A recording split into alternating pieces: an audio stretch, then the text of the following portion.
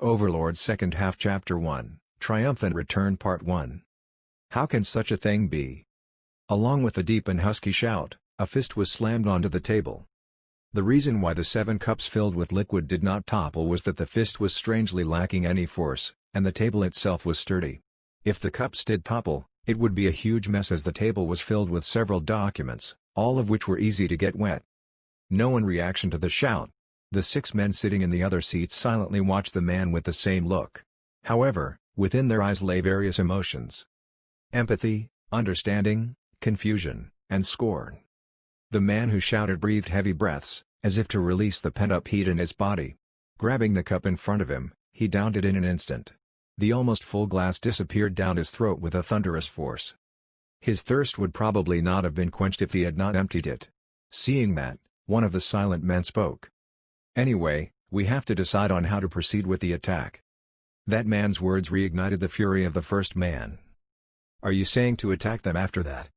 The strong force embedded in that voice seemed to shake the air, and any timid person would lower his gaze and quiver. However, the man he was looking at was not such a man. Responding to him with a calm look, his face spread into a thin smile. "Yes. Did I say something strange?" "Strange? That's not the problem. Is there a need for further attacks?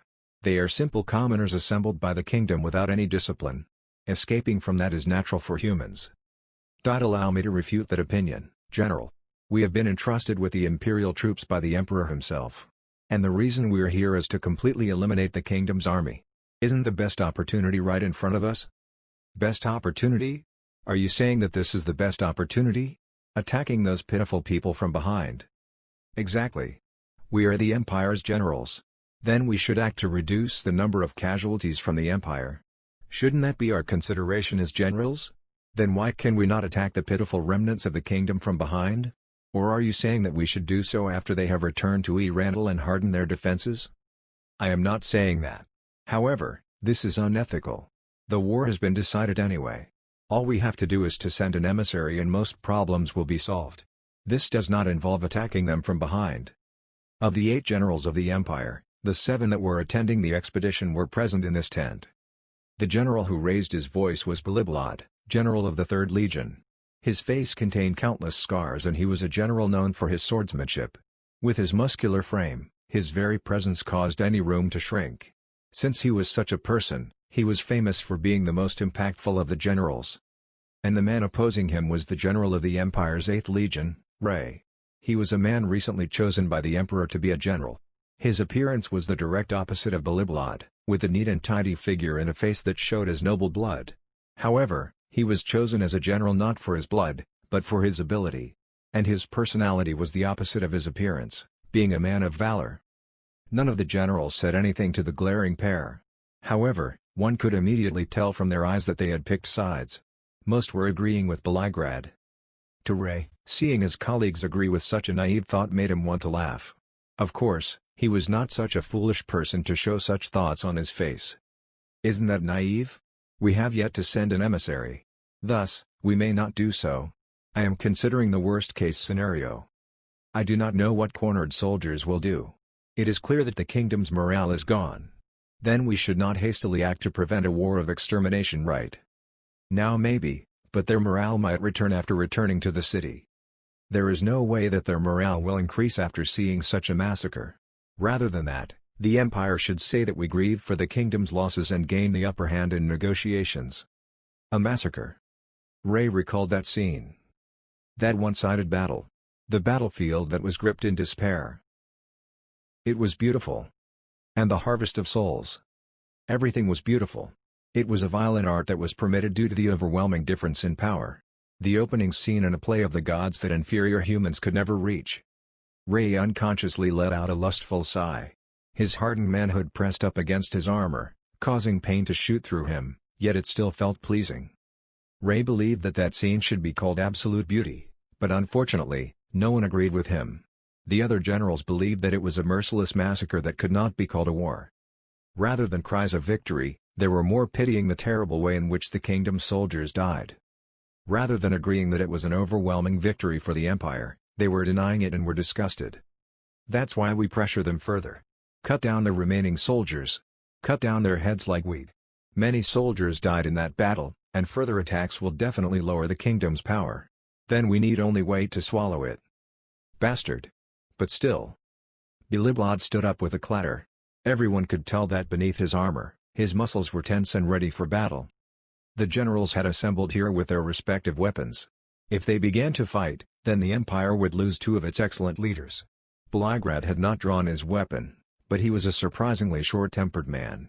It was worrying how this might turn out.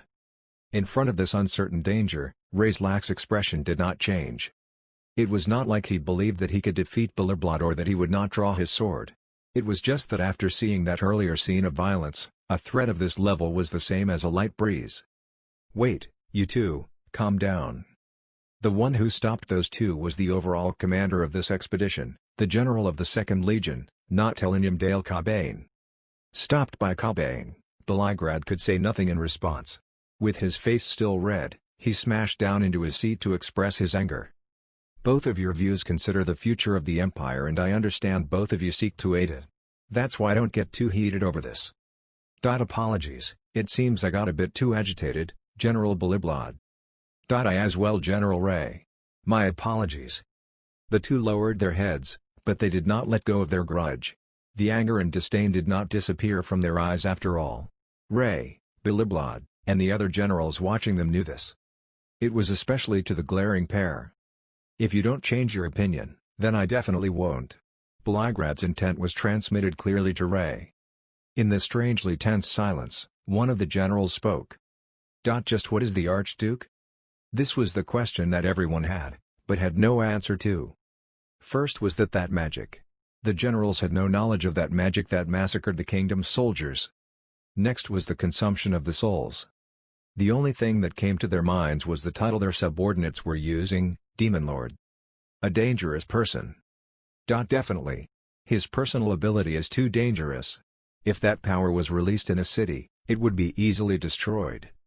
Considering the time it took for those monsters to disappear, the destruction of at least one city is certain. It would be great if that were it. But I do not think that was everything. He might be hiding something more. I agree. That was the amount he was willing to show us. How strong were the troops the Archduke brought? The magic caster I asked when hysteric, you know? He could not sleep from the shock. Do you still want to ask? Nothing can shock me more than this. Let me hear it. One can battle equally with the strongest warrior of the kingdom, Gazef Stronov, or is even stronger. And it's an undead, so it can fight without rest. Sorry. I want to laugh. Basically, it is a group of the strongest warriors who can fight without rest. On top of our troops being unable to fight in a protracted battle with them, the chance of victory is so low. Yes. Even less than 300 can equal the entire Imperial army. We are being made fools of. Anyway, what was that ridiculous magic spell? Did the people feel this way in front of the demon gods? The demon gods were destroyed by the 13 heroes. Then does that monster even have anyone who can rival him present? I have not heard of anyone who can kill 100,000 soldiers in an instant. Well, for humans at least. Is it fine to leave such a dangerous being in the Empire? Is he not tricking His Imperial Majesty? Listening to his colleagues, Ray placed his cup to his lips and sipped its contents. His throat was not dry, but he wanted to avoid Biliblad from seeing the mocking smile he had from listening to his colleagues' boring words. The assembly of the smartest minds in the Empire could do nothing but act like drunkards in a cheap bar. If this was not hilarious, then what was? General Ray, what do you think of that person? He is amazing. With him, the Empire's defenses will be perfect, and our territory will increase greatly. Is he not dangerous? Who knows? Ray smiled. The generals who sensed his hostility all furrowed their brows. He might be dangerous. To those of you who are making plans against him. Silence fell. The other generals ignored Ray and looked amongst each other. The Archduke is the greatest contributor. No, the only one in this war. We are not the type of people who would like to scheme against him. Then you mean? Exactly. General Ray.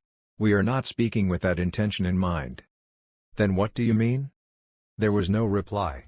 As Ray made a mocking smile, one of the generals spoke. Isn't it obvious that we are thinking about the future of the Empire? General Biliblad. That future being? When an individual is strong, the absolute authority of His Majesty will crumble.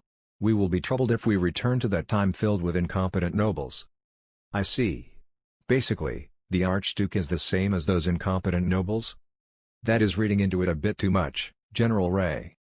Oh, does General Cobain agree with General Biliblide? I have similar thoughts. The Archduke is a new noble. Isn't it natural to come up with strategies to counter the Archduke to maintain stability as generals of the Empire? It is as you say. Ray shook his head several times. No matter how they tried to cover it with words, their true fear could not be hidden. Isn't it human to try to come up with strategies to combat the Archduke out of sheer fear? Even as Ray thought this, he did not show it on his face.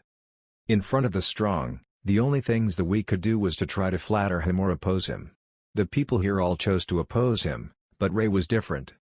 Even if there was someone who would oppose that to help them, he was not someone that anyone could do anything about.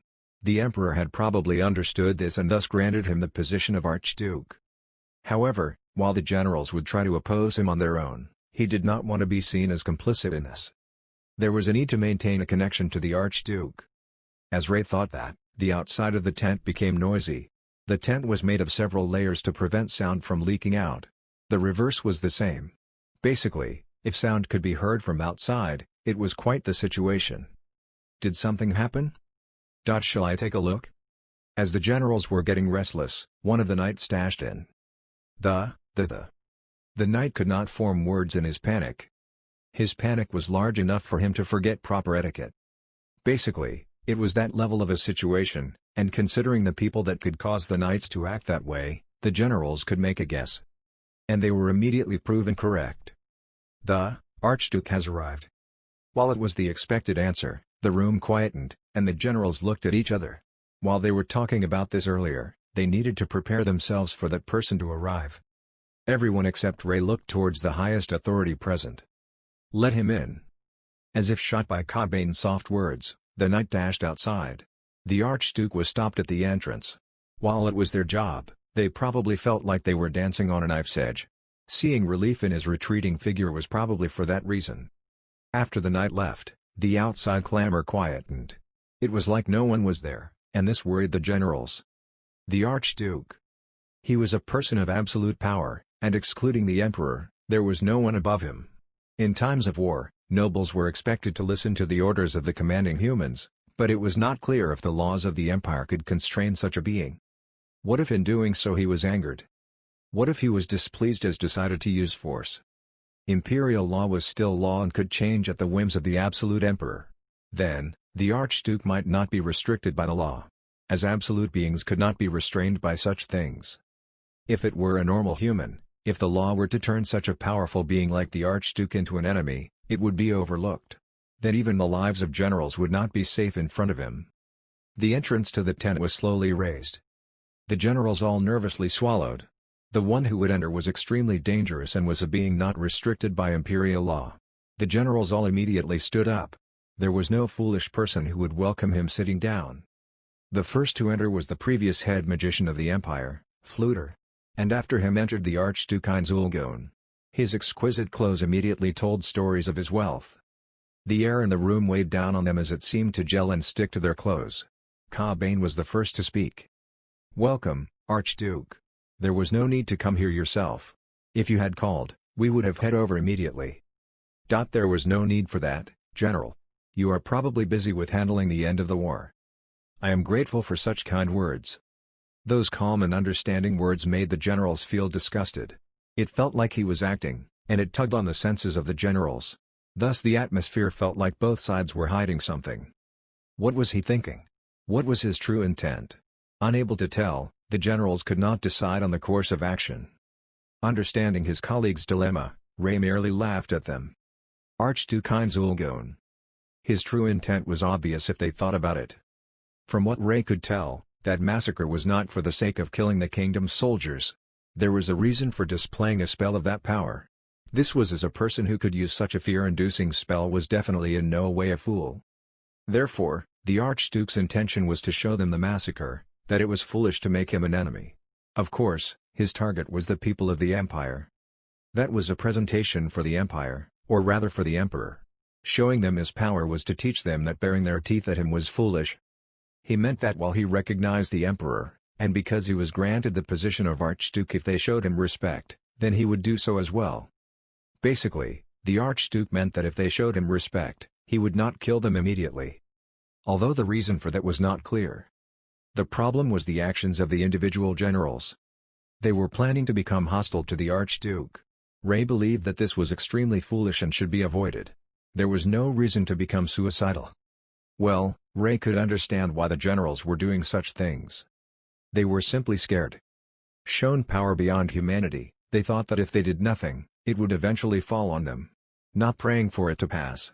Not obeying and wishing for mercy. Thus being hostile to the Archduke was the most foolish action they could take. Human foolishness, while cute, was terrible.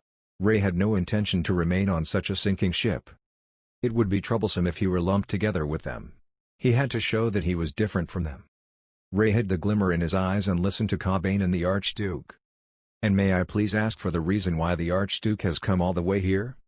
"Ah. It's nothing major. I wanted to ask for the plans for later and to know where to leave my troops." "Oh. My apologies. For word to have not reached the highest contributor to the war. Please forgive my mistake." "It is fine. You are busy after all. Yes, allow me to handle the bodies of the kingdom's soldiers." "Will that be fine?" "Ah, they are beautiful corpses. Allow me to handle them." What were beautiful corpses? Was it right or wrong to accept that condition? Ray easily read Cobain's conflict. Even though there was only one answer. However, he remained silent. In fact, Cobain reached the same answer. "I apologize for bothering the Archduke, but may I ask you to please do so?" "Of course. My gratitude, General." "Then. After this, I shall contact His Majesty to discuss with him, and afterwards, I shall inform you of the details." "Understood. I will probably take some time to handle the corpses. Please take your time." "My gratitude. Then please allow me to prepare a tent that your troops can rest." "There is no need, General. If you lend me some space I can prepare it myself." "Is that so?" "That is so." It sounded like a joke, but there was no one brave enough to laugh. They did not know if it was a joke or not. And they could not laugh in front of someone whose mood they could not risk spoiling. "Then General, could you please inform me of where to place my troops?" "Of course. Allow my subordinates to escort you." "Then allow me to do so." Ray slowly stood up. "Nice to meet you, Archduke. I am the General of the 8th Legion, Ray." He then bowed with the utmost respect. It was of the same level as how he treated his master, the Emperor, or possibly even higher. "General Ray. Having a general escort me is a waste, but can I request this of you?" "Of course, Archduke." "I see. General Cobain. Do you mind if I borrow General Ray for a bit?" "Of course. General Ray, please guide the Archduke to an open space in the garrison." "Yes. Then Archduke, let us go." Overlord Second Half Chapter 2, Triumphant Return Part 2. As he slowly walked through the Imperial lines with the Archduke, Ray could feel the fearful gazes of the men chase them. While he was used to experiencing various types of gazes, it was safe to say that this was the first time that he had seen fear at this level. It felt a bit nice. The open space soon came into view. The Archduke then spoke to Ray. "Here, correct?" "Yes. It will be easy to let the Archduke's troops rest here. This open space was originally for the Emperor's arsenal troops or the 1st Legion to rest in, and is the best location out of all of them. It could fit over 20,000 troops and it seemed far too large for the Archduke." This much is just enough." The Archduke took a step forward. "Watch, Fluter. My spell, create fortress." The next instant, in the originally empty encampment, a large pitch-black and ominous fortress sprung out of the ground. Ray's mouth was left agape at the scene in front of him. Building a stone pagoda was an extremely tiring task. And to do it in an instant. How amazing. Being able to immediately create a fortress of this scale. "I have seen the peak of creation-type magic, my master." Fluter's voice was filled with excitement. However, Ray was still left speechless. He simply gazed at the pagoda. The way in which the strong and heavy pagoda appeared really made the words sprung out seem suitable. One could tell even from the outside that the pair of double doors was extremely heavy. And even though it was 5 stories high, it was over 30 meters in height. Basically each floor was extremely high, and yet the structure was extremely sturdy. In order to prevent people from climbing it from the side, the walls had countless spikes protruding from it. The highest floor had carvings of demons glaring down from the four sides. Viewing it from below gave it such an oppressive feeling. While he understood that it got dark due to him standing in the pagoda's shadow, it gave off the image of darkness that was devouring light. Even from afar it should give off quite the pressure. As proof of that, the knights looking in this direction all fell silent. It felt like the Archduke's nickname of Demon Lord seems to have been strengthened, and the bards would probably think of the Demon Lord's Tower. While this version is a bit large, there should be no problem in constructing it here, yes? Why, yes. Ray could only offer a half-hearted response. Despite after seeing such a massacre, the shock of this was filling his thoughts. The rational part of his head was asking him why he was so shocked by the Archduke using a spell. However, most of his thoughts were paralyzed. Especially when he thought this. Just how well versed is he in magic? Now, let us enter. I intend to have my troops head here immediately. Thank you for accompanying me, General Ray. The Archduke turned his back on them and was about to leave. In a panic, Ray opened his mouth. Please wait, Archduke. May I please have a few words? The Archduke, who was about to enter the pagoda, suddenly froze. The eyes underneath the mask reflected the figure of Ray. He unconsciously gulped. The silhouette of the Archduke looking back at him from the Demon Lord's Tower was extreme fitting, and yet terrifying.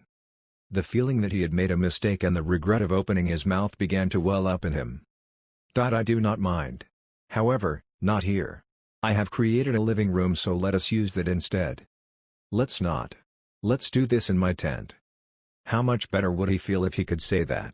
While having that daydream tucked away in the corner of his mind, Ray smiled, while praying that his smile would not falter. Thank you very much, Archduke. Being able to be the first one invited to your created residence makes me feel grateful to God for this fortune. I see. Well, it's not that great. Shall we enter? At the Archduke's words, the doors creaked open. Why was this building made to be so terrifying? Ray grumbled in his heart. The courtier behind the pair of double doors abruptly stopped in front of a pair of open doors. The walls were lit with magical lights, and it was plenty to walk in. However, when the doors closed behind him, Ray's heart jumped in fright.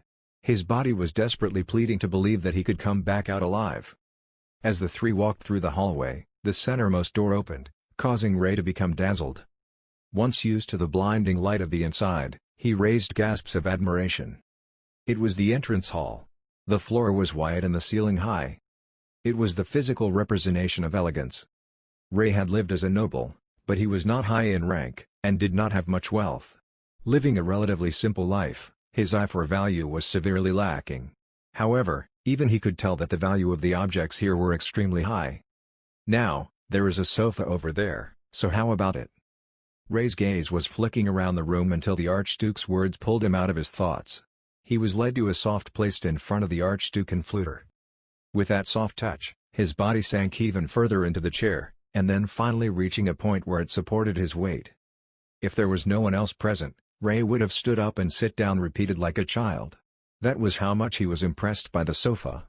However, now was not the time to do so. Understanding this, Ray stopped his train of thought and glanced at Fluter.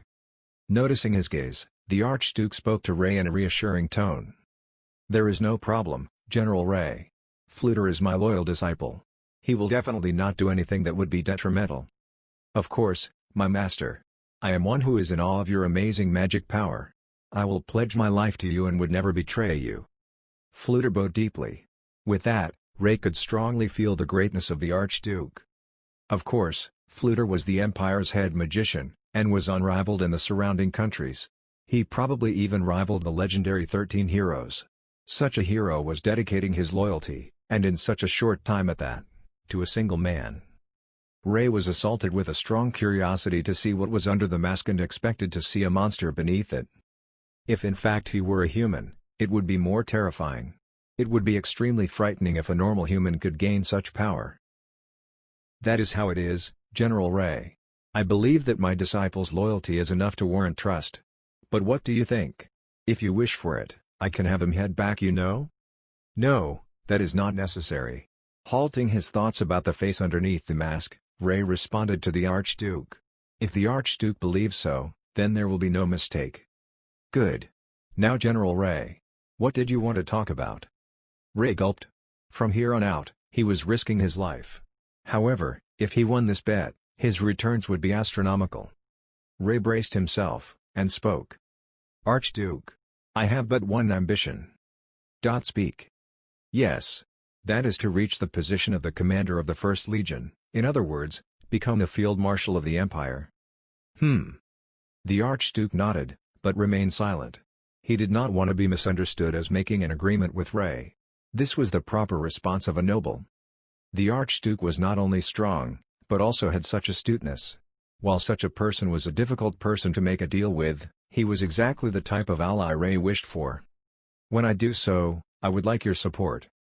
Ray painfully understood that the Archduke was staring at him under his mask. In the corner of his eye, Fluter maintained his expressionless face. The generals who still chose to support the Emperor would show no response even though he himself was making a deal behind closed doors. This meant that their loyalty had left the Emperor, and now belonged to the Archduke. What are the merits to me? It was difficult to say there were. How much more power would such a powerful being want? In fact, Ray himself had no attachment to the position of Field Marshal. He just thought it would be simpler if he put it that way. As to why, Ray really wanted something else. And that was. What about my loyalty?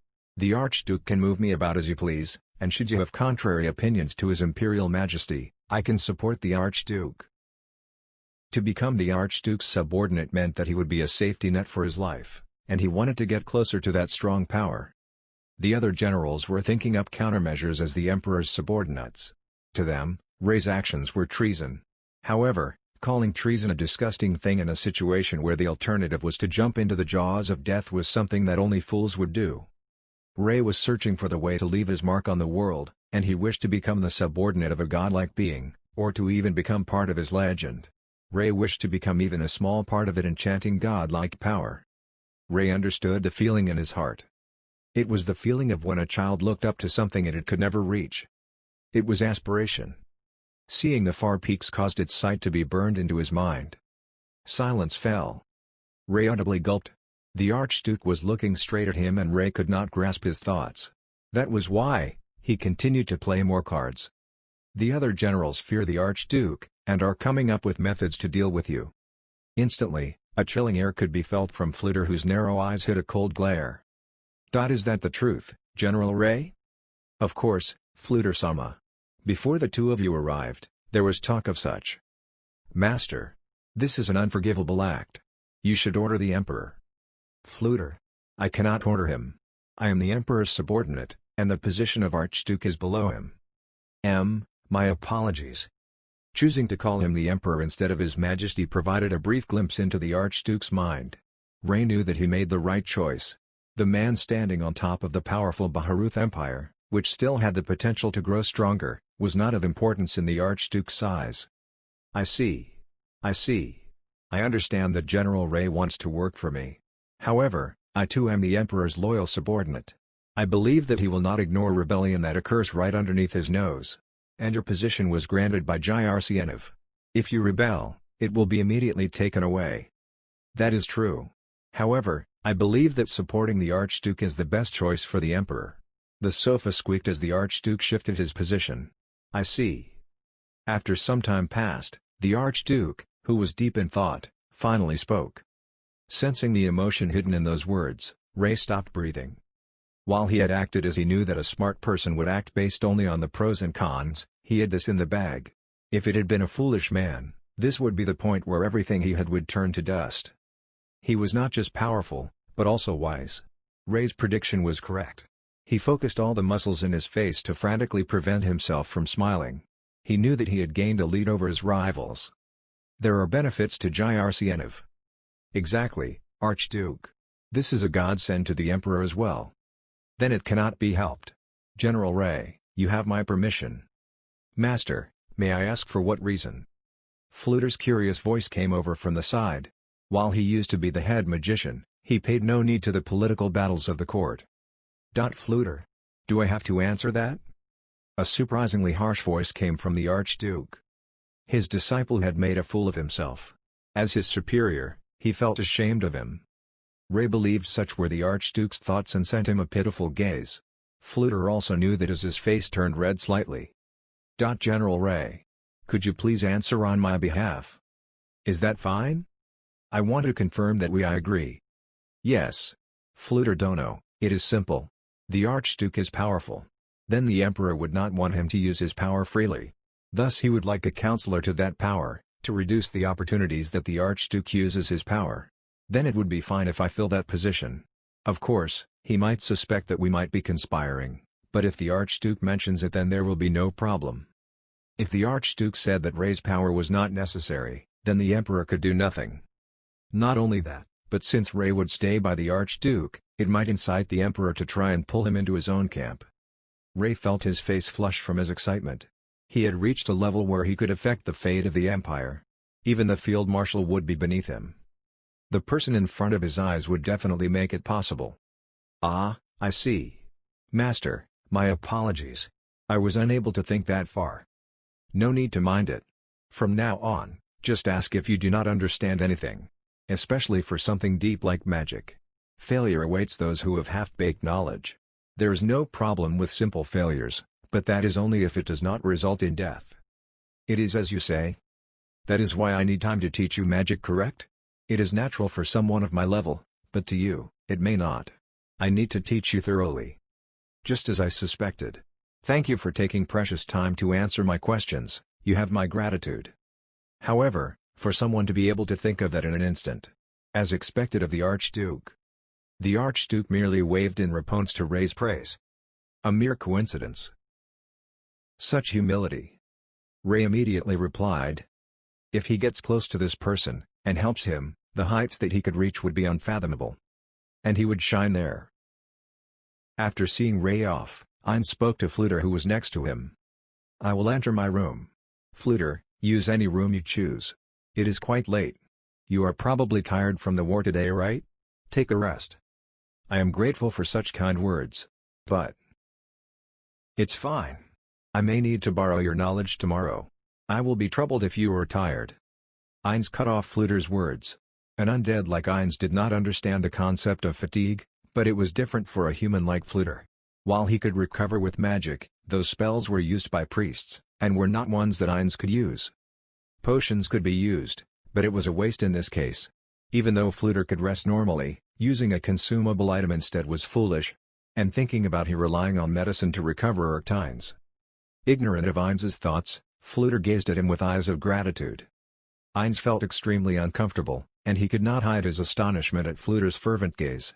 Wasn't the mental state of his subordinates their superior's job? Understood. I shall be taking my rest. What should we do for guards? Yes. Let us leave patrols to the Death Knights. I shall call several people over from Nazarick tomorrow. Understood. Looking away from Fluter's bowing figure, Eins began walking towards a room. In Nazarick, if he did not leave first, the unusually loyal Fluter would not move. Eins casually selected a door and stood in front of it.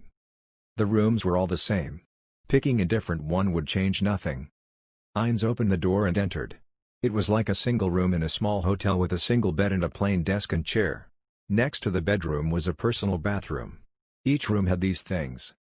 He cut across the room and removed his mask to reveal his skeletal face. The air against his exposed face felt refreshing. Feeling a bit of relief, Eins breathed out deeply. Of course, he had no lungs and so simply acted like he did, and laid on his bed. His shoes were bothersome and so he did not remove them. The mask he held was thrown beside his head. Eins did not lie on the bed to sleep. An undead like Eins had no need for sleep and felt no fatigue. However, occasionally, he wanted to taste such things again. Sleepiness, lust and hunger were but a few of the desires he had lost. Well, he still faced the occasional desire that lasted for mere seconds. While one might think that he laid on his bed because of such emotions, but that was not the case this time. He simply felt that lying down would relieve the pressure on his shoulders. He knew that this was only in his mind due to his tireless body. He had no nerves either. It was simply the remnants of his time as a human. While lazily staring at the ceiling, Eins's thoughts were focused on Ray. He mumbled to himself under his breath. He felt that he talked to himself more often than before, and indeed this was the case. The pressure of standing at the top of a large organization that had to be managed in an unknown world bared down on him. And there was the malady of being unable to speak his thoughts to anyone. However, for even the Empire to not be unified. How troubling. What is Jyrcnf doing? Isn't he the absolute authority? He should be according to those workers' memories. Ainz had gained the seat near an absolute ruler, Jyrcnf, and believed that it would be peaceful. However, he realized that was not the case. General Ray. TSK, a subordinate should not betray their master. There probably isn't anyone in Nazarick. But if Jyrcnf learns of such greedy people, I might be pulled into trouble. It might have been a mistake. While rolling about on his small bed, he thought of a different matter. And the knights seemed terrified. Ainz recalled the gazes the soldiers gave him as he walked past. No matter how he thought of them, they were not ones of admiration. It was probably not even filled with the worry of upsetting a high-ranking noble like himself. I have to change my plans too. It seems I did make a mistake in choosing that spell. I thought that would have been the most effective. Burning them with a fire spell would have been more glorious. It was quite popular in Yggdrasil too. He had never been in the shoes of the average human of this world, and neither did he understand their thoughts. That was why Ainz constantly thought back on his experiences in Yggdrasil. However, that was extremely different from the current world he was in, and now, he had distinctly noticed it. If he had no diverged from it, his original plan to be called a hero would have worked. How weak. Why are they so scared of magic of that level? It's just an overranked magic. The activation time was shortened with a cache item. I did not use any special skills or strength in it. Despite muttering to himself, Ainz naturally understood where he had gone wrong. It was simply a lack of information. And the inability to think from the point of view of humans. Ever since he had gained this body, humans were animals. A human who he had never met could safely be called an ant. He had no intention to kill them for fun, but if they got in his way, he would feel not guilt in exterminating them. The village girl who praised his friends was an exception. Therefore there was a gap between his conscience and the viewpoints of those animals. It looks like I have to study the lives of normal people in the Empire. Ainz rarely left Nazarick after the transfer to this world, fearing to stand out and for his safety. However, that brought upon him such a terrible situation. To avoid such situations in future, he had to live in that world. There would be many problems in that. However, what should I do for a residence? I have no connections, and there don't seem to be property agents. Should I ask Jyrcnf? Or Sabas? How much does a basic house cost in the Empire? Once again rolling about on his bed, Ainz grumbled to himself. I don't want to waste money.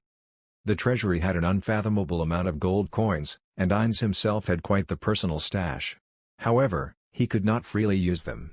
Firstly, the administration costs of Nazarick, the costs of reviving dead NPCs, and the costs of summoning level 30 or higher monsters took up quite the sum. There were plenty of other reasons too. That was why Ainz wanted money. Gaining tax money from his territory, he could use it to summon monsters to protect Nazarick. However, an archduke could not simply stay in the room of an inn. Even Ainz knew that he had to live a life befitting of his station. Even though he had no idea how to do so.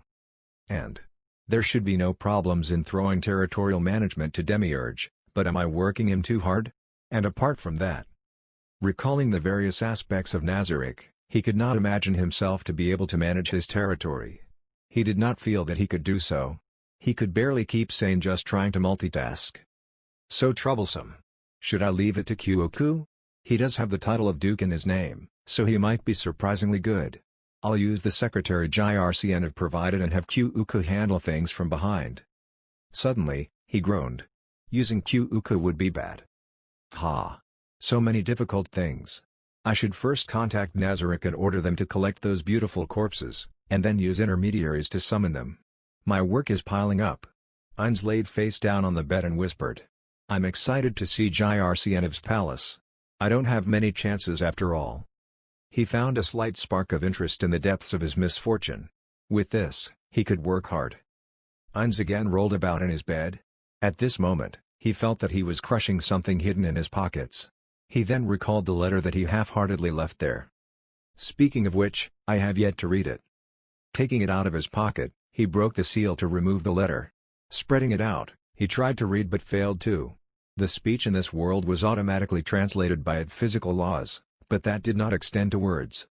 So the reason why he did not read it there, was because he could not read. Oh dear. Ainz reached into space and took out a pair of glasses. It was the same as the one Sabos used in the kingdom's capital. With it, Ainz read the Emperor's letter. Reading it again and again, Ainz nodded. I see. As expected of Jrcnv. The letter that began with "My dear Ainz," ended with "Your friend, Jrcnv." The summary of its contents was that the generals would have to listen to him. If they disobeyed, it would be taken as treason, and they all had to listen to Ainz's directions. This time, the generals listened to Ainz's wish and let him lead without problems, but thinking about it, there was no way that they would obey the commands of a man who suddenly appeared. Even if they were just making a show of it. That was why Jrcnv had sent him that letter. Ainz wanted to bow his head at Jrcnv's detailed thoughts. Standing above men meant that it was necessary to do such bureaucratic things. The one standing at the top of the great underground tomb of Nazarick, Ainz, was first and foremost a normal person. He was not good at such fine and incomprehensible things. Ainz strongly believed in this. He had received a lesson from his better, Jrcnv. If he acted like such a man, he might be able to become a better ruler of the great underground tomb of Nazarick. I have to work hard. I am a noble of the empire. And Jrcnv's friend. If I observe him from the side, then even I can become an excellent ruler. Well, at least act like one. If his old friends were here, there would be no problems. They would talk amongst each other to make decisions. Ainz simply had to head the discussion. And several people had received better education than him and were very knowledgeable. If they were here, if his friends were here, Ainz would not worry about anything. However, in the present, Ainz, Omake had to rule, preserve and command the great underground tomb of Nazarick as its head, and do it perfectly. Of course, that was not all. As Nazarick's representative, Ainz was what the world saw of the great underground tomb of Nazarick, and indirectly, his friends. He could not stain the memory of his friends. He would become a suitable ruler, as the master of the great underground tomb of Nazarick, so as to not let down his friends. Ainz looked off into the distance, as he filled himself with determination. Overlord Second Half Chapter 3, Triumphant Return Part 3. The Baharuth Empire, the capital Arwantar. The palace was located in the center of the city, and one of the most important and confidential rooms inside was the Emperor's office. Despite it being the middle of the night, there were more people than normal gathered inside. While there were more people than normal, the sheer size of the room gave them more than enough space. And those that were allowed to enter this room were all close confidants of the Emperor and had abilities worthy enough to be noticed by him. In other words, only the best in the Empire were allowed into this room. Not any Tom, Dick or Harry could just be let in. And thus the number of people in this room was naturally limited. The eyes of everyone present fell on the knight that just entered the room. None of them seemed tired, and they were all, in fact, burning in anticipation. Despite being on the receiving end of such maddening stares, the knight showed no signs of discomfort. This was as the one who entered was christened one of the 4 knights, the strongest in the Empire, Fearscale, Nimble Dalanok. To a man like him who had faced death on the battlefield countless times, stares of this level were nothing. However, the expression on his prim face showed some hints of exhaustion, but that could not be helped. After overseeing the battle with the kingdom, he had to return to the capital immediately after all. While he did ride a magic beast capable of flight, the sheer distance that he had covered today was nothing to scoff at. And the reason why this person who had gone to war had not been even given time to wipe down his dirty armor was that he was the source of information that everyone present in this room was waiting for. And knowing this, Nimble had forced his exhausted body to appear here. "Welcome back, Nimble." "Thank you very much, Your Imperial Highness." In response to Jerniv's warm voice, Nimble bowed his head deeply. "Now, I have heard it via message, but these people know nothing. Nimble, give your report." For just an instant, a puzzled look appeared on Nimble's face.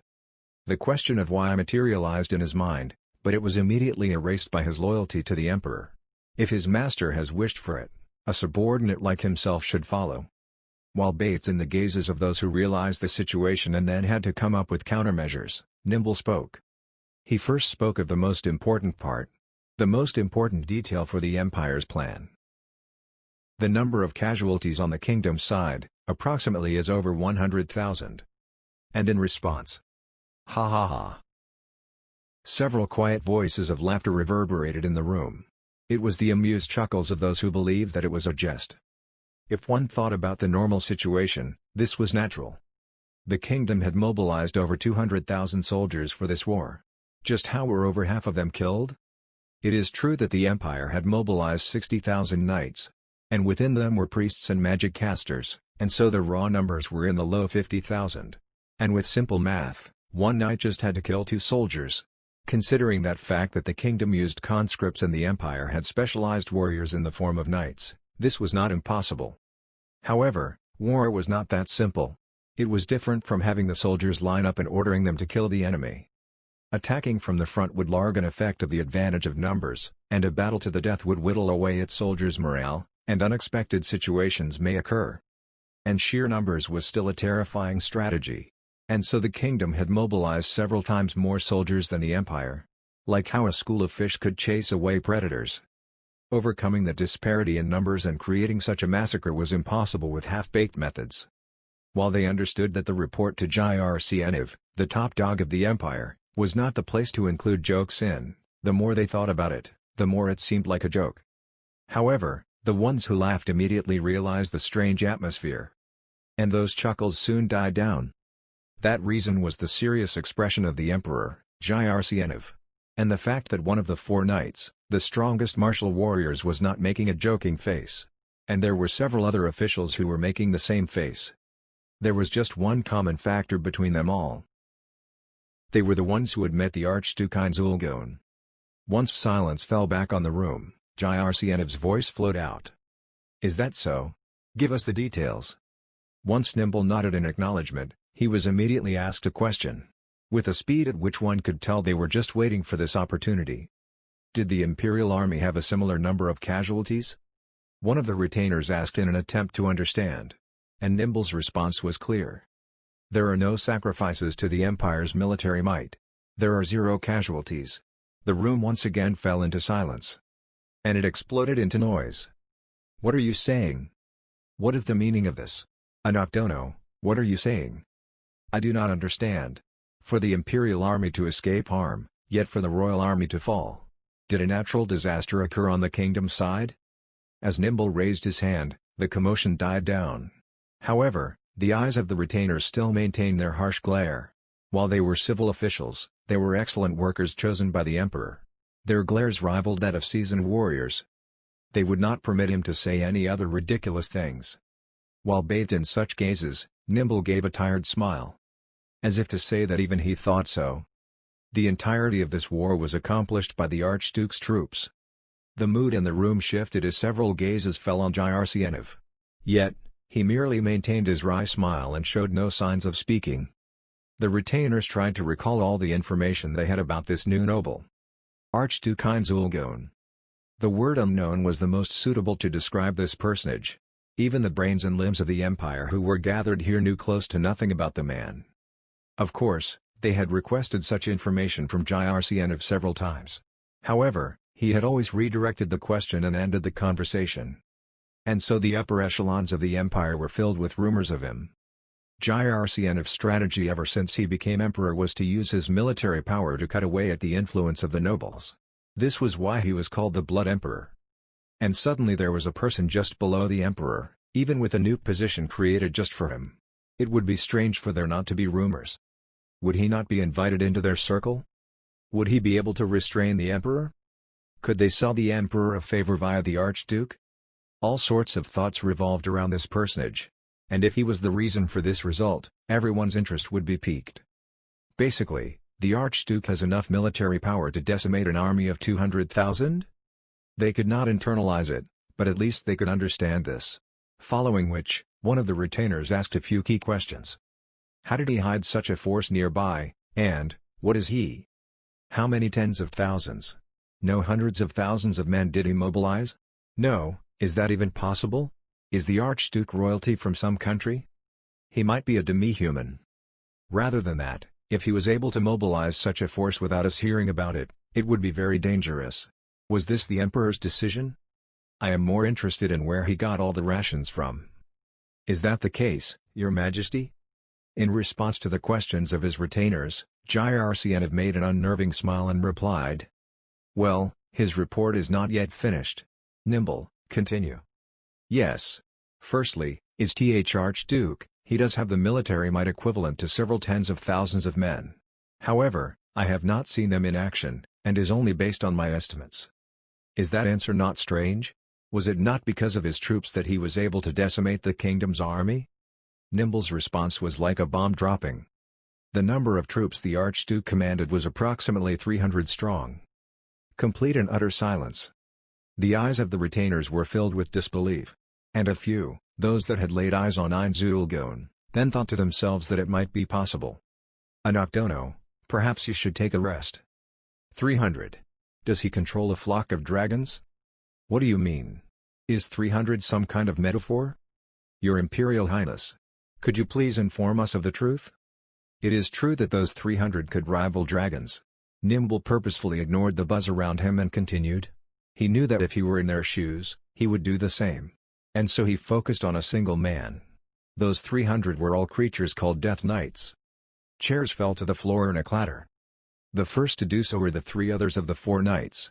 And then the man who had recently ascended to the post of head magician.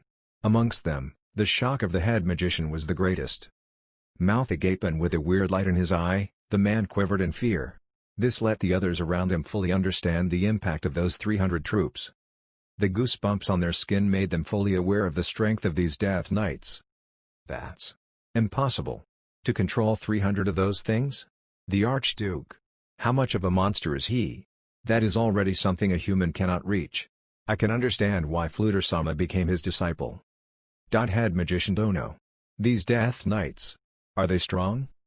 They are on another level. Those that can defeat such abhorrent undead are those who have stepped into the realm of heroes. 300 of them is a number that a single country cannot take on. The retainer got a clear answer to his question. However, a country cannot take them on. To comprehend the meaning of such words was difficult. They simply could not imagine it. However, their weirdness and strength were fully communicated to them. In the minds of the retainers, they imagined 300 troops equal to the four knights. They knew that if the four knights did not tire, and their enemy did not run, this was possible. However, I see. With such troops, it might be possible for there to be 100,000 casualties. But is it that simple? Against such opponents, the army should merely scatter and run. This was a natural doubt. For 300 men to kill 100,000, one would have to kill 335 others. There was no way that the enemy would not escape in that time. And then, Nimble's next words drove the retainers even further into confusion. The Archduke did not even use the Death Knights. Complete silence descended on the room. It was as if question marks suddenly materialized over everyone's heads. In the midst of this deafening silence, Nimble simply continued to give his report. Archduke Einzulgon used but one spell. And that massacred the kingdom's army. In the space of 10 minutes. Quite the amount of time was needed for these words to sink into everyone's brain. His words were like a joke. They were words that seemed to refute everything they had seen, everything they had studied, and everything they believed in. They could not accept them. As silence ruled and time passed, one man finally spoke. My apologies, Your Imperial Majesty. What is it? I believe there is no meaning in my presence here any longer, may I please leave? What are you saying? While bathed in the harsh gaze of Jircnov, the new head magician spoke. Human magic simply cannot reach that level of destruction. And yet someone was able to do it, able to go beyond the boundaries of humanity. Basically, he stands in the realm of gods. And so rather than a human magic caster like myself, you would be better off contacting the priests or bards. Rather than quitting from a sense of self-depreciation, it was because he was knowledgeable about magic that he gave up in despair. If that is possible, I believe that it would be best to grant the position of head magician onto someone else. I can understand the reason why the magic caster who went with His Imperial Highness recommended myself. I wondered why someone who was so intent on continuing Fluter-Sam's work would do such a thing. There exists no one who would want to trade spells with such a monster. And I am the same. I will not accept that. According to all the information I have, you are the best suited to continuing the Fluter's legacy. I cannot match the Archduke. No, I cannot even reach his feet. Even if I keep researching, even if I keep practicing, and even if I use all of the Empire's resources. I am fully aware of the foolishness of engaging him in battle. That is the personification of power and wisdom. I do not wish that of you. It would be a waste to use the trump card of magic for such an act. Even then, Fluter is a possible enemy. My apologies, Your Imperial Majesty. I was confused and misjudged you. I don't mind. Anyone who was turned into a scapegoat would think that. By your estimations, how strong is Ainz? As I said earlier, he is far beyond the realm of humanity. To put it simply, the Archduke is a monster that dwells at the bottom of the abyss of magic. He stays somewhere beyond the scope of my knowledge. I see. Comprehending this, Jyrcienov nodded his head and looked elsewhere. Now, do you understand why I did not tell you about the information from that message? If I did not do this, you would believe that the message was a fake. Message was viewed to be unreliable. Basically, if the one who cast the magic was mistaken, or even purposefully spreading lies, such information would still be spread out. And so the terrible evaluation of the spell stemming from this possibility caused the use of message to be excluded from information networks. And this is how it is. Now, have you understood what sort of being the Archduke is? Despite Jyrcienov's smug words, there was no response. A being rivaling gods became a noble. Even if they were asked what to do, humans could not come up with anything. As the retainers remained silent, one person half-heartedly spoke. What sort of change shall we use to restrict Gon? A monster who could destroy a country. This was the thought on everyone's mind. A godlike being had snuck into their country and it was not clear how to treat him. Normally such words would never be spoken. However, in such a situation where these words were let out, it meant that there were ill feelings, even towards the emperor who had granted him that position. However, just when the air behind Jyrcienov seemed to shake, did you get permission to speak of the Archduke without honorifics? Whose permission did you receive? The sound of swords being drawn reverberated in the room. The four knights. Two of them had grave expressions on as they stepped forward. The faces of executioners. The air that Jyrcienov gave off was that of the Blood Emperor, and most of the people in the room felt chills run down their spines. Tell me. Did you receive the permission of someone besides myself, the Emperor? Did you receive the permission of my friend Ainz? My apologies. I simply spoke in haste. The retainer on the other end of Jyrcienov's harsh gaze managed to stammer out an apology. After a brief moment of silence, Jyrcienov shook his head and spoke. There will be no next time. You are nothing but trash compared to Ainz. And it is not clear how Ainz gets his information. Never say or do anything foolish. Ainz is a being of wisdom that can see through all of our plans. Show him nothing strange such that he feels no need to act. Know that he may take your hasty words and turn them into a knife to pierce the empire. Understood. The retainers responded in unison and then bowed with the fluidness that showed years of practice. Jyrcienov finally showed a smile of satisfaction at that and hid the sharpness embedded in his gaze. For your question earlier, I am considering many things. There is no need for you all to worry. However, for a more pressing issue, make preparations for the triumphant return of the Archduke. Normally, the contributions of the generals and knights, the entire army, would be celebrated. It would be strange to put the efforts of one man above the rest. However, no one present, who knew the abilities of Ainz, made any sign of rejecting this command. Ainz's military achievements for the Empire are extremely large. And his abilities are far beyond us. After this, I believe there is no need for me to listen to any more individual dissent regarding him? Understood.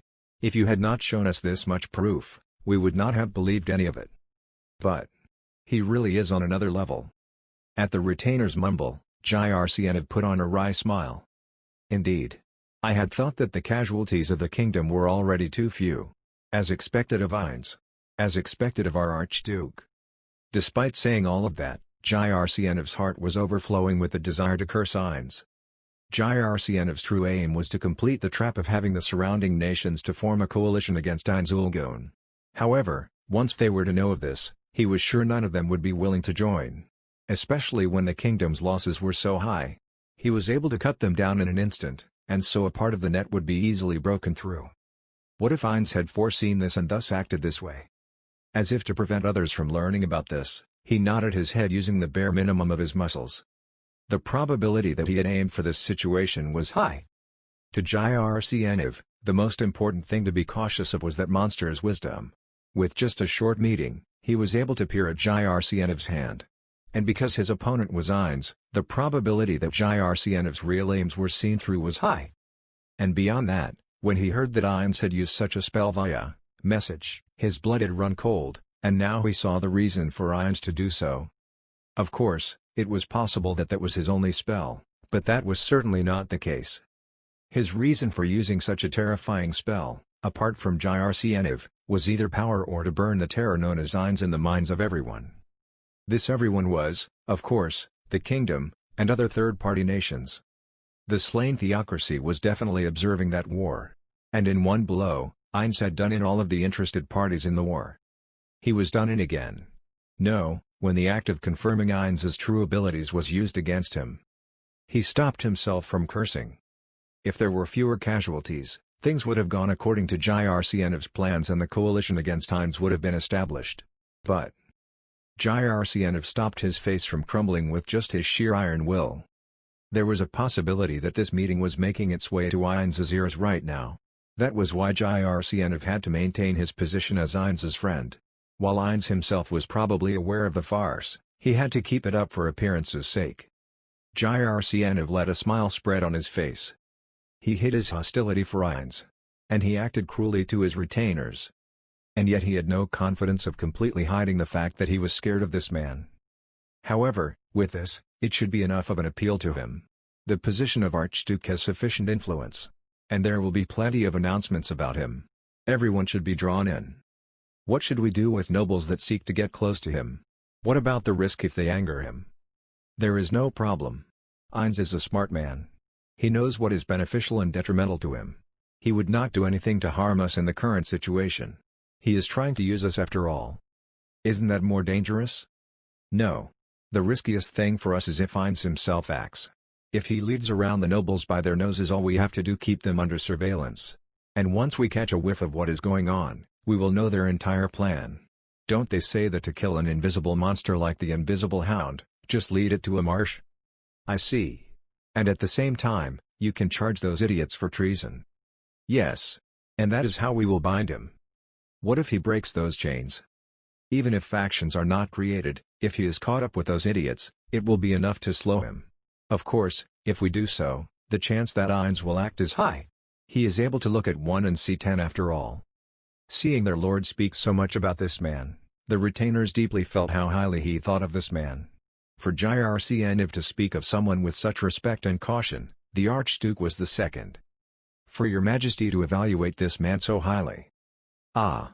With just a short meeting with him, he read through all my plans. And he played us around and managed to retaliate. That is. Well, basically he is someone we cannot relax our guard around. It cannot be helped that we are complaining about him. Firstly, adjust the annual expenditure such that the Archduke has the second highest amount after me, even if you have to force it. Those responsible for the budget made exasperated faces for an instant as difficult work was foisted upon them. However, they fully understood that the Archduke was someone who could shake the empire to its core.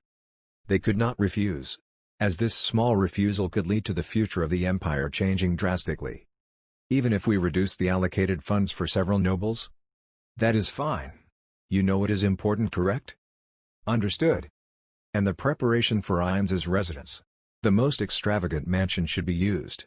We have several ones prepared just for situations like this, so clean it up. And get some servants to work there. Put emphasis on the looks of the maids. Well, they would not match up with those other ones. There are no women that can beat those maids, right? Heavy Explosion? Agreed. One of the 4 knights, Heavy Explosion, Lena's Rockbros, quietly agreed with, Lightning Bolt, Busy Wood Peshmal. Lena's was the sole woman amongst the 4 knights.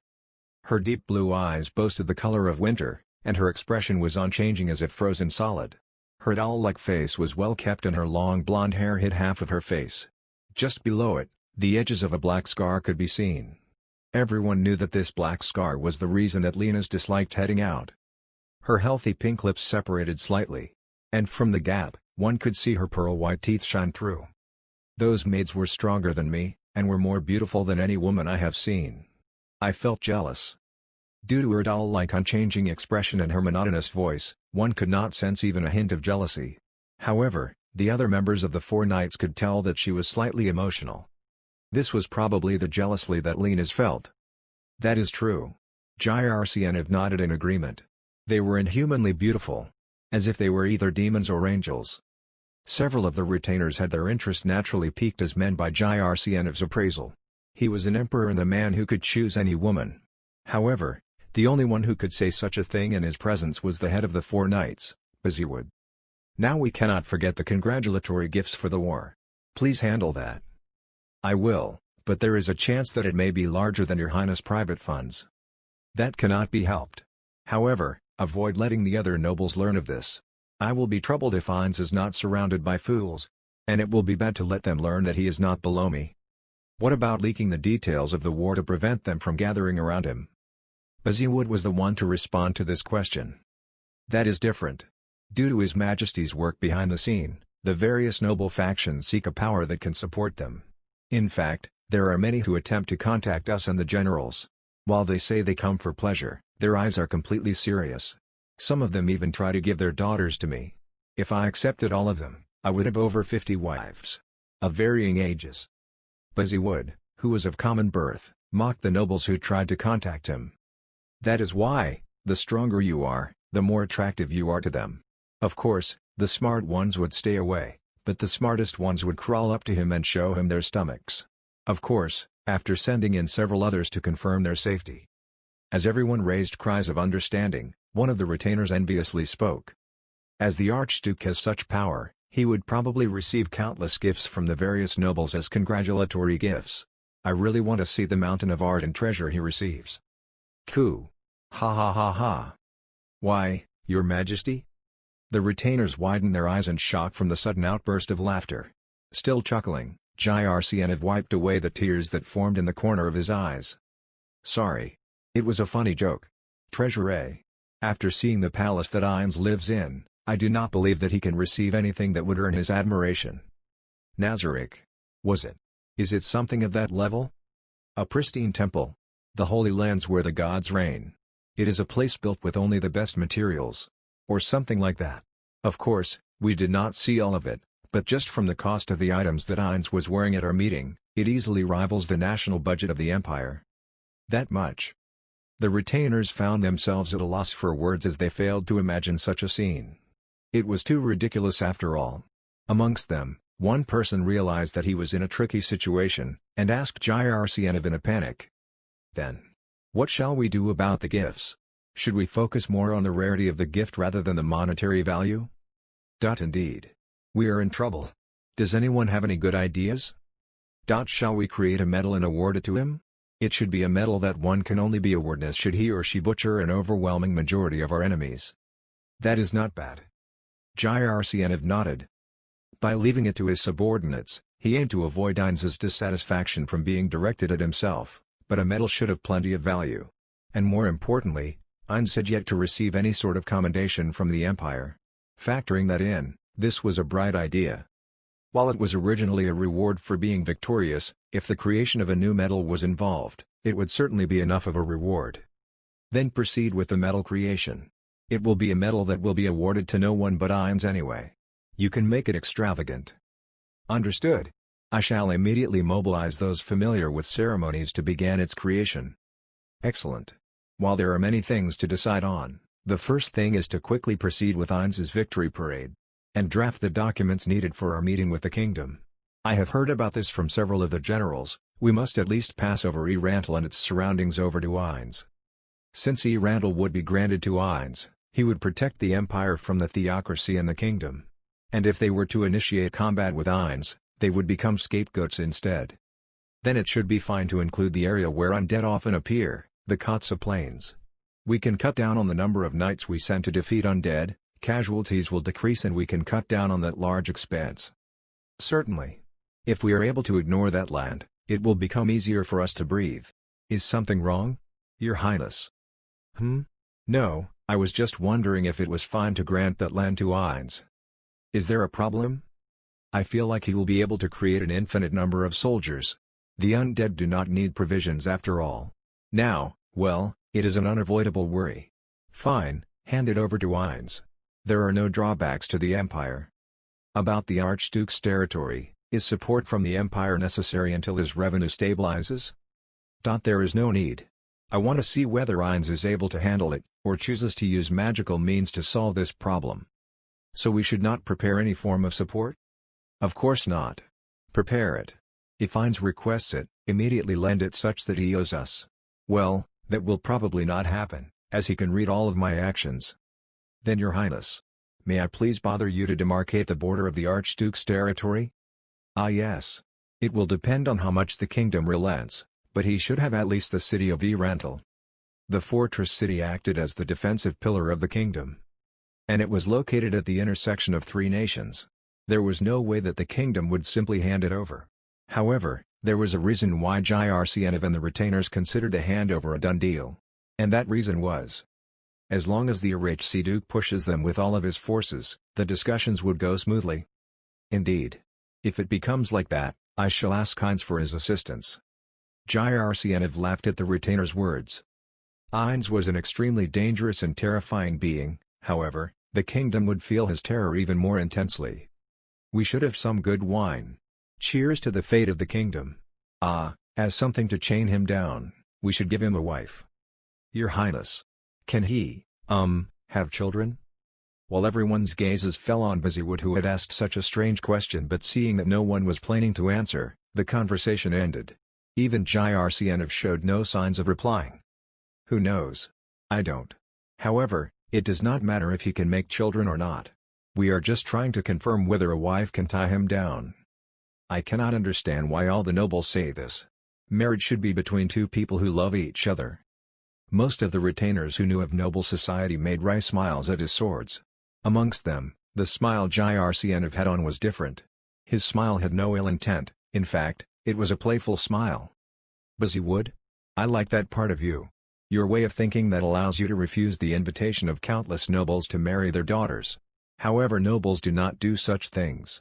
The connection between families is prioritized. If I continue on like this, even though I hate it, they might send such unpleasant women to buy bedchambers. That is how it is. As if to use Jrcnv's words as a springboard, one of the retainers opened his mouth to speak. Before we send some noble to become relatives with the Archduke, we should study all of the available options first. That is true. Restraint is necessary. However, when he is invited to noble houses, I want to see his reaction to those daughters trying to crawl into his bed. Well, fine. Think of something. Find some good women and put them on a list. How many should we prepare? I don't really care. I would be great for this to continue until he makes a wife. After firing off these orders, Jrcnv stumbled across a question when he recalled Ainz's figure. What was the man beneath those clothes, and, does he even have anything like lust? Overlord Second Half Chapter 4, Triumphant Return Part 4. Good morning, Archduke. Morning. Upon seeing Ainz in the tower, Ray bowed deeply in respect and gave him his greetings. The 5 knights behind him adopted the same pose. Sitting on the sofa, Ainz raised his hand and returned their greetings. Now, General Ray, what are the plans for today? Will there be follow-up attacks against the kingdom? Yes. There was a missive from the Emperor that arrived during the meeting that ordered us to continue the pursuit. Several divisions would surround their encampment and apply pressure on the kingdom. Is that so? However, if done improperly, we might receive counterattacks like a cat chasing a cornered rat. I believe that there will be no issues. After the Archduke has performed such a display of power, counterattacking would be a fool's errand. Even though it is the kingdom, they will probably not do such a thing. And the Archduke has mentioned that you would like to collect the beautiful corpses, the others need to be buried. That is true. Ainz felt like he had troubled them. The act of burying the decimated corpses would be a mentally harsh burden on those who were merely doing their jobs. Should he call a group of undead from Nazareth to perform it instead? Ainz considered that idea but did not speak of it. He knew that he was currently being feared. Thus it would be better to refrain from speaking out his thoughts or showing himself outside. But yet he mumbled out his idea. Undead are a good workforce. It would be fine if they understand that. I really need to change my perception of the world. Undead are a good workforce, I said. Did you say something, Archduke? No, it's nothing. And General Ray, is there anything else? Yes. About this, There is a group of soldiers that have to priority to return to the capital. I would like the highest contributor to the war, the Archduke yourself, to join that returning group. I have no objections. Returning to the capital with the troops would take more than a week, but it would not be everyone who did so. That thought appeared into Heinz's head, and he thus nodded. Thank you very much. I am considering casting transportation magic to increase the troops' speed, but would it be acceptable to cast it on the Archduke's carriage? Really? Well, it is fine. I shall make my own preparations. Understood. We shall return without resupplying, and so we estimate we shall return to the capital in 3 days. That is fast. By saying that we are not resupplying, does it mean that we should carry as much food as possible? About that, in order to lessen the weight we have to carry, a large portion of the food will be created by magic. And I am truly apologetic to the Archduke for this. I cannot recommend the quality of the food to you. Hearing that most of the food would be supplied by magic caused Heinz to nod. This was precisely the gap in Heinz's knowledge that he was thinking about. What surprised Heinz the most about this world was the level of culture it had. At first, he had thought that this world was like Europe, which had recently come out of the Middle Ages. Certainly, a part of this was not mere assumption. The life of farmers was certainly about there. However, certain parts were far more advanced than their modern-age counterparts. This was the technological advancements created as a result of magic. For example, there were magic items that could produce light without fuel and electricity. There were leather pouches that produced, although not infinite, an unnaturally large amount of water. There were hemp baskets that could easily produce plenty of feed for horses. There were also pots that could produce seemingly limitless amounts of strange-tasting wheat porridge. And due to these creations, this world had deviated greatly from Heinz's expectations. Heinz once again mumbled out his thoughts. As expected, I have to live with people. Did you say something, Archduke? No, pay it no heed. General Ray. There will be no issue with the food. Fluter. Are there any problems? Heinz originally did not need food. That was why he sought the confirmation of the person whom he brought that needed it. There are none. I have brought enough food from Master's realm. Is that so? What about the knights behind you? Yes. These ones are people who have been entranced by the Archduke's greatness and are also my subordinates. If during the return, you have need of me, feel free to command them. One of the knights stepped forward. Being able to work for the great Archduke who commands such strength brings us great joy. Please feel free to work us to the bone. Understood. However, I will not work you all dead. I am kind to my loyal subordinates. Right, Fluter? It is as you say. Master is indeed kind and generous to his loyal retainers. All of a sudden, Fluter's gentle tone changed and his eyes sharpened. He was, of course, looking at the knights. But, know this. If you take his kindness for granted, my master will not have to do anything, as I will reap your life in his stead. Of course. Fluter Dono. We will do no such thing. The knight made his stance clear in a panic, as if death were at his heels. After seeing such a wondrous display of power, it would be impossible to consider imposing ourselves on the Archduke. Fluter turned back to look at Heinz, who nodded in response to his gaze. General Ray. You have my gratitude for lending me such loyal knights. Thank you very much. Ray, and his knights, all bowed their heads. I will, of course, respond in kind to your loyal services. As long as you are loyal, I will provide you with suitable rewards. You should begin considering what you desire. I personally believe that money itself is boring. I hope that you do not wish for that. You can still earn it without me after all. Ray, and the knights kept silent. Heinz raised an eyebrow at that strange sight, but still continued to speak. Well, take your time to think about it. As I have not yet seen any shred of loyalty from you yet. May I please ask a question? One of the knights asked Heinz. And in response, Heinz spoke in the most gentle voice that he could muster. What is it? Speak. Yes. See, can the Archduke revive the dead? The air shook as if in the middle of a thunderstorm.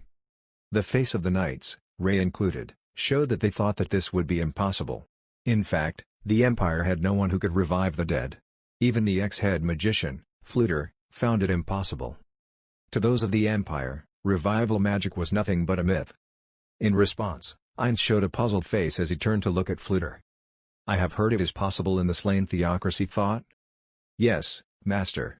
I have heard that in the slain theocracy, They need to use a large ritual or have the highest class of priest to make this possible. Apart from them, priests that have reached the realm of heroes can perform it as well. Then I see, allow me to respond to your question with one of my own. Still sitting on the sofa, Ainz leaned forward.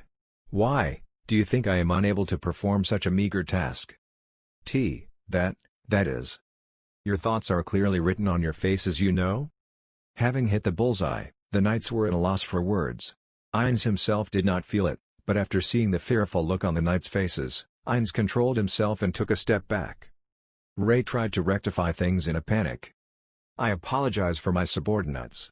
Even though you have shown us such a display of power, he doubted the Archduke's power. Please allow me to apologize.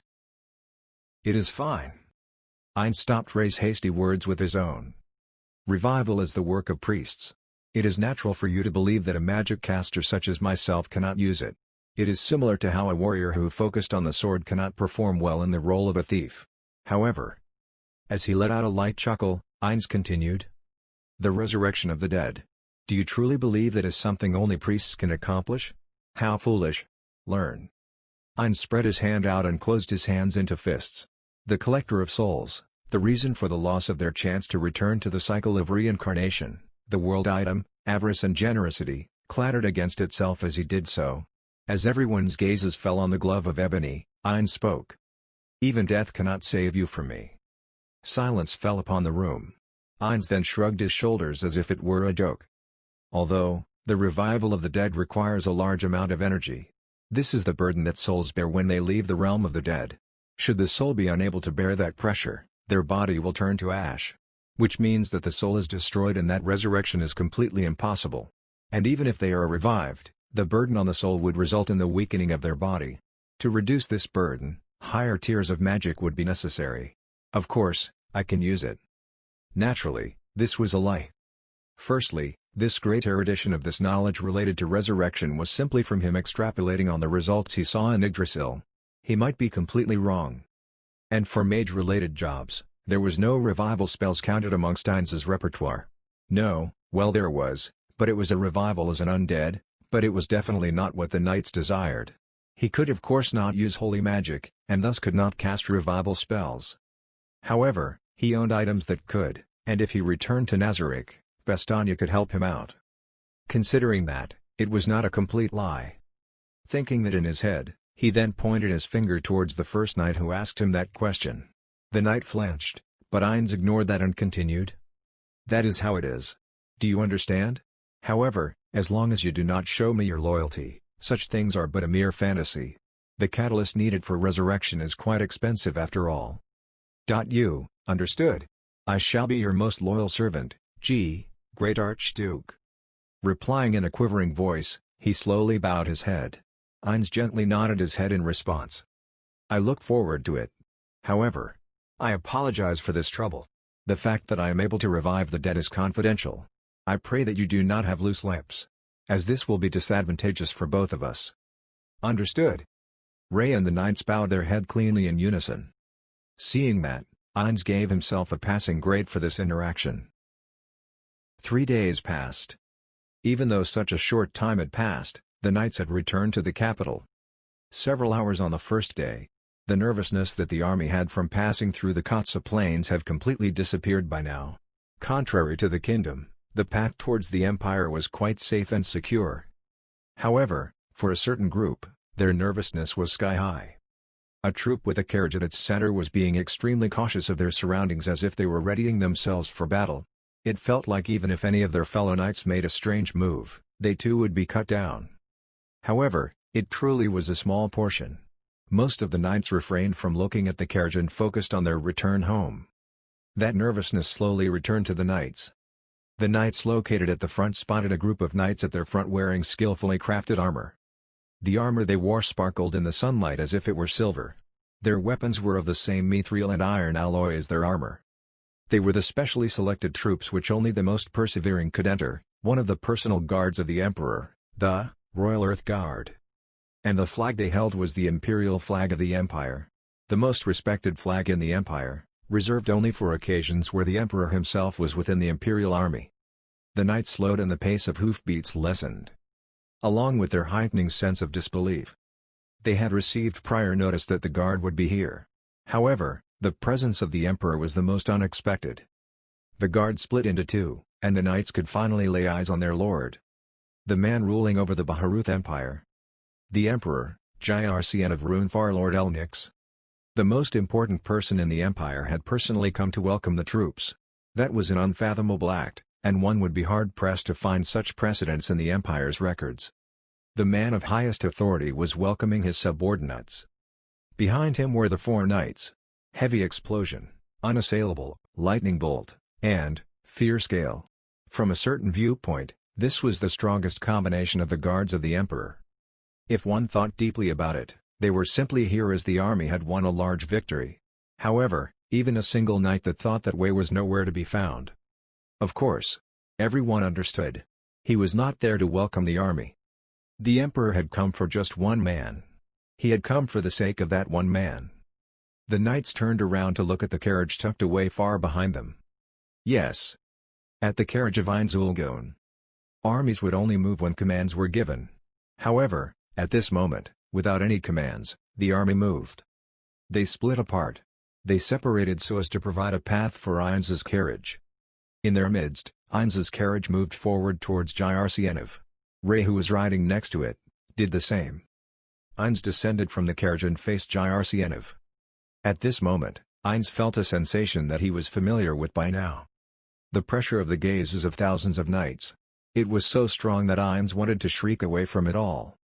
Below his mask, Ainz's expressionless face scrunched up. He felt as if the gazes falling on him were those that were mocking him. The stronger emotions immediately repressed, but the weaker ones itched at Ainz's skin like embers from a flame. As a result, he wavered. Even though he knew he had to get used to this, he felt as if he never would. However, that would not be forgiven. Ainz's gaze fell on Jircien.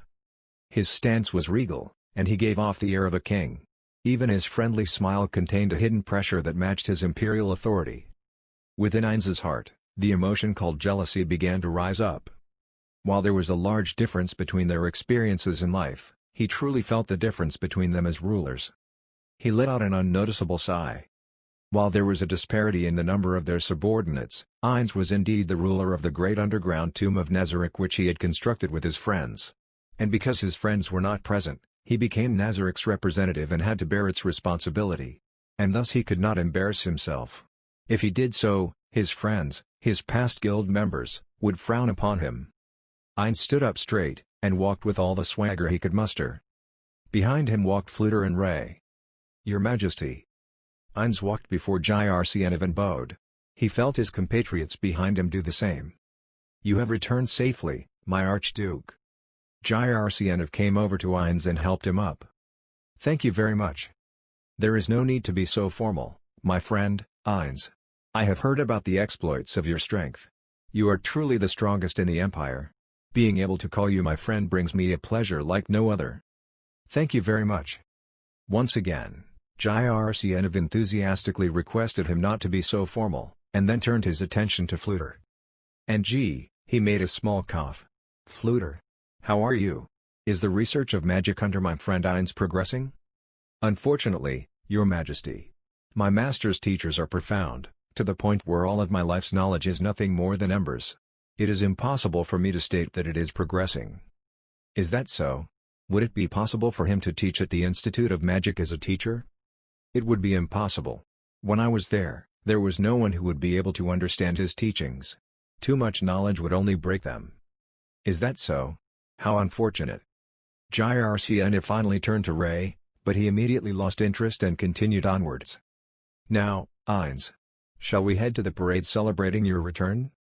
"Parade? Ah yes. I would like you to show yourself to the citizens who are celebrating the Empire's victory."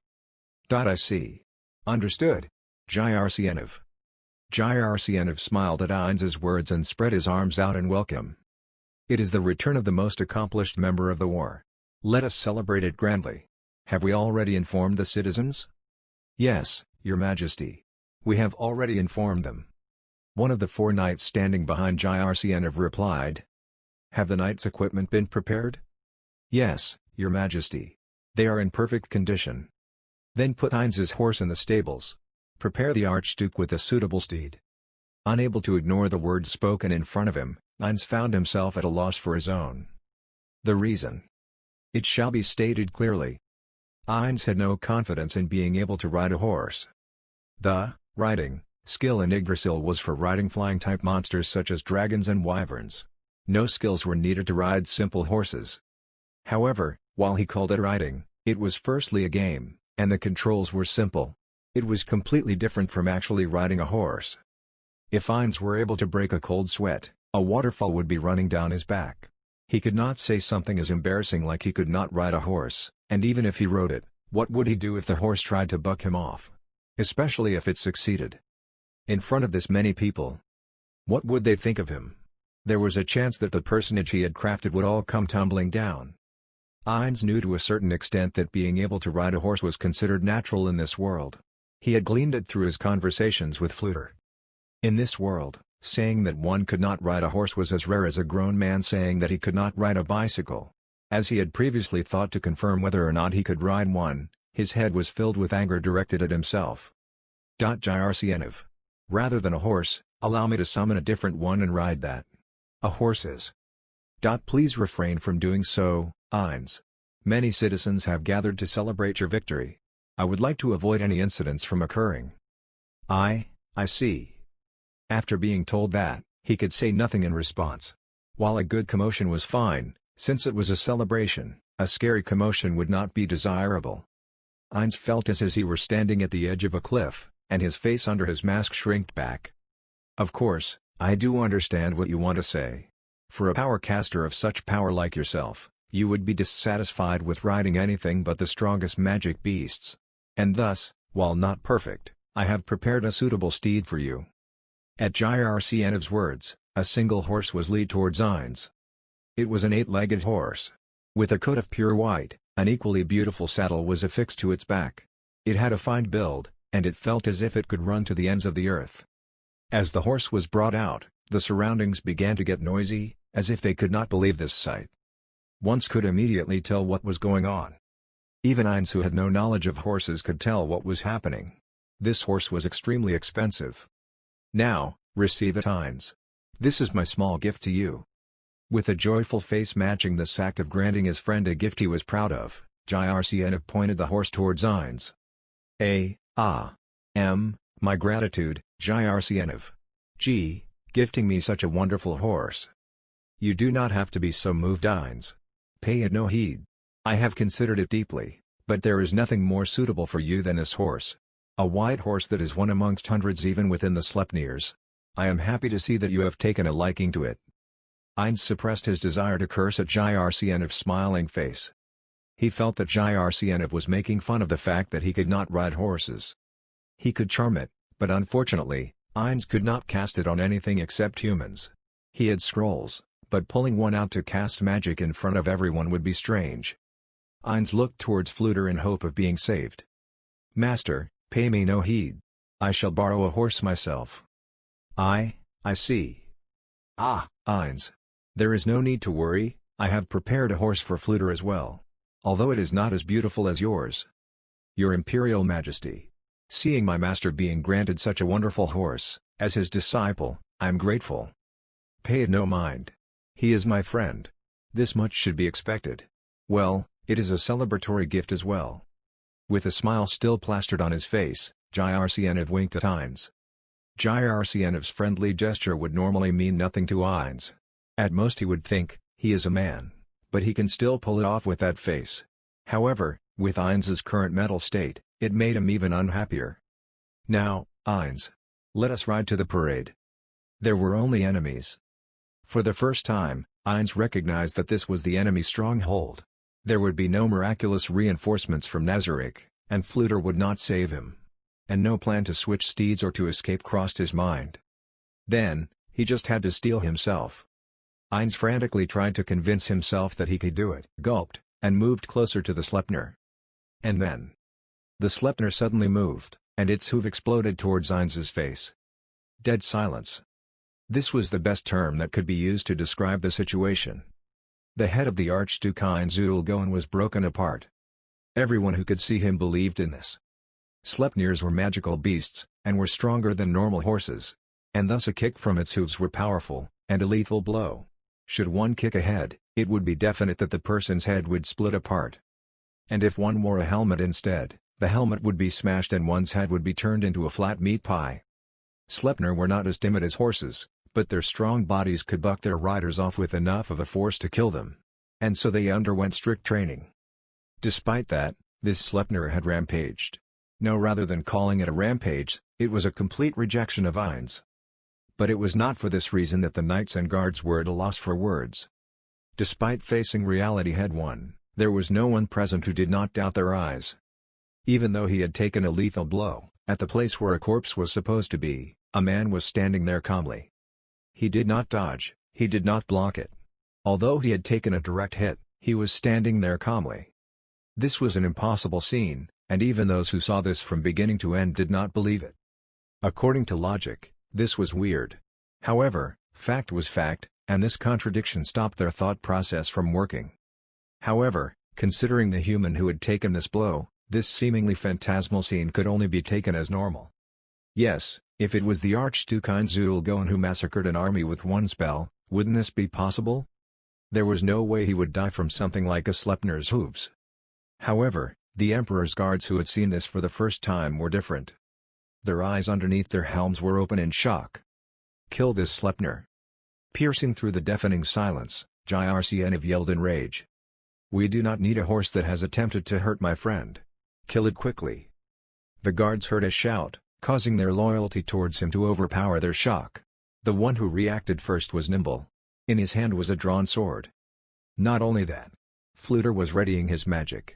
Should anything occur, he would fire it off at that Sleipnir. The Sleipnir sensed the killing intent in the air and quivered, but it showed no signs of resistance. It still believed in the humans that had raised it up until now. Nimble charged in, sword pointed towards the Sleipnir. And at the last moment, "Well, could you please hold on?" He was stopped by Ainz's voice. Readjusting his mask, Ainz's gait showed no signs of abnormality. This was proof that Ainz had received no harm.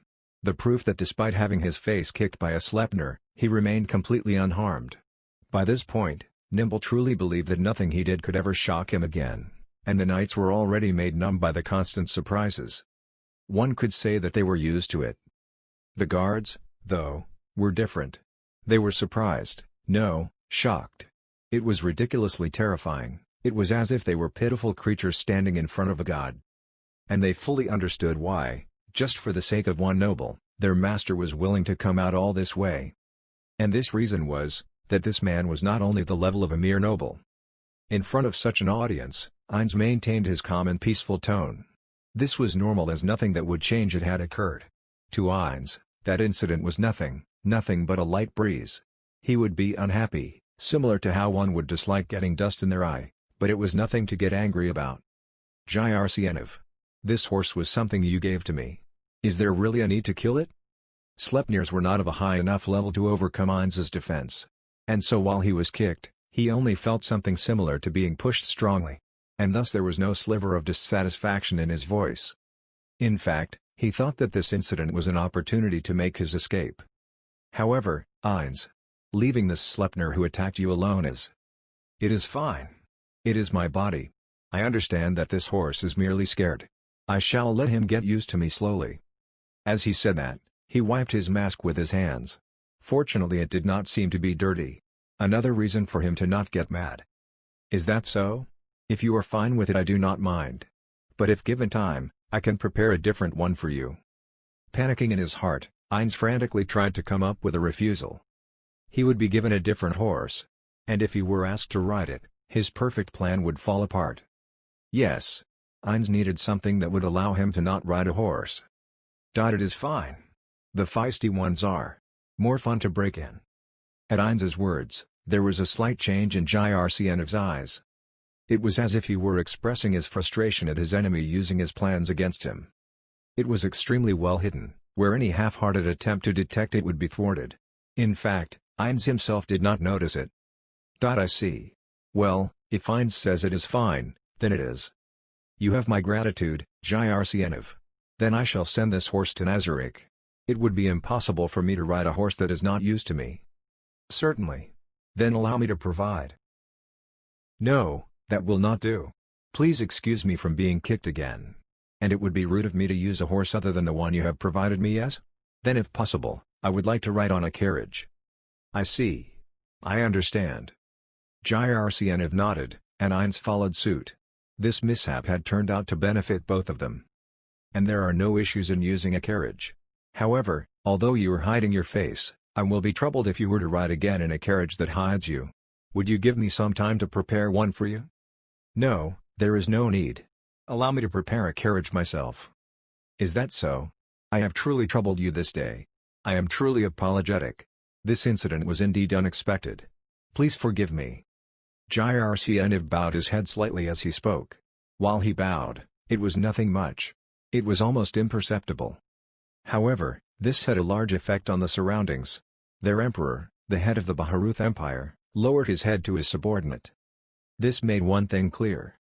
Jyrcnv Runefar Lord Elnix viewed the Archduke Ainz Ulgoen with great importance. No, it is fine. I am a man unloved by animals after all. The Archduke accepted his master's apology calmly. To everyone, it was clear the type of relationship they had. By the way, Ainz, is there truly no pain from being kicked by a Sleipnir? If you require healing, we can cast it immediately. Now, what do you think, Jyrcnv? I cannot imagine it. From how you are acting, it seems you are unharmed. Did you block it with magic? In response, Ainz spread out his hands in a shrug, and redirected the question. It is a secret. And my apologies for this, but could you please give me some time? I need to make preparations. Overlord Second Half Chapter 5, Triumphant Return Part 5. Welcome back, Ainz-sama. Welcome back. Right after Sabas, there was a choir of greetings that welcomed Ainz. Looking towards the voices, Ainz saw the various floor guardians and the maids, and in a way, it was a collection of the Nazarick All-Stars. Ainz coolly raised his hand and responded. Apologies for making you wait so long. Originally, I supposed to have the opportunity to return at any time, but due to various reasons, I was unable to do so. I also want to apologize for calling you up at such an important time, Demiurge. No such thing, Ainz-sama. Firstly, please rest your tired body in your room. I am unable to do so. Ainz shook his head. After this, I have to attend a parade to celebrate our victory. I have to leave immediately. I shall immediately prepare suitable ceremonial troops that can show off Nazarick's military prowess. Then please grant me that role. Cocytus was the one who spoke. Smashing his fist against his breast, he immediately took a knee and bowed. Please, grant me this role, please. Hey, that's not fair. Me too. Aura jumped up, and then kneeled next to Cocytus. If we want to project a powerful image, I believe my subordinates are good. That is not so. I believe that we should bring out ones as beautiful as my subordinates. Showing off her mocking smile at Aura, Shaltir kneeled as well. Ha! That's ridiculous. It would be bad if they rot in the sun. I believe that they are far more suitable than dogs. Smashing their foreheads against each other, Shaltir and Aura glared daggers at each other. Cocytus would normally stop them at this point, however, he chose to ignore them on this occasion and continued to market himself. Leave it to me. There is no greater happiness than being able to show off even a small glimmer of Ainz-sama's greatness. That's not fair. Then I as well.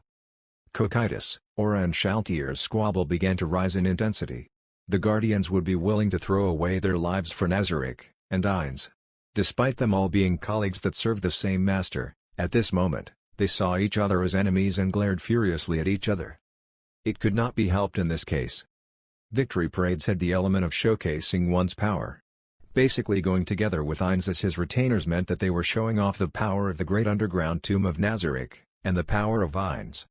And therefore, this was not a job that could be given to just about anyone.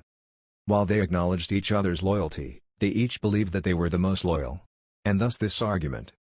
Just as it felt like the three of them were about to resort to violence to solve this issue, Demiurge softly, just barely audibly, coughed.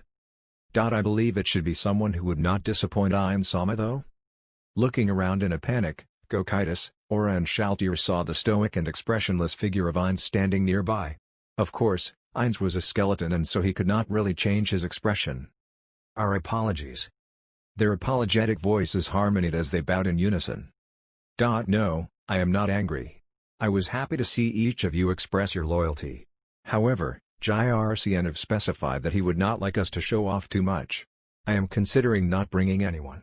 Well, it might be fine to have the Death Knights attend. Is that so?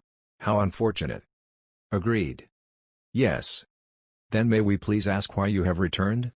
That's it, Sabot. I was thinking of having you select suitable clothes for the parade for me. And an open-top carriage. I shall borrow one of Jyrcnv's subordinates to drive it. I see. Understood. Sabos thinly laughed. Seeing it, Ainz, for some reason, felt strangely uncomfortable. Please leave it to me, Ainz-sama. I shall choose clothes that will make all that lay eyes upon you want to worship you. You do not have to go that far. No, I believe that this is very important. I have to make sure that even the lowest of the low are able to understand Ainz-sama's greatness. Even Demiurge. Indeed.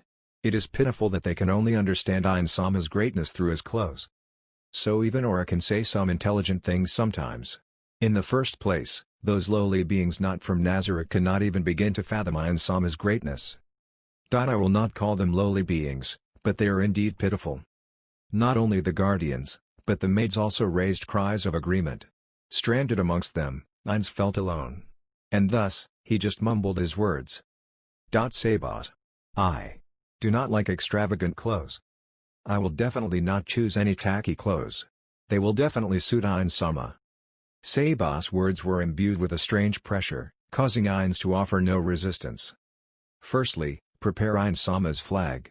And the mantles of the Death Knights are too shabby. Change them immediately. Understood. Mobilize all of the maids to quickly change the mantles. Representing the maids, Yuri nodded at Demiurge's instructions. Then use the undead to clean the armor of the Death Knights. Allow me to prepare the flag and weapons the Death Knights will use. That flamberge is not elegant enough to be used for ceremonies. As Shaltir and Kokida spoke out their roles, the remaining Aura looked around, and with sparkling eyes, she asked. Then, what can I do? To make Ainz-sama's greatness even greater. There's nothing left? Now, Ainz-sama. As we do not have plenty of time, please into the dressing room. You guys, do not make it too gaudy. Of course, Ainz-sama. Excluding Aura, the guardians lowered their heads, but this scene did not still the unrest he felt in his heart. As Ainz and Fluter left, Jyrcnv sent a cold gaze at the still kneeling Ray. He opened his mouth to speak, but the words themselves were devoid of any emotion. Ray. I see that you have been working hard as Ainz's guards. You have worked hard. No, Your Majesty. This amount of work for the safety of the most important person in the Empire, Archduke Gon, is nothing. I see. Jyrcnv's cold gaze dropped another few degrees, but Ray simply smiled in response. However, I think that you have worked a bit too hard. Isn't it better to take a break? Thank you, Your Majesty. But please leave the Archduke's security to me. Ray. Jyrcnv's face clouded in rage. You, who gave you permission to do so? If you gave it to yourself, I will have your head. The four knights behind Jyrcnv all took a step forward. From this overwhelming pressure, Ray felt a drop of cold sweat drip down his face. However, Ray kept the smile on his face and his tone and expression remained calm. Your Majesty. After this is the Archduke's parade. I believe it will be best to avoid bloodshed. You can really talk, you traitor. Your Majesty. I believe traitor is a bit too harsh of a word. Ho. Then please give me a reason for your actions, Ray. The reason for waving your tail for Ainz instead of me. It is simple, Your Majesty. I love the Empire the most. Jyrcnv gestured with his chin to tell him to continue. Yes, Your Majesty. The Archduke commands absolute power. However, there will be idiots who do not believe in him or fools who will try to use him to gain power. If the Archduke uses his power for them, it will be detrimental to the Empire. And so you will remove these enemies, and make sure that Ainz's power does not fall on the Empire? Yes, Your Majesty. That is the case. However, it does not have to be you. Maybe. However, Your Majesty. The other generals view the Archduke as dangerous. If not me, there is a chance that they will upset the Archduke. And for someone of the Archduke's authority, should anyone not of a general rank guard him, they might think it is fine to look down on him somewhat. I see. You can really talk. I understand what you want to say. However, Ray activated his trump card. And your majesty, I have the Archduke's permission. Jyrcnv made a sour face, and his mouth turned into a fine line. After a few seconds, he let out a large sigh. General Ray, I understand your thoughts. I shall leave Heinz's security to you. Select several knights from the 8th Army to guard him as well. However, the most important thing is that you cannot only just guard him. You have to fulfill your other responsibilities. And for the details of which, I need to talk with you in private. Make time to meet me. Understood, Your Majesty. Ray lowered his face, and hidden the expression of joy that was forming on his face. He could become the claws and talon of the gorgeous beast known as the Archduke. That time was coming. Just from that thought, his manhood was hardening. Ray felt grateful for being born at this time, and being able to serve next to Heinz. And he mocked the man standing oh so grandly in front of him. Everything was as according to plan. Of course, Jyrcnv too, was laughing in his heart as he read the inner thoughts of the man in front of him. The boy ran. The main street in the imperial capital where he was headed was clogged with more people than usual. The excitement from those gathered mixed together and formed an aura of warmth. They were all trying to catch a glimpse of the man who stood at the top of this country. The boy slid past the mess of people as he moved forward. While there were many people, it was not at the level where the boy's thin body could not slip through. Passing through the crowd, he made it to its edge. Of course, there were some shouts of frustration, but the boy paid them no heed. He was too excited in getting the best spot. At the front of the parted crowd. If he looked next to him, he would see other boys who had managed to make it to the front. And there was also a young girl who just arrived, trying to catch a glimpse of the man who was about to arrive. All of those present had excitement and expectation dancing in their eyes. Their emperor. The boy only knew of him from the stories his parent told him, about how he made their lives easier. And of course, he was of a station that would never allow him to venture near him. A person that could be called a divine being. The boy looked at the gate with a gaze of admiration. Time passed, and he had looked around several times. The several lightly armored soldiers paid close attention to make sure people did not jump out onto the road. Their cautious air was completely overpowered by a thicker one. The excitement of a festival. Within that heated excitement, time slowly passed. The noise grew another level louder. Along with the feeling that something was about to occur. Acutely sensing it, the boy looked in a direction that many others were already facing. And what entered the boy's eyes was a group that was passing through the gate. The boy was not so foolish so as to not know who they were. They were the Empire's knights, well actually they were the Imperial Guard, but the boy did not know this. It was the dream occupation of any boy his age, and he had often mimicked them with wooden swords with his friends. In the boy's view, their figures grew closer and closer. Exuberant cries were raised. They were congratulating the overwhelming victory the Empire won over the kingdom. Eyes filled with reverence and admiration, the boy silently stared at the knights carrying the imperial flag who was passing by. The armor covering their bodies was well polished and it reflected the sun's rays. And thus, they glimmered like gold. The hoofbeats of the horses marched in perfect time. There were cries of celebration from most, and the young women were screaming in shrill voices. The boy widened his eyes and burned their figures into his mind for even just a moment longer. While dreaming in his mind that this would be his future.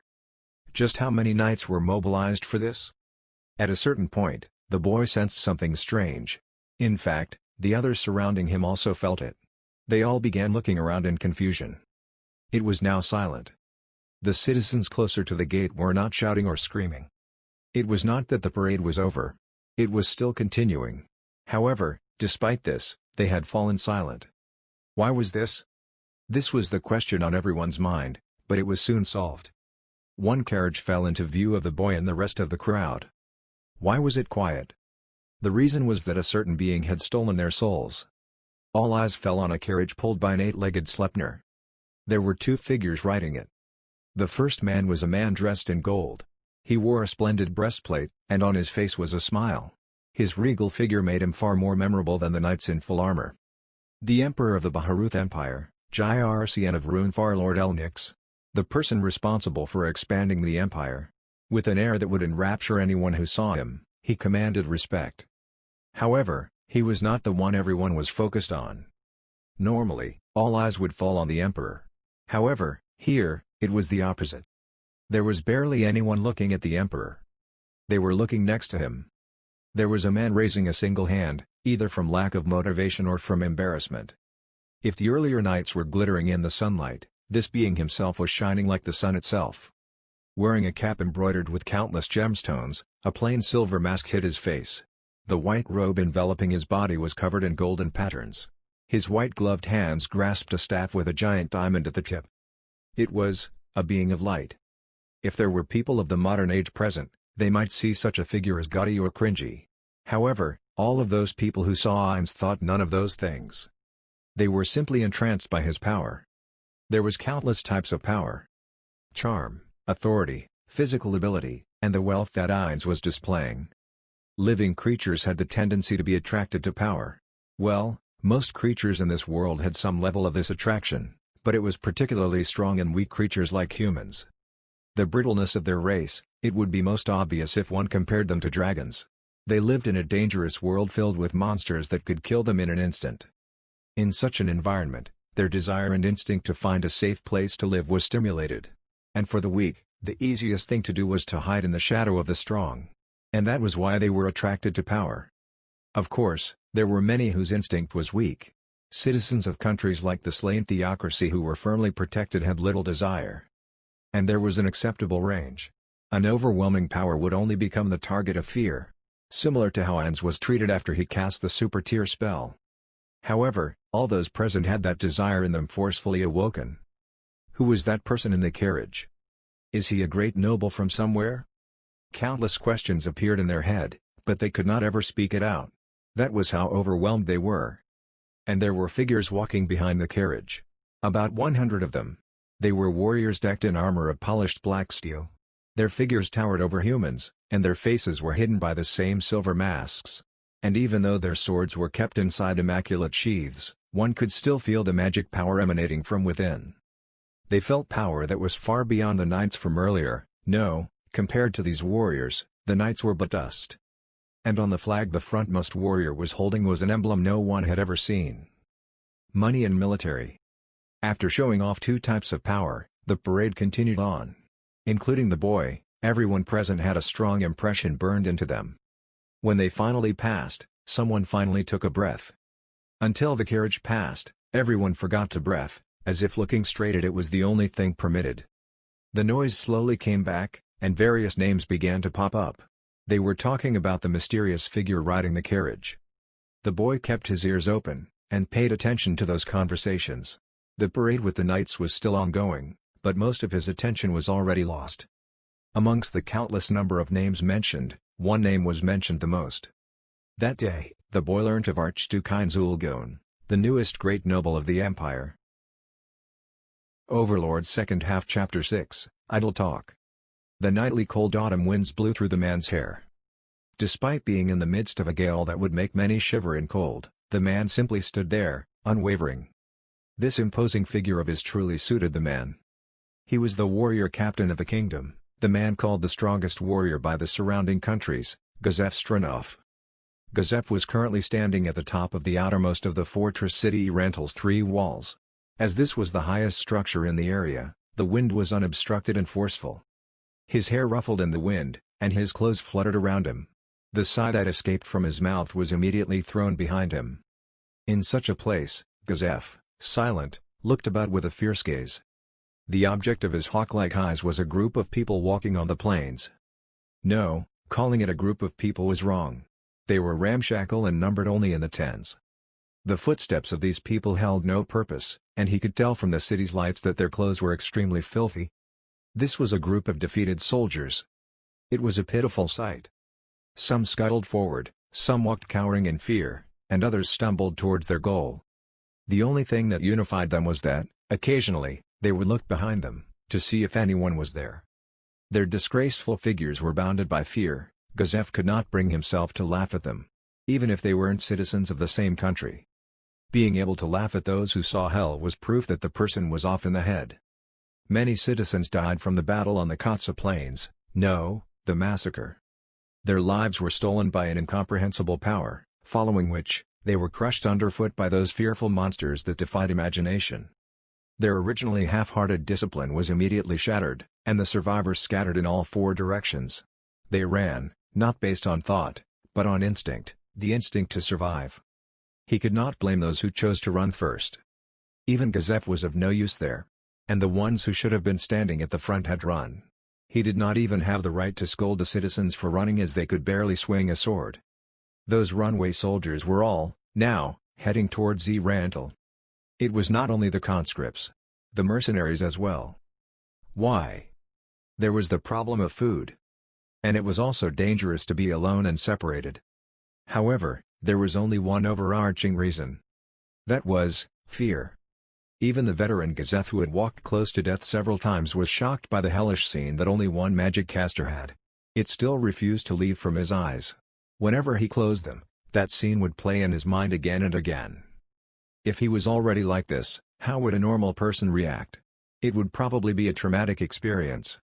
He could already hear them. The groans of those seeing nightmares in their sleep, the shrieks of those seeing figures in the darkness. These countless voices floated into the night sky from the city beneath. This was why they sought refuge behind the safe walls of the city. However, they understood in their hearts.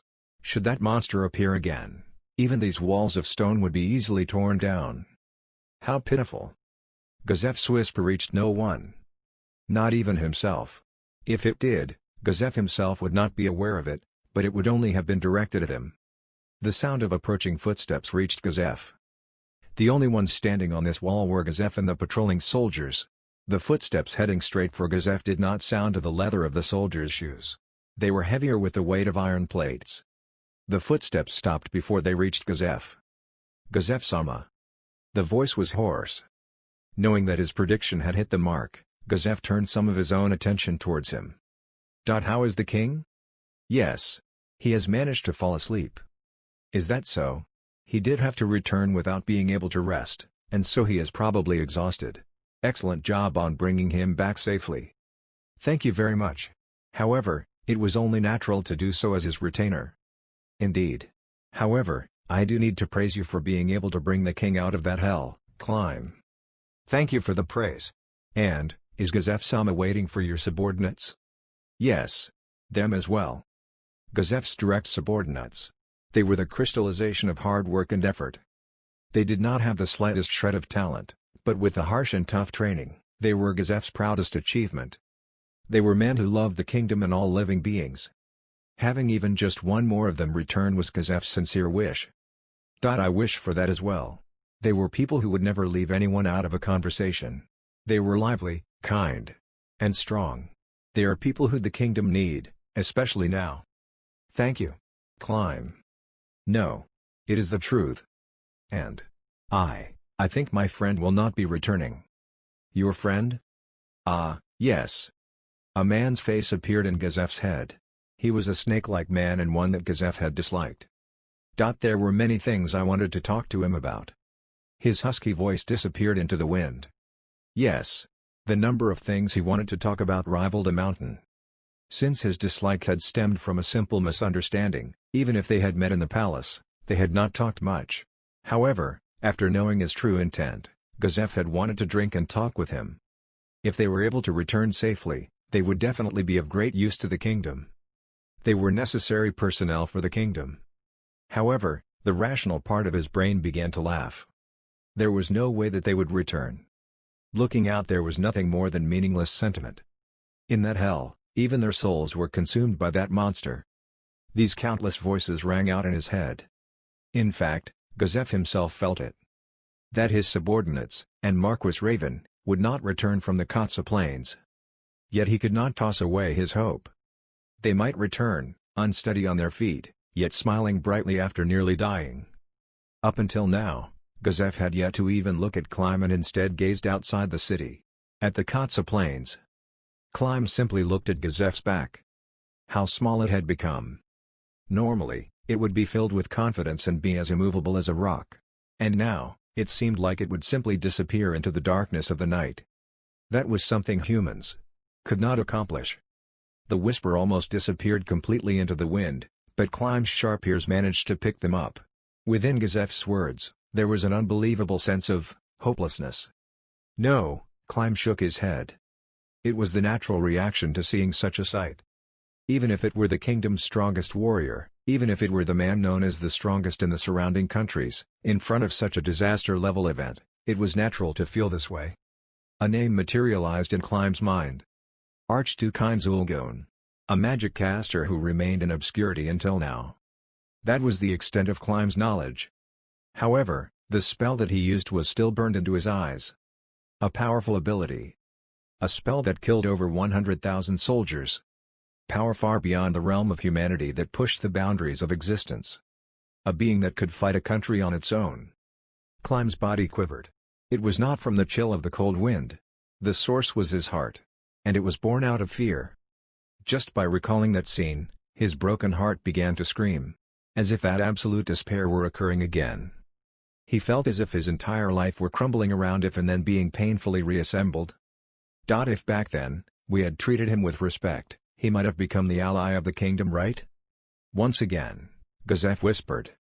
If hopelessness was present in his previous words, then now, it was regret. It was a once-in-a-lifetime chance. Regret that it ended on this result as he let this chance fall from his hands. If he had done something different, he might have avoided this tragedy. These thoughts of his were transmitted to Clim. Clim could not say anything. Whatever he said would only be taken as shallow words of comfort. He believed that Gazef was not at fault. Who would have been able to predict that Heinz was such a peerless magic caster? Still, this was a problem for Gazef's heart, feeling guilty for being the first person who met with the magic caster Heinz. No one would be able to share his burden. Still, the nobles were blaming him. Now, a sense of guilt awashed Gazef. When he first met Heinz Ulgon, why he was not able to bring him under his flag. Steeling himself, Clim spoke. This is not Gazef Sama's fault. Amongst the cacophony of the wind, Clim's voice could still be heard clearly. Yet, Gazef did not reply. Still, Clim did not stop. Even though we have suffered from such a catastrophe, we must take the proper measures against it. Now, a broken bucket cannot pick up water. Even a foolish person like me understands, the appearance of a person like Heinz Ulgon would greatly increase the national power of the empire. The kingdom must keep moving forward. Gazef Sama would be the kingdom's sword that would carve out his future. They were empty words of comfort. But still, the kingdom was left standing. There were people still left. If everyone stood together, against an uncertain future, they would be able to choose a brighter path. Clim placed his childlike faith in Gazef. Moments passed, and soon, Gazef's voice rode with the wind to Clim's ears. That's right. His tone was filled with the emotions that he had bottled up this day. This is the mission of the survivors. It is as you say. Then we must search for allies. Strength returned to Gazef's eye. Clim realized that the warrior captain before him was regaining his unyielding will. We should seek help from the magic casters from the Adventurers Guild. Heinz Ulgon, we must find countermeasures against him. We must investigate the extent of the Archduke's power. Then we raise an army. Raise an army? It would be dangerous for the kingdom to once again undergo massive conscription after losing so many soldiers recently. But Gazef immediately soothed Clim's doubts. It would be pointless to send mere soldiers. It would reduce the national power instead. Now what we need is not quantity but quality. First, we must request the king to look for this person, Brain Unglass. Brain Unglass? Clim had no recollection of such a man. That's right. He is a warrior with the potential to rival me. No other noble was able to hire him, but with the kingdom in such a state, his blade would be of great help to us. Such a person exists? Clim's voice was filled with surprise. It would be encouraging if such a person become their ally. We will also invite the two adamantite adventuring parties, Blue Rose and Red Drop, to aid us. The kingdom's strongest adventurers. To win against a person like the Archduke, we must rapidly raise the national power of the kingdom. Not only that, we should seek the aid of other countries. Gazef spoke. No, any more will go far beyond the bounds of a proposal. Gazef gazed upon the vast night sky. Clim could not help himself and looked up as well. The sky was filled with thick clouds without a single spot of light, as the sky itself was foretelling the kingdom's future. The star has only fallen to the ground. Seeing the perplexed Climb, Gazef could only smile. We are the stars. We will light the way for the kingdom's future. We will fight on. The Archduke's power is immeasurable. We cannot see even a glimmer of hope. If that sort of power is directed towards the kingdom again, we must win at all costs. Hence, we must spare no effort preparing for such an eventuality. Yes. Climb replied with strong conviction. Climb did not love the kingdom itself. But for the girl who adopted him, he would throw away his life for her if need be. If it were for the country which she loved, he was ready to give it his all. Returned to the capital, the first place Climb should visit was the room of his master, a girl that he would sacrifice his life for, Princess Renner. But after hearing Climb's report, she had started sobbing. What should I say? Renner lifted her hands and covered her eyes. Behind that sad and painful expression, Climb could see the future of the kingdom. The girl who saved him, despite retaining her kindness, was slowly maturing. Climb suppressed the joy that was flowing from his heart. It would be improper to show his happiness while the princess was crying. Wiping away her tears, Renner began to speak. Climb, this is really scary. I'm glad that you are able to return safely. Thank you very much. Because of everyone, I was able to come back alive. Renner stood up, walked towards Climb and proceeded to embrace him gently. Ah! Princess. Climb's breathing began to grow erratic. Knowing that the sweet smell that was drifting into his nose was the princess' scent caused Climb's brain to go haywire. If he were not wearing his breastplate, he could have felt the softness from the princess's body. The thought of her twin peaks pressing against his armor and the warmth of her body passing through her dress, almost made Climb want to wrap his arms around her. Climb felt guilty, thinking about such things at such a time. Having such despicable and heinous thoughts on girl saved him, whose brilliance shone like a precious gem. His feelings as one who was saved and his feelings as a man were clashing with each other. With this, time slowly passed. Renner released Climb and then took a step back. I am really happy that you are all right. Seeing the remnants of Renner's tears, Climb's lust for her extinguished in an instant. Thank you very much. Climb expressed his gratitude with a deep bow. To such a great person, what am I even considering? Deploring guilt began to wash over him. He should devote his entire loyalty to her. Climb's conviction began to strengthen as he looked at Renner's tear-stricken smiling face. How beautiful! Renner's expression caused Climb's heart to beat faster. She covered her eyes with her hands as she tried to rub away her tears. Climb could feel the princess's grief. Seeing this, his heart felt constricted. It must be tiring for you to rush back here immediately after returning. Climb, you must rest well today. Yes, thank you very much. After Climb left the room, Renner dropped her hands that was covering her eyes. No traces of tears could be found. There were not even signs that she cried. Renner's expression was cold as she sat on her chair. The number of dead could not even leave a trace in her heart. The gentle princess of the kingdom was the persona that Climb worshipped. Since he left the room, her act would naturally switch off. Because of his expectations, Renner played the role of the gentle and kind princess. If he was not here, she was not in the mood to play that part. In Renner's mind, if the number of peasants had decreased, they just need to bring the numbers back up. Several plans about having the widows remarry floated about in her head. Her policies would not even consider the grievances of those who were left behind. To the apathetic Renner, emotions were nothing more than annoying factors that threw wrenches into her calculations. Only my Climb is the one and only in the world. The rest are just statistics. If the number of people in the kingdom fell, then I just have to pull it back up. But that was it. Renner picked up the teacup and gave her a few elegant blows to the already cold red tea. The plan is reaching its final stage. How should I plot my escape? If father does not die, it would be quite troublesome indeed. Renner had no talent in warfare or tactics, but her ability in domestic policy was flawless. And thus she had to hatch plans to escape safely. Her family was nothing but numbers, and so she did not hesitate to sacrifice them. As long as she had Climb by her side she was happy. The lips which parted from the cup began to twist into a smiling visage. A most beautiful smile drawn from the kingdom's most beautiful lady. Her gaze flickered to the doors. He could have wrapped his arms around me though. Overlord second half Chapter 7, The Days Part 1. The large mansion that Jrcnv introduced to him stood in the middle of the courtyard, with various other buildings located to the sides of it and a small yet beautiful garden placed nearby. In the rear grew various trees and a clean and refreshing wind blew past. This was undoubtedly one of the best plots of land in the Empire. There were other mansions nearby, but compared to this, they were only fighting for second place. The mansion was very well constructed and seemed to be owned by a great noble of past. Brought along by Jrcnv, Ainz was guided into the main building. The floors were polished without a single speck of dust, and the smudged glass windows were also clean up.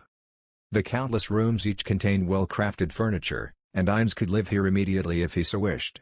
Although considering the number of rooms, it could not be helped that some would be left bereft of purpose. Many of the furniture pieces were calming colors such as black or brown. Rather than being gaudy and extravagant, there seemed to be an emphasis on tranquility. There may have been people that felt that since it was so dark, the curtains and fabrics should be of bright and light colors, but Ainz was extremely satisfied with this. The inherent peace of the furniture tickled Ainz's heart. Ainz did not like extravagant objects. He was not minimalist, but he was a man who liked a Japanese sense of calm. If it were the game world, he would not have minded extravagant items as he would not use them for long. However, if he had to live there, being surrounded by gold and silver would stress him out. Ainz was not a crow that likes shiny objects. He could especially not understand the aesthetic sense of weaving gems into clothes. In fact, he wondered why he even bothered collecting such clothes. He could not recall what he thought at the time, but he had no intention of joining Rio's carnival and so he chased away those thoughts. And to the friend next to him, he spoke his true feelings. It is a wonderful mansion. Hearing Ainz's words and reading the emotion hidden between them, Jrcnv showed a smile of relief. I am happy that I could be of use, Ainz. No, don't say that, Jrcnv. Is that so? Thinking about Nazarick where you live, I feel that this is too pitiful in comparison, but I hope that you understand that this is my limit. Jrcnv. Your target comparison is wrong. Comparing anything to the great underground tomb of Nazarick would naturally cause it to pale in comparison. Taking that as an exception, this is a wonderful mansion. Ah, yes. Comparing it to your home was indeed foolish. There was no way that the great underground tomb of Nazarick which he made with his friends could fall flat in comparison with this. This was what Ainz meant, but all those who laid eyes on the ninth floor which could be called the realm of gods would agree with him. And because this difference was clear as day, Ainz answered honestly. He had forgotten all of the ways in which he should have nicely told this to Jrcnv. And despite being told such words, Jrcnv was not angry at all. As the emperor, as the crown prince and a man who had lived a special life, Jrcnv was surrounded by the special. The best furniture, the best art, the best clothes, and the best women. And because his sense of aesthetics was trained well, he understood Nazarick's beauty far more than Ainz. And that was why he believed that Ainz's words were natural. When the two of them agreed on the splendor of Nazarick, Ainz grumbled. However, it is a bit big. Big? Ainz nodded in agreement. Comparing to the number of people he planned to bring to the capital, there were too many rooms. To the point that most would be left empty. And even if he brought more to fill the rooms, that in turn would create for problems. The reason for this was that Ainz did not fully understand the Empire and its level of public safety. Bringing low-level characters who could not protect themselves into a dangerous location would be his failure as a master. And while he considered leaving them empty, he did feel that it was a waste. He then asked Jrcnv. I want to ask something, to what level of personnel can I bring? That is. That.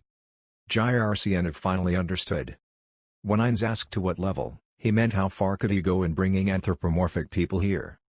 Because the Death Knights were in the parade, would they be fine? Jrcnv made a wry smile. Honestly, I would like you to refrain from doing so. This area is where the nobles reside. I understand that you will not do anything strange, but I would not like to see heavily armed guards starting fights with you. I thought that the Death Knights would be perfect as door guards though?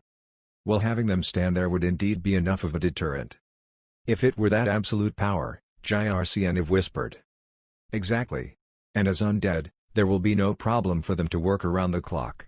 Isn't it wonderful? While soldiers that need no rest are indeed enticing. I prefer humans. I do not want to worry about what would happen. And undead are not perceived well after all. Undead were normally evil existences that hated the living and were detested by priests. Having them walking around boldly in the capital would be very bad. Ainz agreed as well, but considering that he could hide their appearances with masks during the parade, he honestly saw no problem. However, if the master of the city disliked it, as a guest, he should refrain from doing so. Is that so? That is. Well, it cannot be helped. It is unfortunate, but I shall bring those who resemble humans. Then for my guards. Ainz thought of the possibilities. It was possible to not post guards, but there was a chance that he would be looked down upon. In the end, posting guards was to show off the owner's wealth. Then he would like to post those powerful ones. But he did not want to post the NPCs. The difference in importance between here and Nazarick was completely different. However, excluding the NPCs, he had few subordinates that looked human. He recalled that the demon generals who were Demiurge's subordinates looked human, but they did not look suitable as guards. Shaltyr's vampires as well. And he recalled something. What about demi-humans? How about lizardmen? Please refrain if possible. Lizardmen are rare. They can be seen in the council state which is to the north of the kingdom but... I see. His idea was immediately rejected, and Ainz felt downhearted. Looking at this now, I have few human-like subordinates. There are few. In that palace of yours. Ainz ignored the tired mumblings of Jyrcieniv, and instead racked his brains for an idea. From what Ainz understood about rulership, he should push the troubling things onto other people. Ainz conveniently recalled a certain man. Then I shall request General Ray for help to guard my mansion, and borrow manpower from him. That is an excellent idea, Ainz. Your earlier ideas were excellent as well, but we cannot post monsters in the capital. Of course, I do not mind if you request that of me instead. No, you have already prepared a mansion for me and I do not want to trouble you further. Thank you for thinking of me. Well, if you change your mind just tell me. As long as you wish for it, I shall make it my topmost priority. That would be great, Jyrcieniv. Now, the outside problems are solved, but what to do about the inside? Will it be fine to leave the management of the mansion to non-humans? It should be fine as long as they do not leave. There were countless things to do within the mansion such as cleaning. Ainz personally did not mind it, but he had to consider the event when he invited people over. Ainz did not want to meet other nobles due to the possibility of him messing up, but he understood that some meetings had to occur. In such an event, a filthy room would be the shame of Ainz Ulgon. And then thinking about the management of the mansion, he felt extremely uneasy. He considered bringing the maids from Nazarick, but due to the earlier reason, that he did not know about the situation in the Empire, he did not want to bring the regular maids. And the number of maids within the great underground tomb of Nazarick was very low. There were 41 regular maids, 6 battle maids, and 1 head maid. If bringing some here would cause them to become unable to take care of Nazarick, it would be very foolish to do so.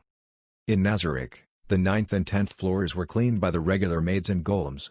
And there were occasions where slime-type monsters would be used. Would it be possible to bring the golems and slimes then? Or should I focus on using only humans to manage the mansion? Ainz fell into deep thought, and sensing that, Jyrcieniv began to speak. Then allow me to find and hire maids for you. You? It will be easy to gather simple maids, but we need to gather higher qualities maids for the mansion of an archduke. Normally, you would use the connections with friendly nobles that you have. But unfortunately, Ainz, you don't have that do you? Fluter should not have them either. And thus allow me to gather them for you. I see. Then I'll be relying on you. If it were Nazarick, he would refuse to have unrelated people come in, but if it were this mansion which he cared nothing about, Ainz was fine with it. Then, where should the maids live? They are quite accomplished, right? Indeed. Normally, they would use one of the rooms on the first floor in the wings, but this mansion was made for comfort and for ease of living. The other mansions are not as good, so you should just have them stay there. And I might talk to some of the nobles but... Jyrcieniv smiled. It was a smile that Ainz had never seen on his face before. I would like to collect beautiful things. Ho! Like the maids of Nazarick? Apologies. That comparison was bad.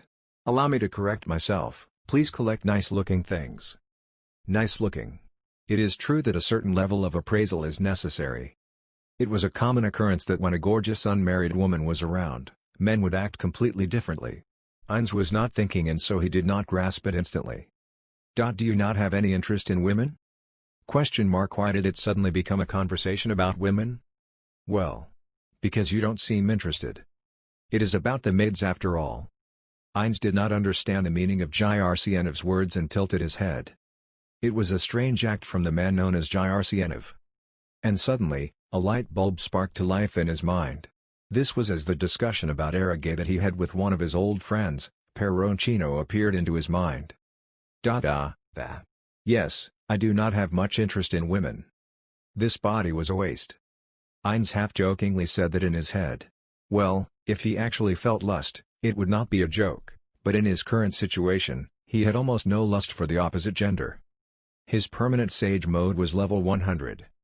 I see. I see. What about men? Please spare me. Indeed.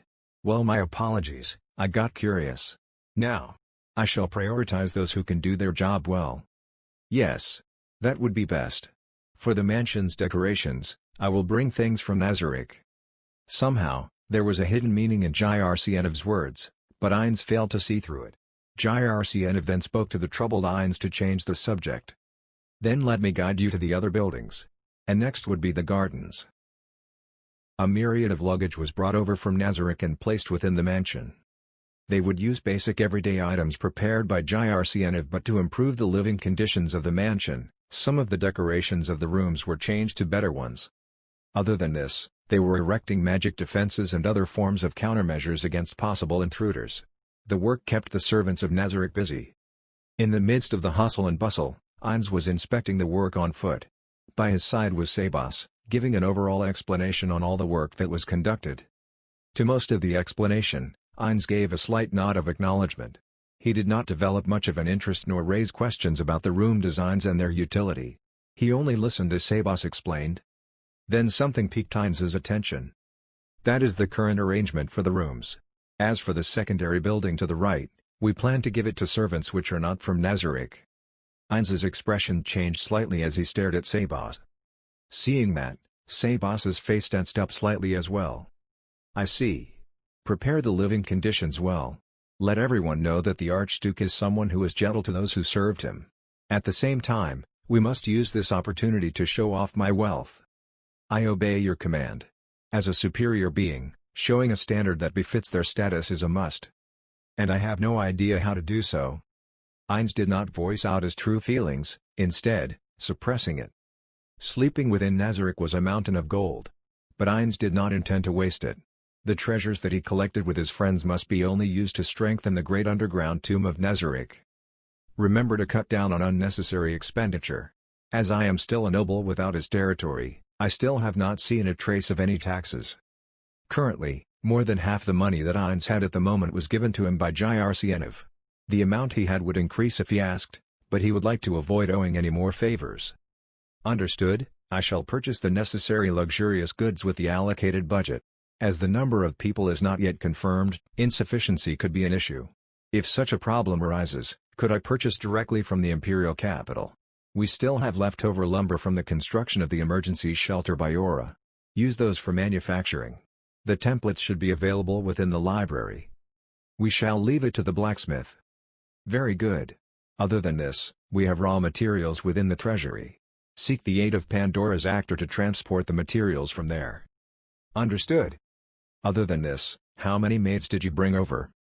Yes, Narberl, Lupus Regina and Solution had arrived together. Yuri, Shizu and Entama will arrive at a later time.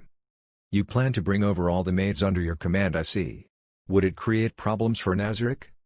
There will be no problems, Ainsama. The 9th and 10th floors are now under Pestania's management.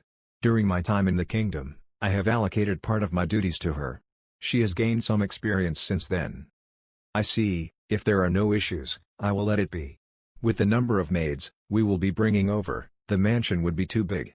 Don't overwork them. Just use the personnel at hand until Jrcnev's people arrive. On this matter, I have a suggestion. What is it?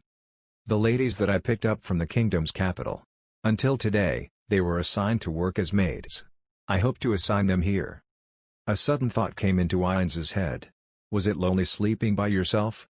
Since it would make the discussion awkward, he swallowed them instead. Are they up to the task?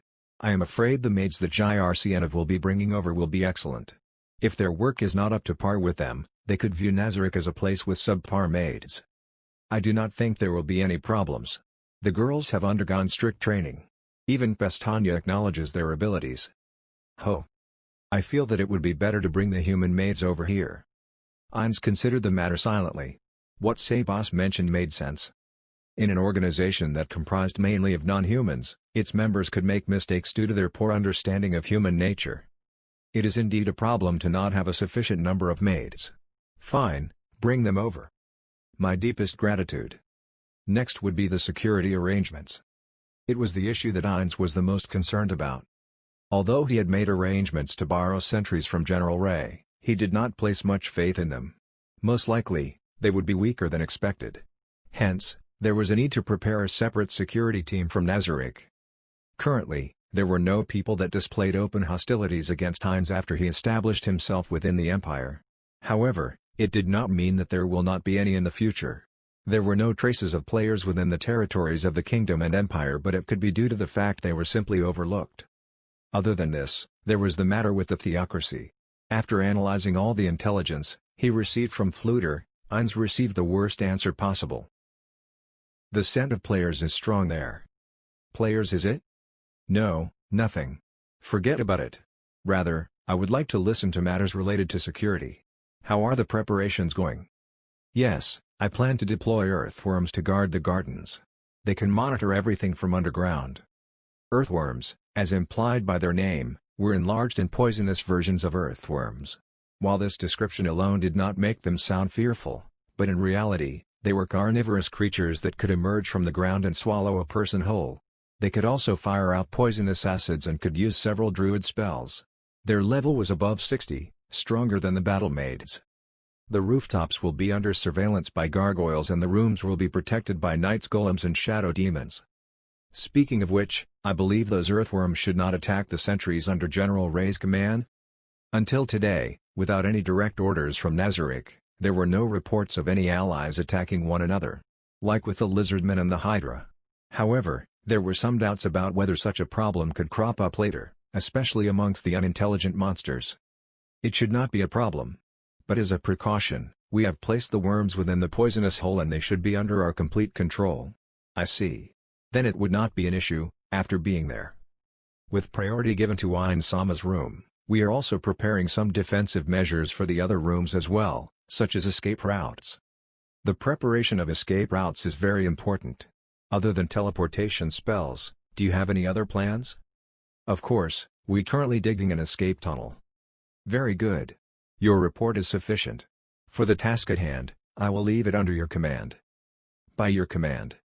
Until all the preparation work is completed, I shall be waiting in my room in Nazarick. Report to me immediately if anything happens. Understood.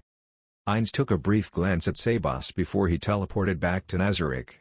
He needed to have a discussion with Fluter in order to prepare some countermeasures against the slain theocracy. Overlord Second Half Chapter 8, The Days Part 2. 3 days had passed since Jyrcienov had guided him around the mansion. And in that time, countless matters had been settled. The placing of furniture, the positioning of his hidden subordinates, the carving of the magical barrier for the main mansion, the acceptance of several maids from Nazarick, and the deployment of the knights that he had borrowed from Ray. Basically, within 3 days, the mansion of the Archduke was ready to be lived in. Ines slowly reclined in a chair in his private quarters. It was a leather chair that showed no signs of strain despite his action. Resting his legs on a footrest, Ines felt the tension drain from his body. This chair that Ines had taken a liking to was not given to him by Jyrcienov, but something he brought from Nazarick. And he had chosen it himself. The black leather chair was plain and simple, and he had to jump through several hoops to make it his own. The first chair that Sebas chose was constructed from the metallic skin of the high behemoth, but as it did not suit the color of the room, it was changed. Looking about the room, Ines smiled at the quiet and simple decor. It is indeed quite calming. Ines's private room within Nazarick was not over the top either, but the carpet still irked him. This room was completely devoid of such objects, allowing Ines to feel calm and tranquil. Sebas did not like it, but I do need at least this much. It was not only Sebas. All the guardians had frowned upon this room and said that the ruler of Nazarick should have a room that befitted his station. They had suggested a room that, in Ainz's eyes, was far too extravagant and overbearing. And as a result of him pushing for it, he had managed to retain this room. The guardians would not argue over anything that Ainz had decided on. While they bowed their head in acceptance, there was no sign that they truly understood. However, the aesthetic sense of this world is truly strange, right? Ainz personally believed that gaudy and tacky decorations were to be avoided, but there was the possibility that Ainz was the odd one out. He wanted to ask for the opinion of another Japanese person. While mucking about in his thoughts, the door to his room was knocked upon. Ainz spoke to give permission to enter. Sabas slowly opened the door and stepped foot into the room. "A Noctono has arrived to meet with you." "A knock? Who is that?" Despite trying to recall the name, he found nothing. Or rather, as he could not read the script of this world, he had given up on trying to memorize any long names. Ainz probably only remembered the names of about half of the people he met. "He is one of the Empire's 4 knights, the Fearscale, Nimble Arkdalenok." Ah, there was such a person. Ainz vaguely recalled the figure of the man who stood next to him in the battlefield. Why did he come? More gifts? A small stream of gifts started slowly flowing into the mansion since the previous day. Most were congratulatory gifts from nobles. Their size ranged from small necklaces to large human-sized sculptures. It truly varied. A normal citizen would be shocked by them, but as a man who did not understand the value of art, Ainz left everything to Sabas. And thus, while he knew that he was receiving gifts, he had no clue about what sort of gifts he had received. The most he had thought about the subject was that if it had worth, he would display it in his room. And while he was slightly amused at the fact that there was nothing he wanted to decorate his room with, Sabas shook his head. "No, he probably wants to introduce the maids and then guide you around the capital." "Is that so?" Ainz's voice was filled with excitement. Exploring the capital was something that Ainz was looking forward to. Despite it being more than 2 months since he had come to this world, he had yet to visit a city, an unknown world, and an unknown culture. The excitement tugged at his heartstrings, but due to safety considerations, he was unable to sate his curiosity, but now the time was approaching. If he was made to wait any further, even if he were to be scolded by Jircniv, he would have gone to explore in secret. Ainz's mood quickly improved. However, his face immediately fell.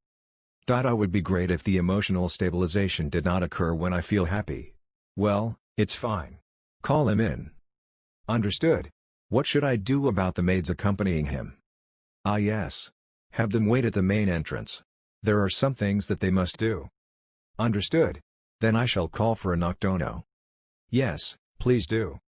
As Sabas left the room, Ainz began to tap on the desk with his fingers in a rhythmic manner. He felt simultaneously excited, like a child going on a picnic, and embarrassed about his own emotions. Sabas soon returned with Nimble. As the door opened, Ainz heartily addressed both of them. Nimble was about to reply with a bow, but he hesitated for just an instant. "Is something wrong, an Noctono?" No, may I please inquire about your face, Archduke?" "Ah," Ainz smiled in understanding. Standing up, Ainz walked over to Nimble and reached out his hand. "Shall we shake hands?" Nimble showed signs of confusion, but Ainz ignored that and thrust his hand out even further. Understanding he had little choice, Nimble did the same. The moment they were about to shake hands, Nimble's face crumbled in fear. "Uwa!" Screaming in revulsion, Nimble retreated several steps backwards. His face was shaken in shock and his eyes were pried open. This was to be expected. The moment their hands met, his hand slipped inside and touched bone. That was a simple illusion. Ainz shook his hand and replied, "In reality, this hand has no flesh nor skin. My face is the same." Ainz placed his hand on his face. It was a normal face with flesh and skin. However, his hand sunk halfway into his face. "I thought that this would be best to look about the city." I see. That face is as you say. My apologies, Archduke. I was in a panic." "No, there is nothing to worry about. I believe you have realized this, but there will be a problem if I am touched. So please pay attention to this as you guide me around." "Understood. I promise that I will not let anything block the Archduke's illusion. However, it is indeed splendid. That ugly appearance will definitely not attract any unwanted attention." "I see. I can feel relieved that my assumptions were not wrong. Heinz felt somewhat sad, and as he caressed his bony face, he looked at Nimble. A handsome man. Or rather, the average beauty of this world's inhabitants was unusually high. In the parade, he had given cursory glances to the populace, but he had seen many humans who in his original world would have appeared on TV. And in contrast, Heinz's illusion was far below average and Nimble's correct evaluation was devoid of malice. However, the important matter was that he did not stick out in the capital. As that was the aim, his selection was not wrong. Indeed, it would be foolish to make a visage that stuck out.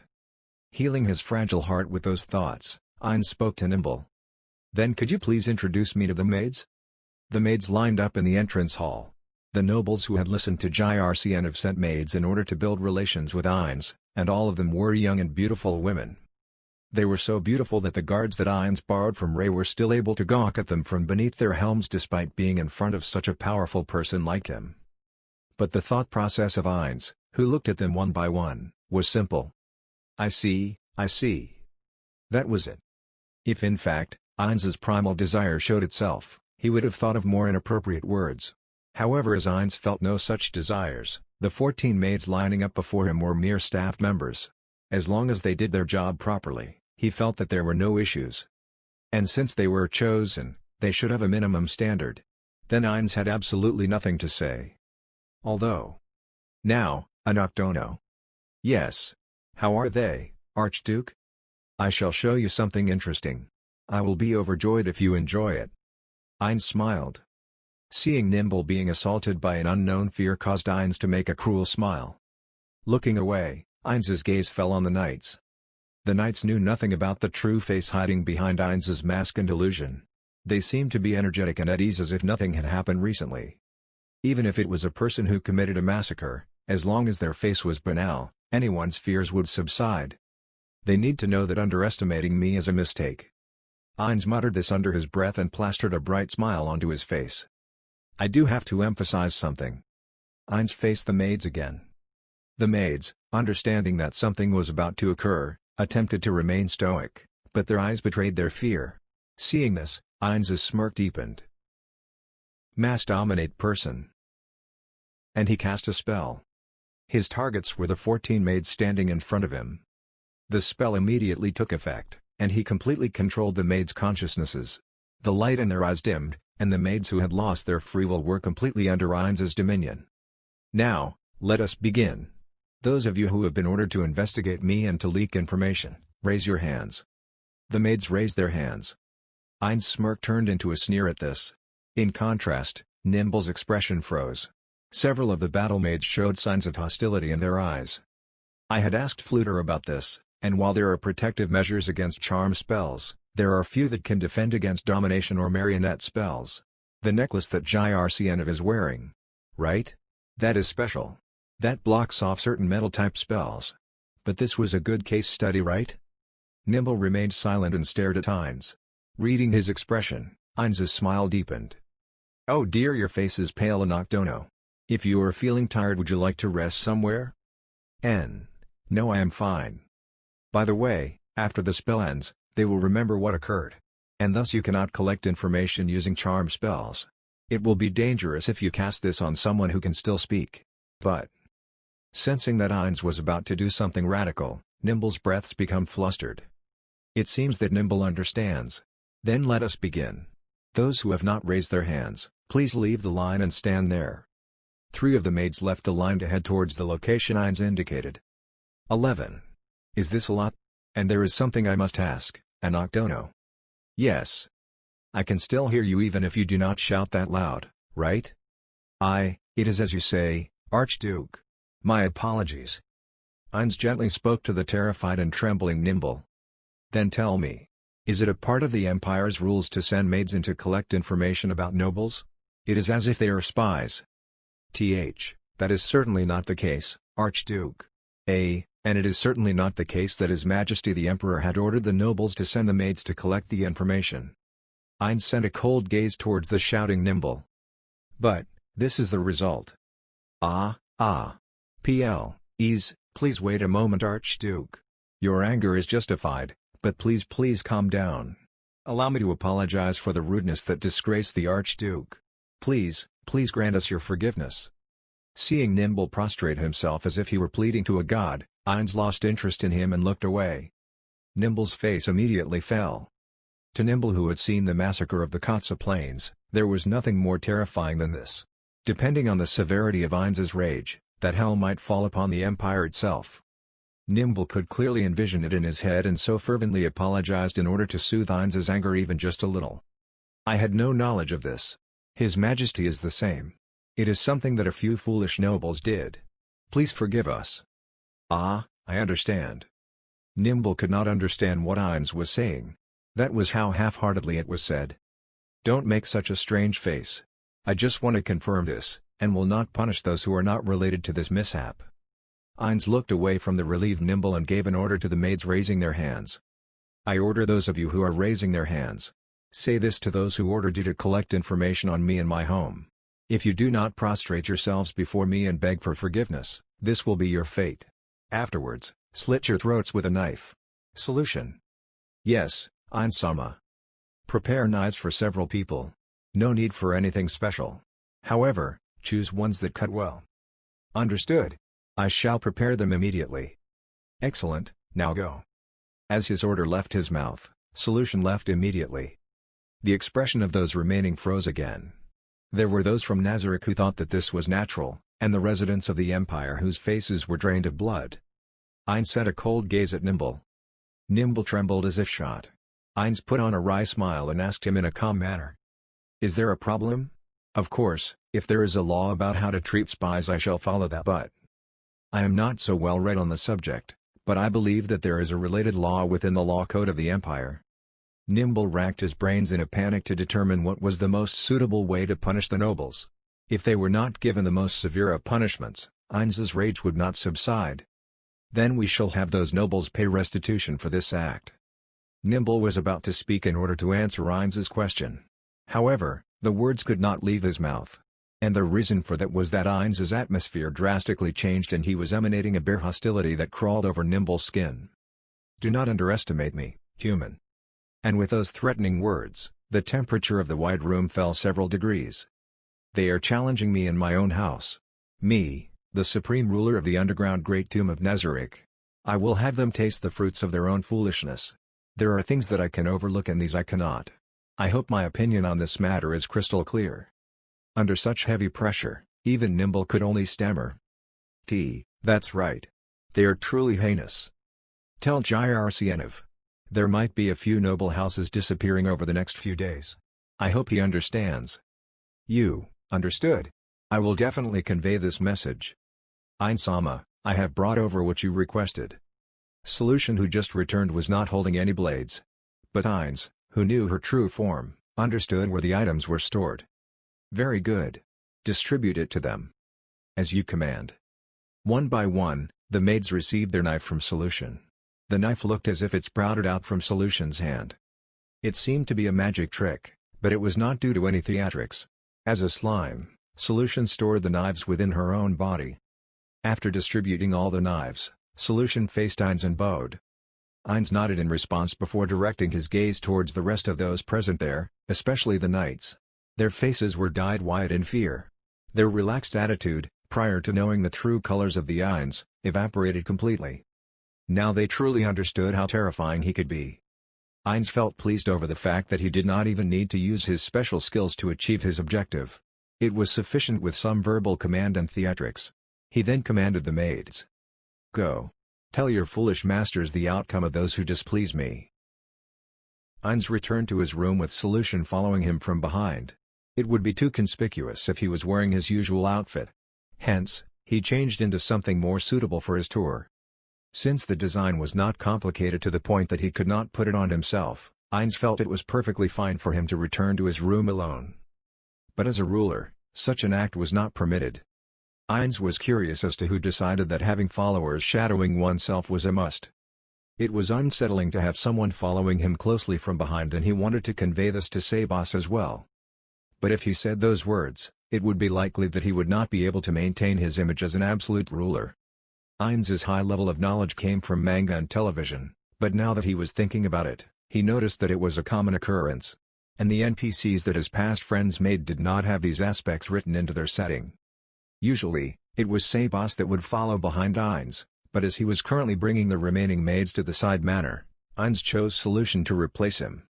It was a mere coincidence that he chose her, and so as he pondered whether he made the right decision, he turned to ask Solution. "What is it, Solution? You can speak your mind." Solution was hesitant, as evident by the confusion that developed within her own steps. She continued to walk silently for a few more paces. Then steeling herself, Solution asked Ainz. Allowing the maids to deliver the message was undoubtedly a wise decision. But if Ainz-sama wanted those fools to pay the appropriate price, you would only have to order us. Wouldn't it be better that way? It was only a threat. Ainz stopped walking and faced her. He let out a wry smile, although it was just a change in the intensity of the red light coming out from his eye sockets, and began his explanation. "Let's say that there is a maid who wants to meet me while holding a knife. Would you let her do so without any questions?" It would definitely be impossible. As Solution reached her realization, Ainz continued onwards. "As you have surmised, they would definitely confiscate the knife and handle the person appropriately. Without the knife, the maids would not be able to complete their orders. People under the effect of the spell lose their ability to think. The maids will also struggle to take back the knife. Throughout this process, the effect of my spell will eventually diminish as time passes." Ainz loosened up his shoulders as he explained. Although he had the ability to extend the duration of any spells, he did not use it. After the spell effect had elapsed, the maids who were under the effect of the magic would explain to their masters about what I've done. I wonder what sort of attitude will their master adopt when they know the truth? How about it? This might be a good way to threaten them. It is as you say. If Ainz was serious, he could have ordered the maids to commit suicide instead. His order could be achieved with just a slight tweak. Although, he was not so cold-hearted to the point he would order the deaths of those maids whom were merely acting under orders. It would be inaccurate to say that he did not feel any form of compassion towards the maids. Just that he did felt that they were pitiful. They should resent having such foolish masters. And their actions could change drastically with just that mere idea. Like a human that would not develop any sense of closeness to ants, Ainz the undead would not feel any form of kinship with humans. Ainz realized his scant attachment to humanity was only a remnant of his human persona, Suzuki Satoru. The residue were most focused on protecting his legacy, the underground Great Tomb of Nazarick and its denizens. Ainz took no pleasure in torturing people. He did not feel the need to purposely step on ants blocking his way, nor did he feel the need to avoid them. If such a need arose or he was too lazy to change his path, he would not feel any hesitation nor emotions. Only the outcome mattered. Ainz was not particularly interested in taking the life of the maids as long as the message of his threats were delivered through his magic. Whether the maids survived or not, it did not matter as long as they served their purpose.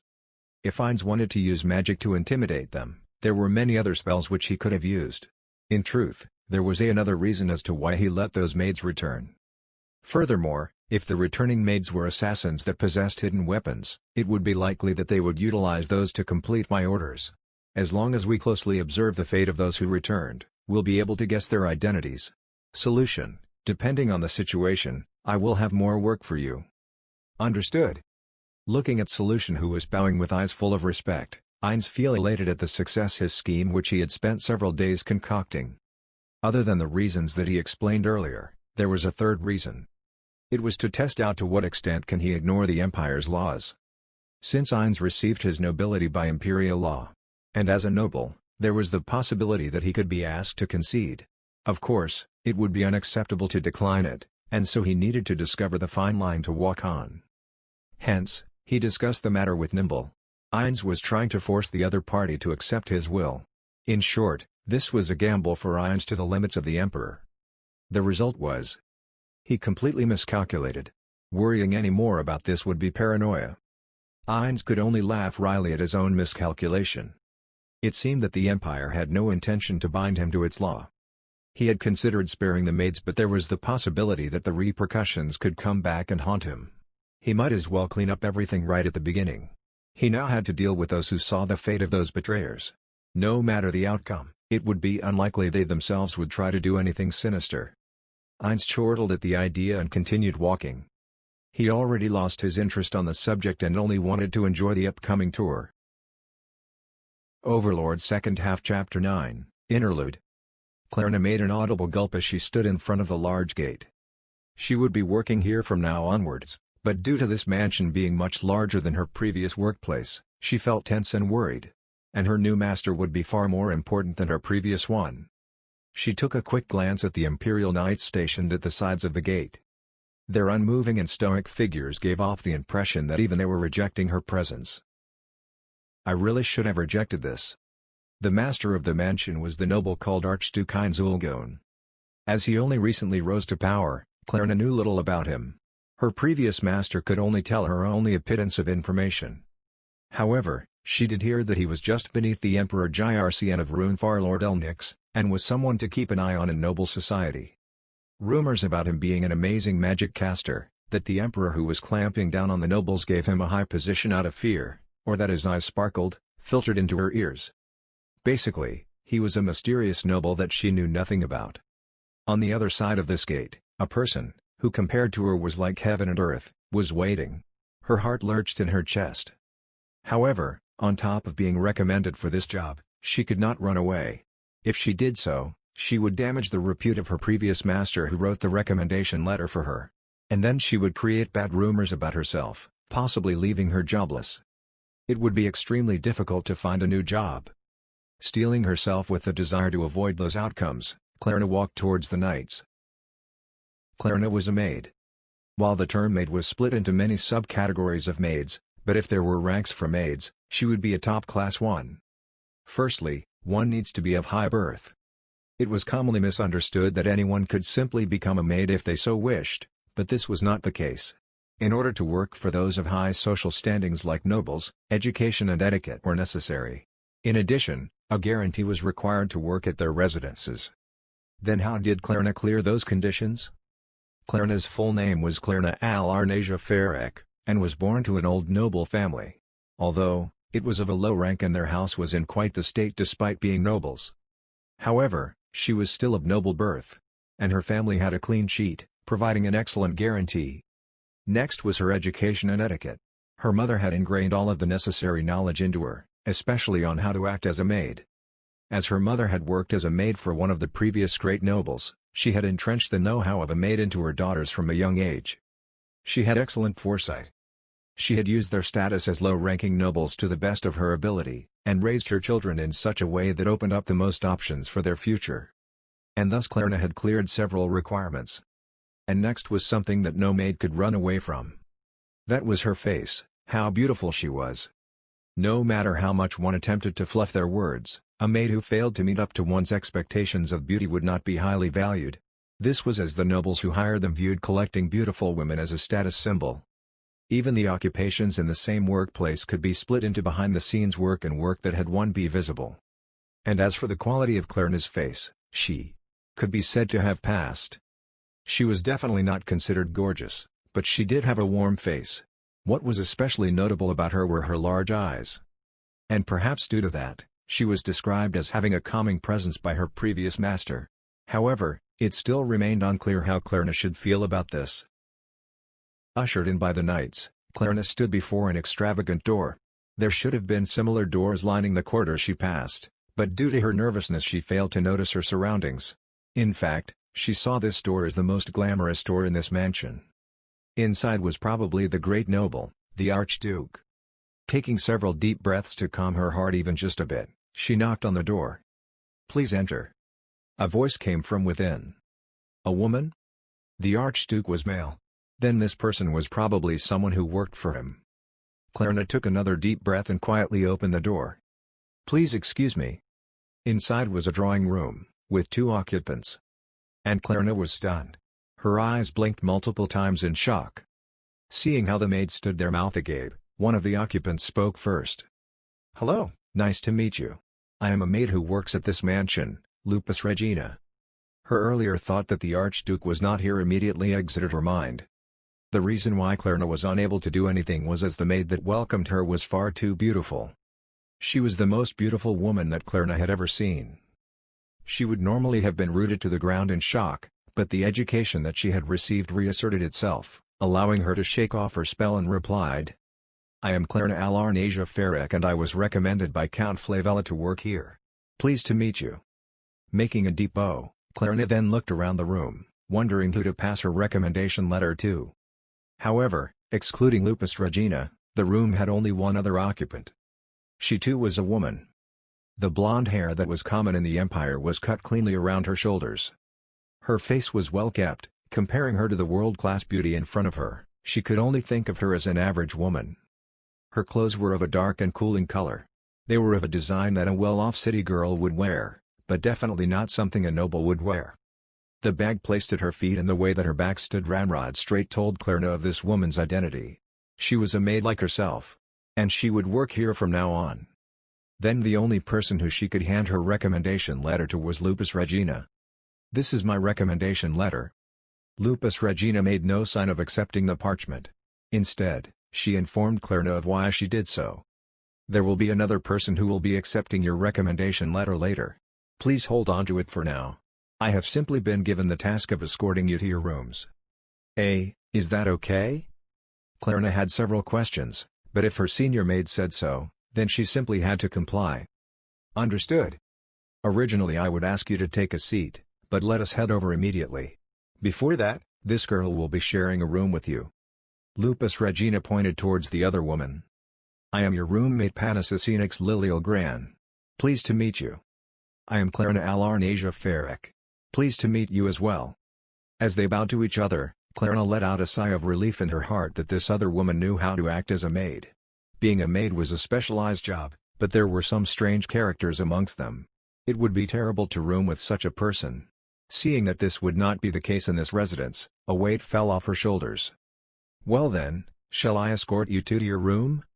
Lead along by Lupus Regina, Klarna and Panassus were guided to a separate building. This other build naturally paled in comparison with the main residence, but it too was an excellent mansion. It was intricately built to the extent that other nobles would have used it as their main residence. It was as if the Archduke were showing off his wealth with this extra building. Lupus Regina turned to look at the shocked women but soon turned around to enter the building. They quickly followed in a panic. Passing by several doors, Lupus Regina soon stopped before one of them and turned to look at them. "This will be your room. Feel free to use all the utilities inside this room. Your work clothes will be found inside the closet and should fit perfectly." Hearing a strange sentence in the midst of Lupus Regina's speech, Klarna felt confused. Panassus seemed to feel the same as she asked Lupus Regina her question. "Since the preparations for our work is ready, were you informed of our arrival?" "No, that is incorrect. The maid clothes have magic imbued within them. We did not know exactly who'll arrive, but magic clothing will change in size in order to fit its wearer." For an instant, Klarna thought that she was mad. Magic items were extremely expensive. And the Archduke had lent such precious items to mere maids. Panassus seemed to be thinking similar thoughts as her mouth was left agape. Ignoring the shock of the two, Lupus Regina continued her explanation. "Your introductions to our master and the other maids will come later when someone else calls for you. Until then, please wait inside this room. If there are any issues that you face or questions that you have, speak to Head Assistant Commanding Maid Officer in Charge Dono Yuri Alpha." "Head Assistant Commanding Maid Officer in Charge Dono, is it?" Klarna replied, confused, as Lupus Regina flashed a bright smile. Her smiling face was so beautiful that it even managed to enrapture another woman. "It's a joke." With a mischievous smile, as if she were a different person, Lupus Regina teased the two of them. And then, as if nothing happened, her expression reverted to her previous regal one that suited a maid. While being surprised at her rapid change, Klarna felt as if she began to understand this woman, Lupus Regina. "She is the acting head maid Yuri Alpha. And I shall take my leave. Have a nice rest." Ending with a prompt explanation, Lupus Regina turned on her heels and walked away. There were several questions remaining that they wanted to ask her, but after hearing Lupus Regina's curt farewell, the two felt that it was rude to ask any more. The two maids looked at each other, and then towards the door. "I shall open it first." "Please do." Panassus quietly opened the door and peered through the newly formed crack. And she stopped moving. After several seconds passed, Panassus turned back around with an expression of shock on her face and spoke in admiration. "This place is amazing." Curiosity successfully piqued, Klarna stood on her tippy toes to peer inside. And her eyes widened. Expensive furnishings decorated the room as clouded glass windows let in the sun's rays. The most eye-catching of the furniture was the set of two well-crafted beds placed in the middle of the room. They were covered in a clean pure white quilt, which seemed to sparkle under the light. The room seemed to be like the rooms of nobles that they had cleaned so often in the past. "Is it really fine for us to use this room?" She said so earlier. She might be setting us up to bully us. Or she might have made an honest mistake. They looked at each other in agreement. It was possible that this was a guest room for nobles. There was no way that noble daughters who were learning in other houses or special maids would be able to use such a room, let alone normal maids like Clarina. A windowless stone-walled room that let in the cold but not the sun, or a damp and dark room with poor ventilation were the typical examples of rooms that normal maids lived in. But their current situation was far different. Clarina took a side glance at Peneus. Peneus did the same. Ah. Ha ha ha. Basically. That is not the case. Each maid had thought the other was special, but this was clearly incorrect. Anyway, shall we check it out? Where? Peneus pointed towards the closet. If there are maid clothes inside, the possibility that this is our room will be high. I see. The two nodded and entered the room. They jumped in surprise at seeing how clean and beautiful everything was. And then they opened the closet, confirming the presence of several sets of maid clothes neatly hanging inside. So this means? No way. This is our room? Really? Surprise turned to understanding, and their thoughts transformed their mouths into wide grins. The two nearly skipped about the room in a dreamlike state as they practically jumped into the bed. This is amazing. It's so fluffy. Wow, I feel like I'm sinking in, but the mattress is supporting me and it feels great. It's so nice to touch. What is this made of? It's so good. Amazing, simply amazing. The best. Tired from rolling about, they sighed in happiness. They felt like they had become the nobles they dreamed of becoming. If they were alone, they might have acted like young noble ladies, as if they were children all over again. Looking up at the ceiling, they chirped out heartfelt cries of joy. Ah, this is the best. Yes, the best. Best of the best. Amazingly the best. Forgetting about where they were, the two began to giggle. Working in the Archduke's residence, Clarina faced countless surprises every day. The first surprise was that this separate residence was for maids and knights. She still could not internalize the fact that this giant and beautiful building housed the maids. They did not squeeze all the maids into a room filled with bunk beds. And the bath had hot water. In most noble residences, maids often appeared before guests and thus were allowed to take baths. However, all they were allowed to use was cold water. By the time their master and superiors left, the kindling had run out and the water had turned cold. However, the residence of the Archduke was different. In addition, there was no line needed to enter the bath, as the main residence and the side one each had their own. And they were separated by men and women as well. Most nobles would not use this much kindling as it was considered wasteful. There were magic items that could heat water, but they were expensive and most nobles could not own more than one. Of course, this rationality did not apply to the Archduke. It was as if he were showing off his over-the-top wealth. And their meals were not leftovers. They were allowed to eat meals specifically cooked for them. They could eat as much bread as they liked and were free to take as much meaty soup as they wanted. Fresh fruit was also available. And there was the occasional meat that she previously had only tasted after feasts. It was as if Clarina was not a maid, but the daughter of a rich noble family. And what surprised her the most was the fact that she was allowed to use the splendid cutlery that nobles would probably use. She fondly recalled how scared she was of breaking them on her first day. Actually, she still felt worried about it even now. Whenever she was eating and became cognizant of the fact that any breakage would cost more than a month of her pay. There were countless other examples, but the one that left the deepest impression in her heart was the concept of consecutive holidays. It was an unknown system that the Archduke introduced, and when Clarina heard it made her head spin, but what it meant was that she had 2 days of not having to work. Basically, it was a wonderful system where if she worked for 8 days, she could rest for 2. As a maid, this was a near impossible remuneration. The higher one's rank amongst the nobility rose, the remunerations for working with them usually increased. However, the Archduke's working terms were beyond belief and made one suspect that there were hidden agendas. It was such a good life that someone of her station could never attain, and so she simply took it as them attempting to increase her value by treating her very well. Some might believe that jobs with excellent remunerations would have harsh working conditions, but this was certainly not the case. The maids were few in number and so the workload of each individual was high, but it was nothing compared to the salary and terms they were getting. And even if the workload was large, it did not mean that it was difficult to accomplish it. Most of their work took place in the side residence and they were only required to perform simple tasks when working in the main residence. Mostly cleaning. They often cleaned expensive items, causing their hearts to beat rapidly and worry, but nothing else. As long as they diligently performed their work, no one would complain. After they had cleaned the main residence, they were often ordered back into the side residence, and while it wounded their pride as a maid, overall it was an amazing workplace. This day, Klarna had just finished up for the day and was walking back to her room. It was common for most mansions to fall completely dark and silent at night, and if it were cloudy without any moonlight, the quarters would become dangerous to walk it.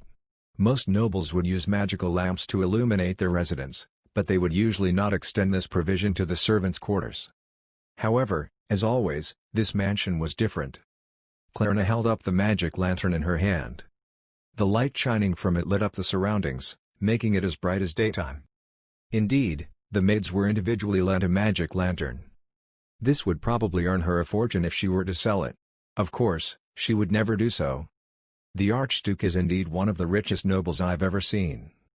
Walking next to the impressed Klarna, Panasis struck a conversation as the two were returning to their room. As roommates, the two often completed their work as a pair. Their bodies became fatigued due to physical labor, but being together allowed them to keep their spirits up. The two quietly continued their conversation as they walked through the corridor.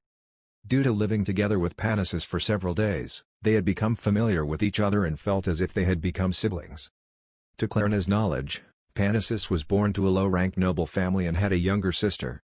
Her sister was studying at the Imperial Magic Academy and often brought up the topic of magic items while at home.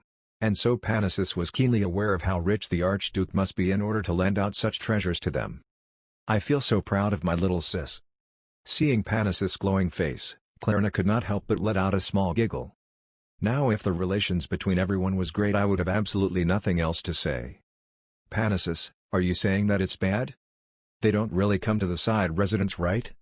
"Yes, Beta-sama is different, but don't gossip behind our superiors' backs."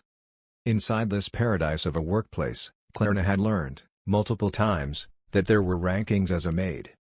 It was natural for birth, experience and age to create a hierarchical relation, but this mansion measured it using a different standard. The most important of the maids were the 6 maids who possessed unearthly beauty. Yuri Alpha, Lupus Regina Beta, Narbel Gamma, Shizu Delta, Solution Epsilon, Anima Vassilis Zeta. These 6 maids. Yuri Alpha lead the 6 of them, and she was the maid who stood above the rest in this residence. The 6 of them gave off a presence that completely differentiated them from the rest like Klarna. Although calling them the most important servants would be incorrect as they occasionally took direction from the mansion's butler. "Yes. Beta-sama comes over here occasionally." Panasis looked about her surroundings to confirm that no one else was present before continuing. "But for some reason. Hey, Klarna. Ever since coming here, have you ever heard anyone speak badly of them?" It is strange. Maids were still human and it was natural for them to hold grudges against their betters. Seeing them talk badly about others while they were not present was a common occurrence. And even though talking about the nobles whose authority far outweighed them was dangerous, complaints about superiors were often the catalyst for small talk. However, in the Archduke's residence, there was no such thing. No one spoke of any complaints against the 6 hauntingly beautiful maids. It was certainly not because all 6 of them were great people. Several of them were the worst type of humans. They were Solution Epsilon and Narbel Gamma. In addition, Shizu Delta and Anima Vassilis Zeta never showed any change in expression and they felt like walking dolls. Even though Alpha Sama and Beta Sama are nice people. Yuri Alpha was extremely cold while working, but when it was time for the maids to return to the side residence, she would often thank them for their work. And Lupus Regina was extremely friendly and approachable. In contrast, Narbel Gamma and Solution Epsilon completely looked down upon Klarna and the others. Even though they were all maids, the 2 of them acted like nobles. Like they were far above them. "Does one become that twisted if they are beautiful?" Panasis murmured out her question. Despite remaining silent, Clarence's agreement was clearly down on her face. Or maybe it's because they are doted on by the Archduke? As the Archduke was without a wife, it was highly likely that he had bedded the 6 maids. Or rather he definitely did. To Clarence's knowledge, men were such creatures. Which was why it was very strange for there not to be any rumors or complaints. When a maid of common birth became the mistress of a noble, rumors would often be created. And most of those are seen as success stories to the maids and were often envied. Even though the Blood Emperor was cutting down on the authority of the nobles, to the maids, becoming a mistress of a great noble, becoming the legal wife was a dream amongst dreams, was a highly coveted position. Of course, there were countless other things to worry about, such as improving their relationship with the legal wife, cementing their position, and giving birth to children. Excluding the case where such a position was forced upon them. And so the position of the mistress of the Archduke was a mouth-watering temptation. If one could become a woman who lived in excess and comfort, they would become the target of everyone. Clarence had abandoned such a dream, but she knew of several people who could not. And she knew of several of her colleagues who were extremely envious. However, aiming for that position was an impossible dream. And that wall was the existence of the 6 maids. Even if one had confidence in their beauty, comparing themselves to those 6 was an exercise in futility. In front of those women, one would find it impossible to say that they were better and shame on them if they could. There was no need for the Archduke to speak to the maids when he had 6 world-class beauties serving him. In fact, most of Clarence's and the other maids' work in the main residence was odd jobs, and not a single one was related to the Archduke. And at least one of the 6 maids seemed to always be by his side, as he had never called for one of the regular maids and had never directly ordered them. In fact, Clarence had only met the Archduke once. When he had come to greet them on their first day. As the maids could imagine that they could become the Archduke's mistress if the 6 were not present, it would be natural for the maids to curse their existence. And so complaints would form. Normally. But why was the current situation any different? "What are you two talking about?" Suddenly spoken to, Clarence and Panassus jumped in fright. Turning around, they saw a woman dressed in maid's clothes. One could tell that chest was large even above her uniform. She was a senpai who had started work slightly before them.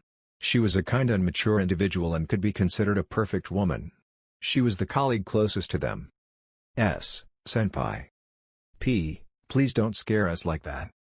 Fufu, apologies. Why are you not carrying a lantern?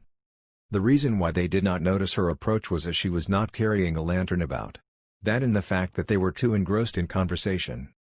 Well, you two seem to be chatting so happily that, well. Within her smile, the two could see a tinge of mischief hidden inside. Really, senpai? Fufu, my apologies. I did not think that I would scare you two that much. But. Her expression hardened to that of a conscientious worker. While it is fine to chat here, you must never do that in the main residence. Her face showed her seriousness but her eyes betrayed her mirth. She was just chiding them. Sighing in relief, the two then apologized. We are truly sorry. Please forgive us. And, of course, we will never do such a thing. The atmosphere in the two residences was completely different. Clarence was certainly not thick-skinned enough to be able to hold a friendly chat in the main residence. Then, while I do not approve of it, one cannot get too pent up with stress, I suppose. Make sure that it only happens occasionally. Yes. Now, what were you two talking about? Seeing their senpai's eyes sparkle with curiosity, the two glanced at each other before recounting their earlier chat. Hearing about the 6 maids, their senpai's expression froze. Finding it strange, Clarence was just about to ask what was wrong when a soft yet harsh voice emanated from before her. Never do that. It was a surprisingly harsh tone that made the two of them rear back in fear. Their senpai looked about their surroundings with a pale face to check if anyone had overheard. Her actions were reminiscent of a small terrified animal. She would normally make a troubled smile while speaking with the two. And so they could not reconcile that image of her with the fierce woman present. Staring straight at them, their senpai gave them a stern warning.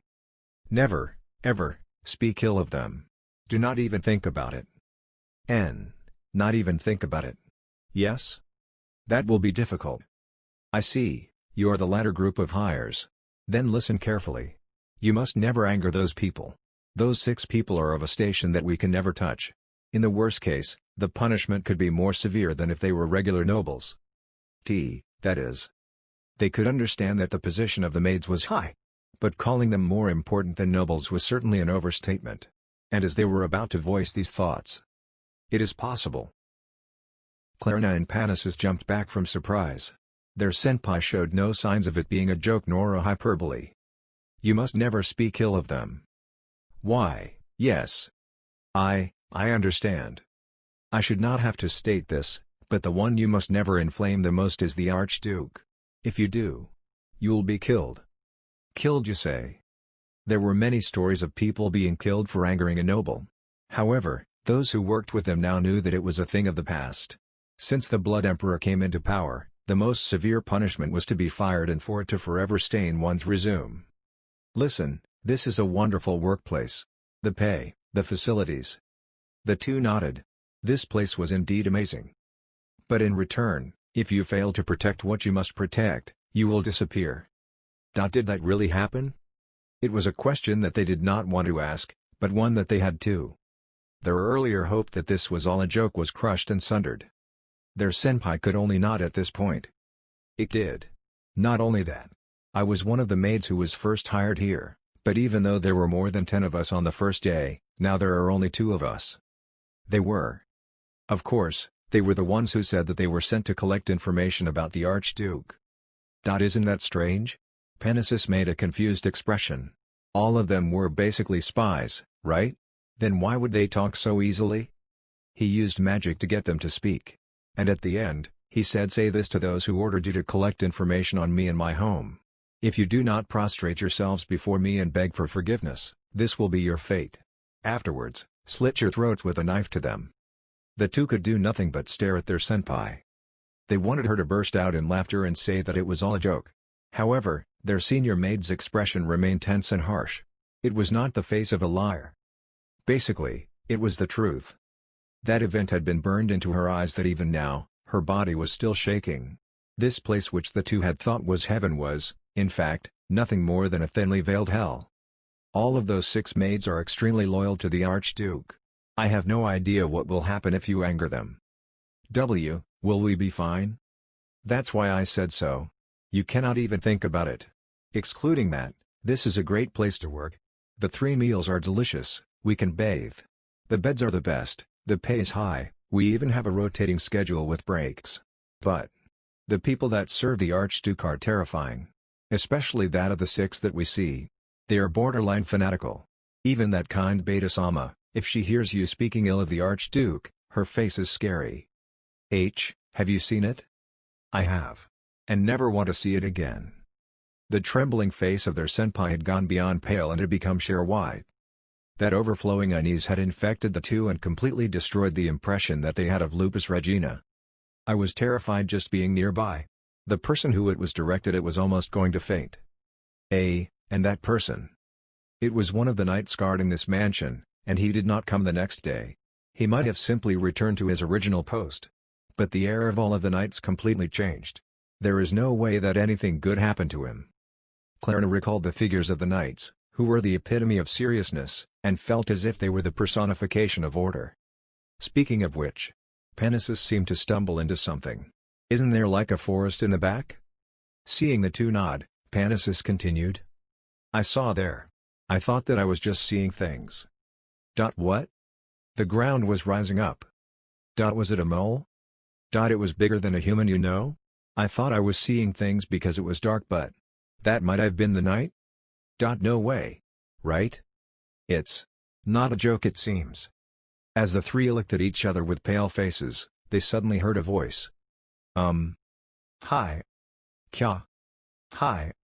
The 3 of them jumped in fright and faced the one who spoke. Standing there was a woman in her 20s wearing a strange pair of glasses. Her face was well kept, but she would definitely not be called a beauty. In other words, she was like Klarna. Is there something wrong? The woman herself looked shocked as she looked around her.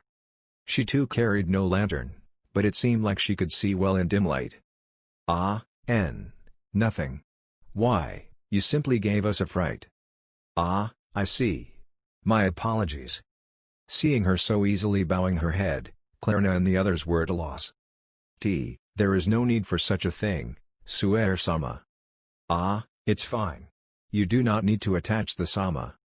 Tsuere waved her hands in a fluster, seemingly no different from any other maid.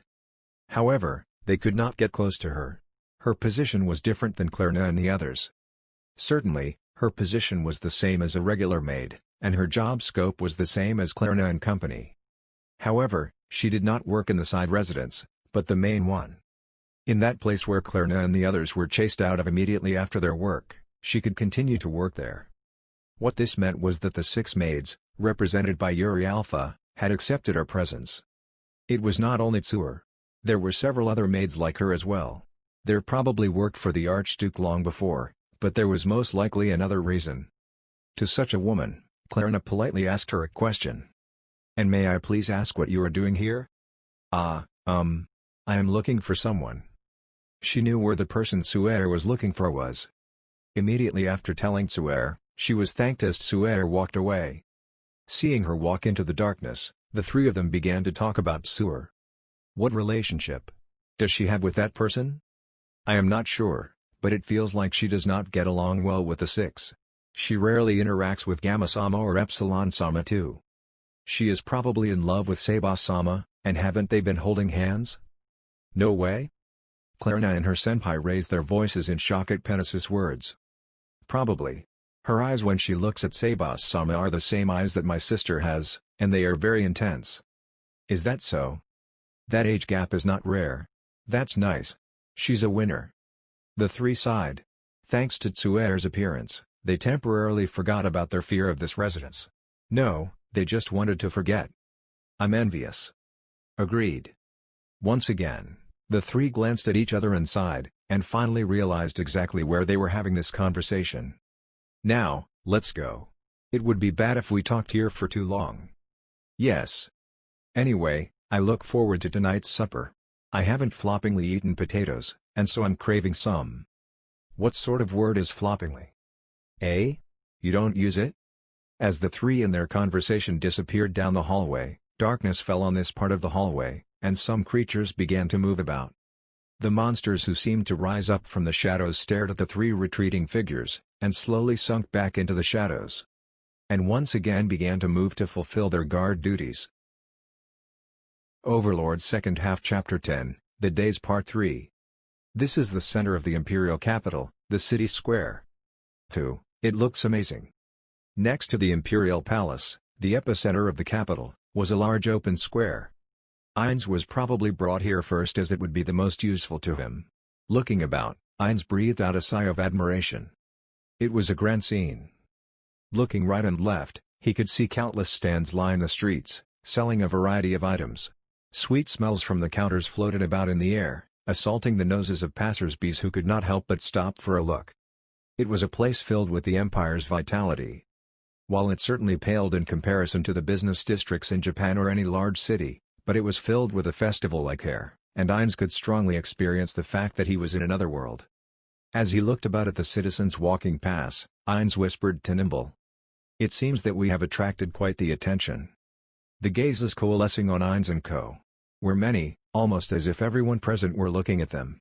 And if they strained their ears, they could hear that they were the topic of conversation for many of the shopkeepers. Indeed. Nimble agreed, and Ainz looked at their outfits. Ainz was dressed as a commoner, and his body was covered in an illusion. Any cursory glances would merely reveal that he was a simply peasant. In comparison, Nimble was decked in leather armor and a sword hanging by his waist, a relatively common sight in the Empire. Considering their appearances, the number of gazes on them was abnormal. However, the reason why they were the center of attention was right behind them. As expected of Ainz-sama. Despite not doing anything, the nobility emanating from your body is attracting the attention of the masses. That is certainly the case. Weaklings such as humans will fully understand the great strength of Ainz-sama. Ainz silently looked at Nimble. Nimble silently looked back at Ainz. Their minds were in complete agreement. It's because of you two. Ainz was dressed as a commoner. Nimble was in leather armor. Between the two of them, it would be Nimble who would attract attention. If one was a strong warrior, people's eyes would gather. However, even if they did, those gazes would soon leave. Yes, that would be the case.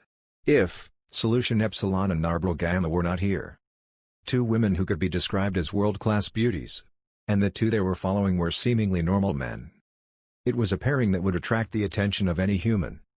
Especially when they were here in this open area. I would like to ask you two a question. Why are you here? It is natural for a mate of Ainsama to stay by his side. To protect Ainsama. Firstly, solution. I believe I informed you that there was no need to follow. And Nerbril. I said that since Anokdono was here there would be no problem, right? Or is there some special meaning in having those weaker than me protect me? Keeping their bright smiles on their faces, they kept their mouths shut. It was a clear refusal to respond. Looking at the two of them, Ainz heaved out a loud sigh. Apologies, Anok. Allow us to continue on with them. Is that acceptable?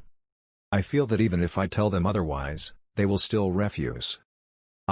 Is that so? Towards the wryly smiling Nimble, Solution calmly spoke.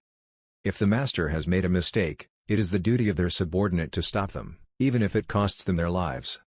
I believe Solution's words are an exaggeration, but I have no desire to lose such a wonderful place to work. Silence fell for but an instant. Ainz then shrugged his shoulders as if he had given up on them. Oh dear, Narbril is such a bitter girl. Nimble once again made a wry smile. It is simply the truth, Ainsama. Following the powerful Ainsama will be extremely safe.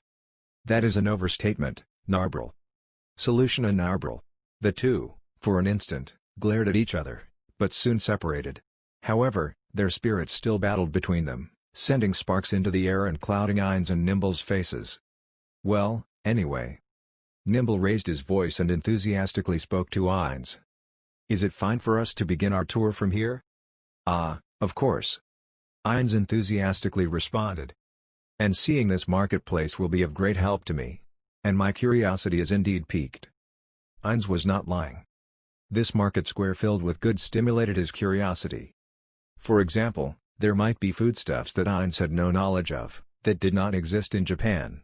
What flavor did that elongated watermelon-like fruit have?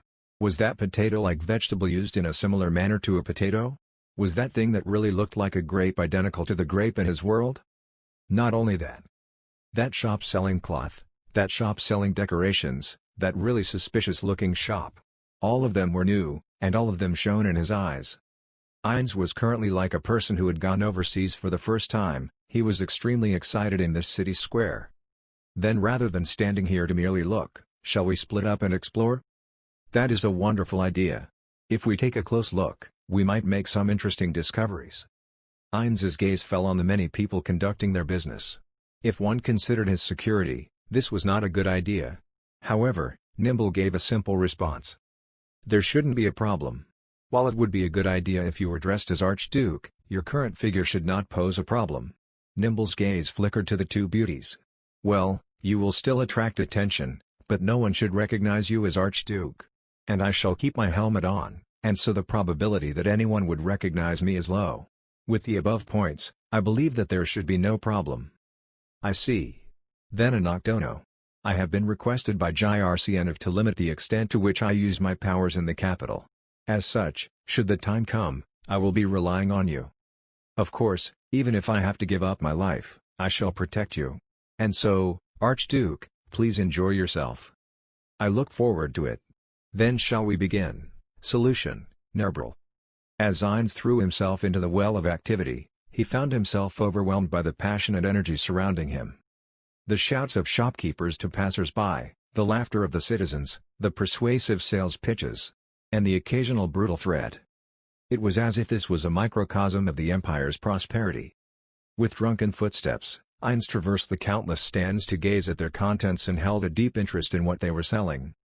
Anyone who looked at him could tell that he was fully engrossed in what he was doing. Amazing. Truly amazing. It is great that you are enjoying yourself. From the bottom of my heart. In contrast to the bright and happy Ainz, a dark and gloomy voice could be heard. It was a bit tiring. It was Narbril. Certainly, she was the most likely candidate for saying such a thing.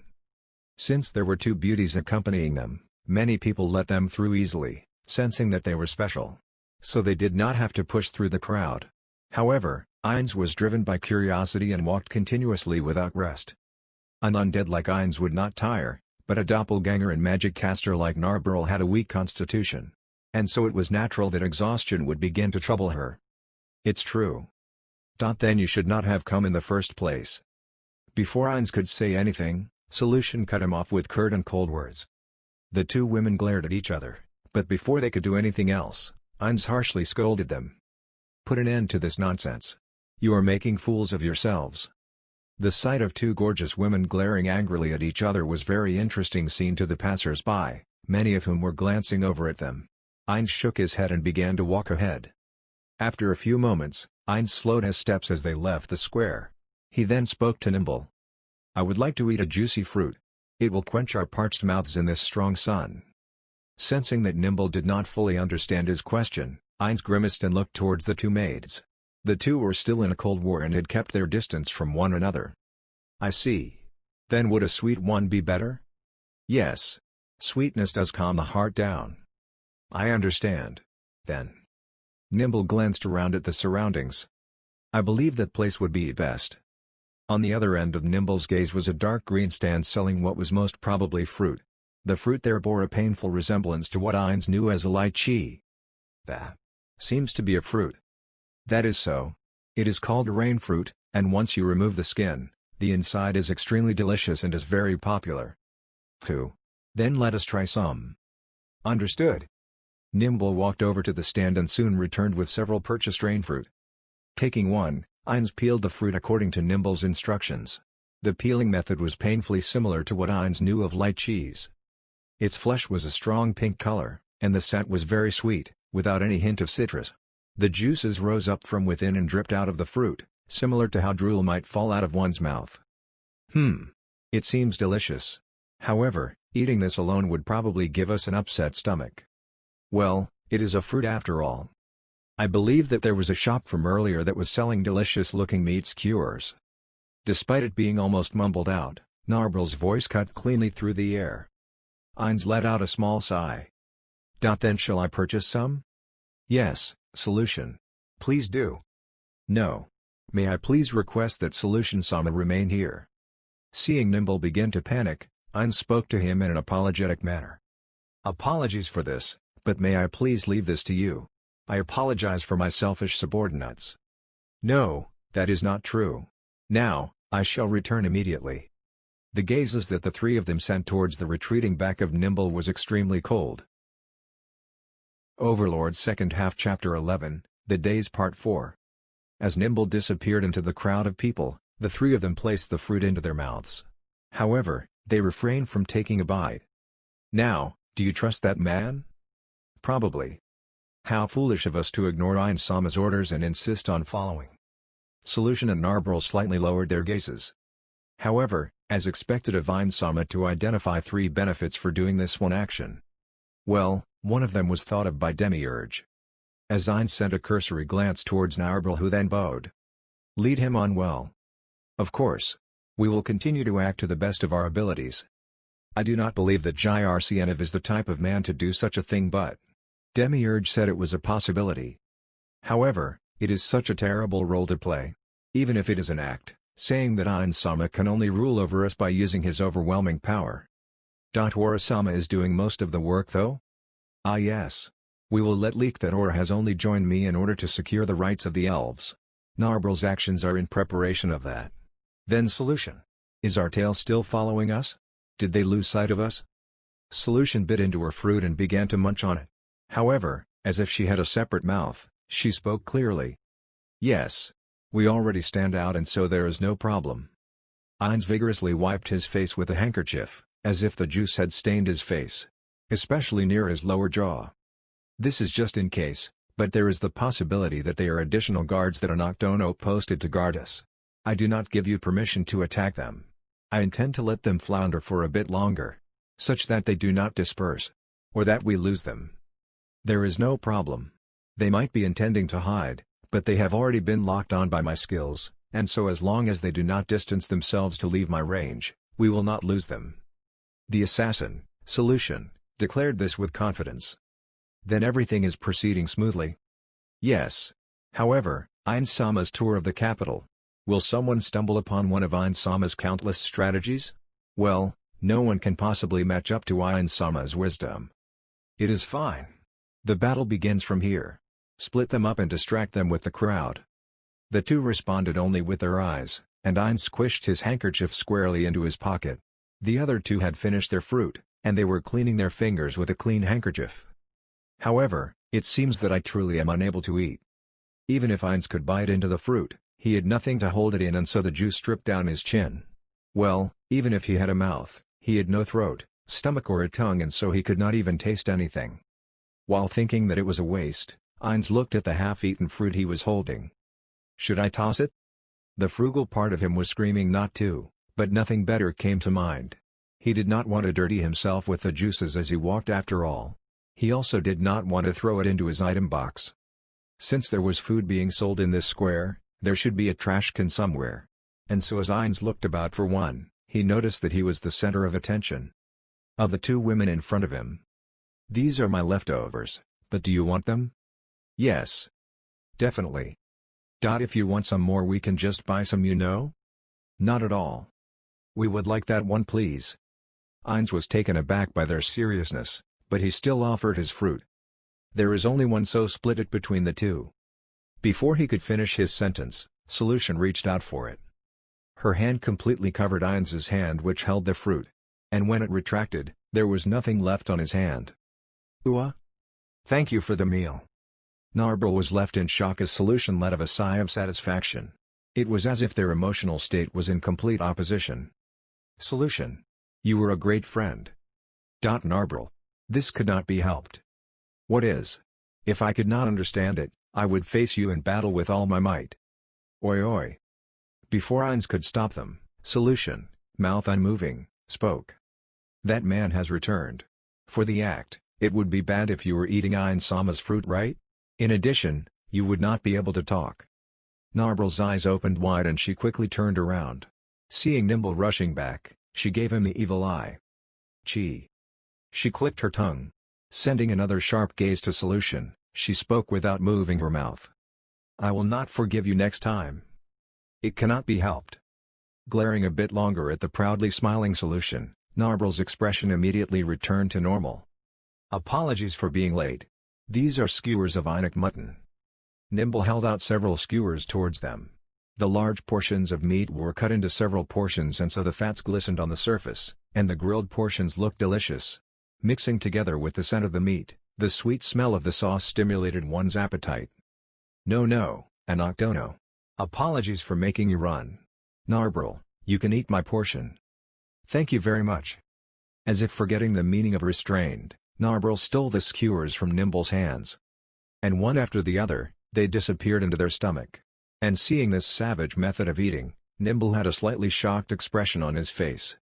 It was a method of eating that did not match her beautiful face, but it strangely suited her. He was surprised by how curious that fact was. Now Anoctono, where will you guide us to next? Ah yes.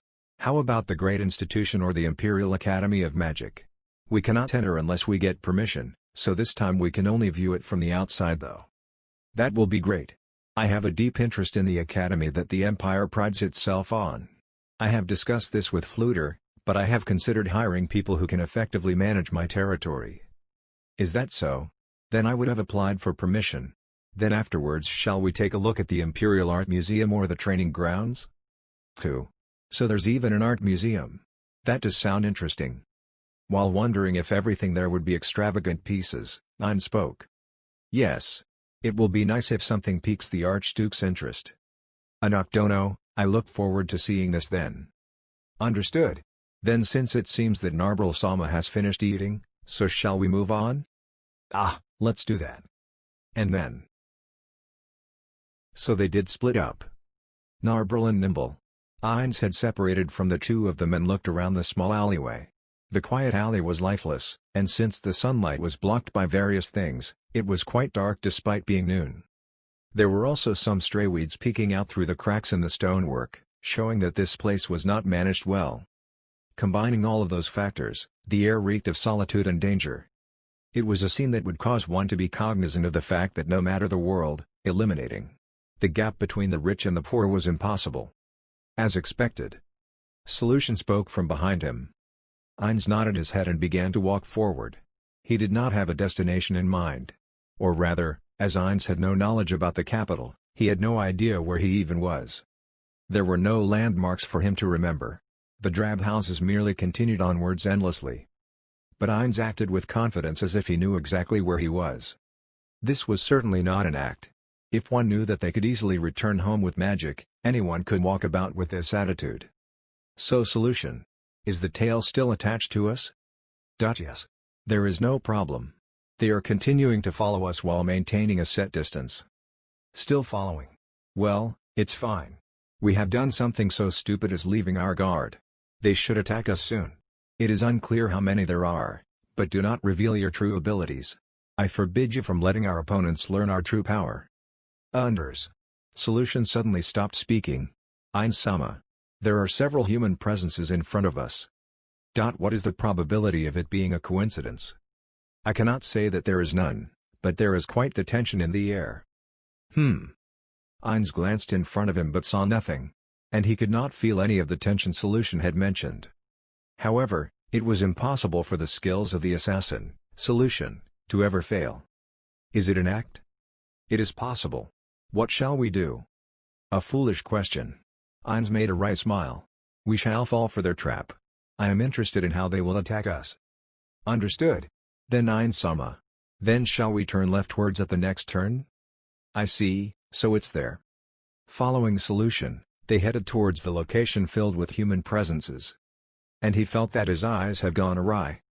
Ainz expected a web of people to attack them. However, in reality, it was 5 dirty-looking men surrounding one girl. The men were muscular, but they were not a threat to them. In fact, they neither wielded nor equipped any weapons. In contrast, the girl was in her mid-teens. Her figure was about average. In his original world, she would attract gazes, but here, she was slightly above average. However, what attracted Ainz's attention was the clothes the girl wore. It was the clothes that the students of the Imperial Magic Academy had worn.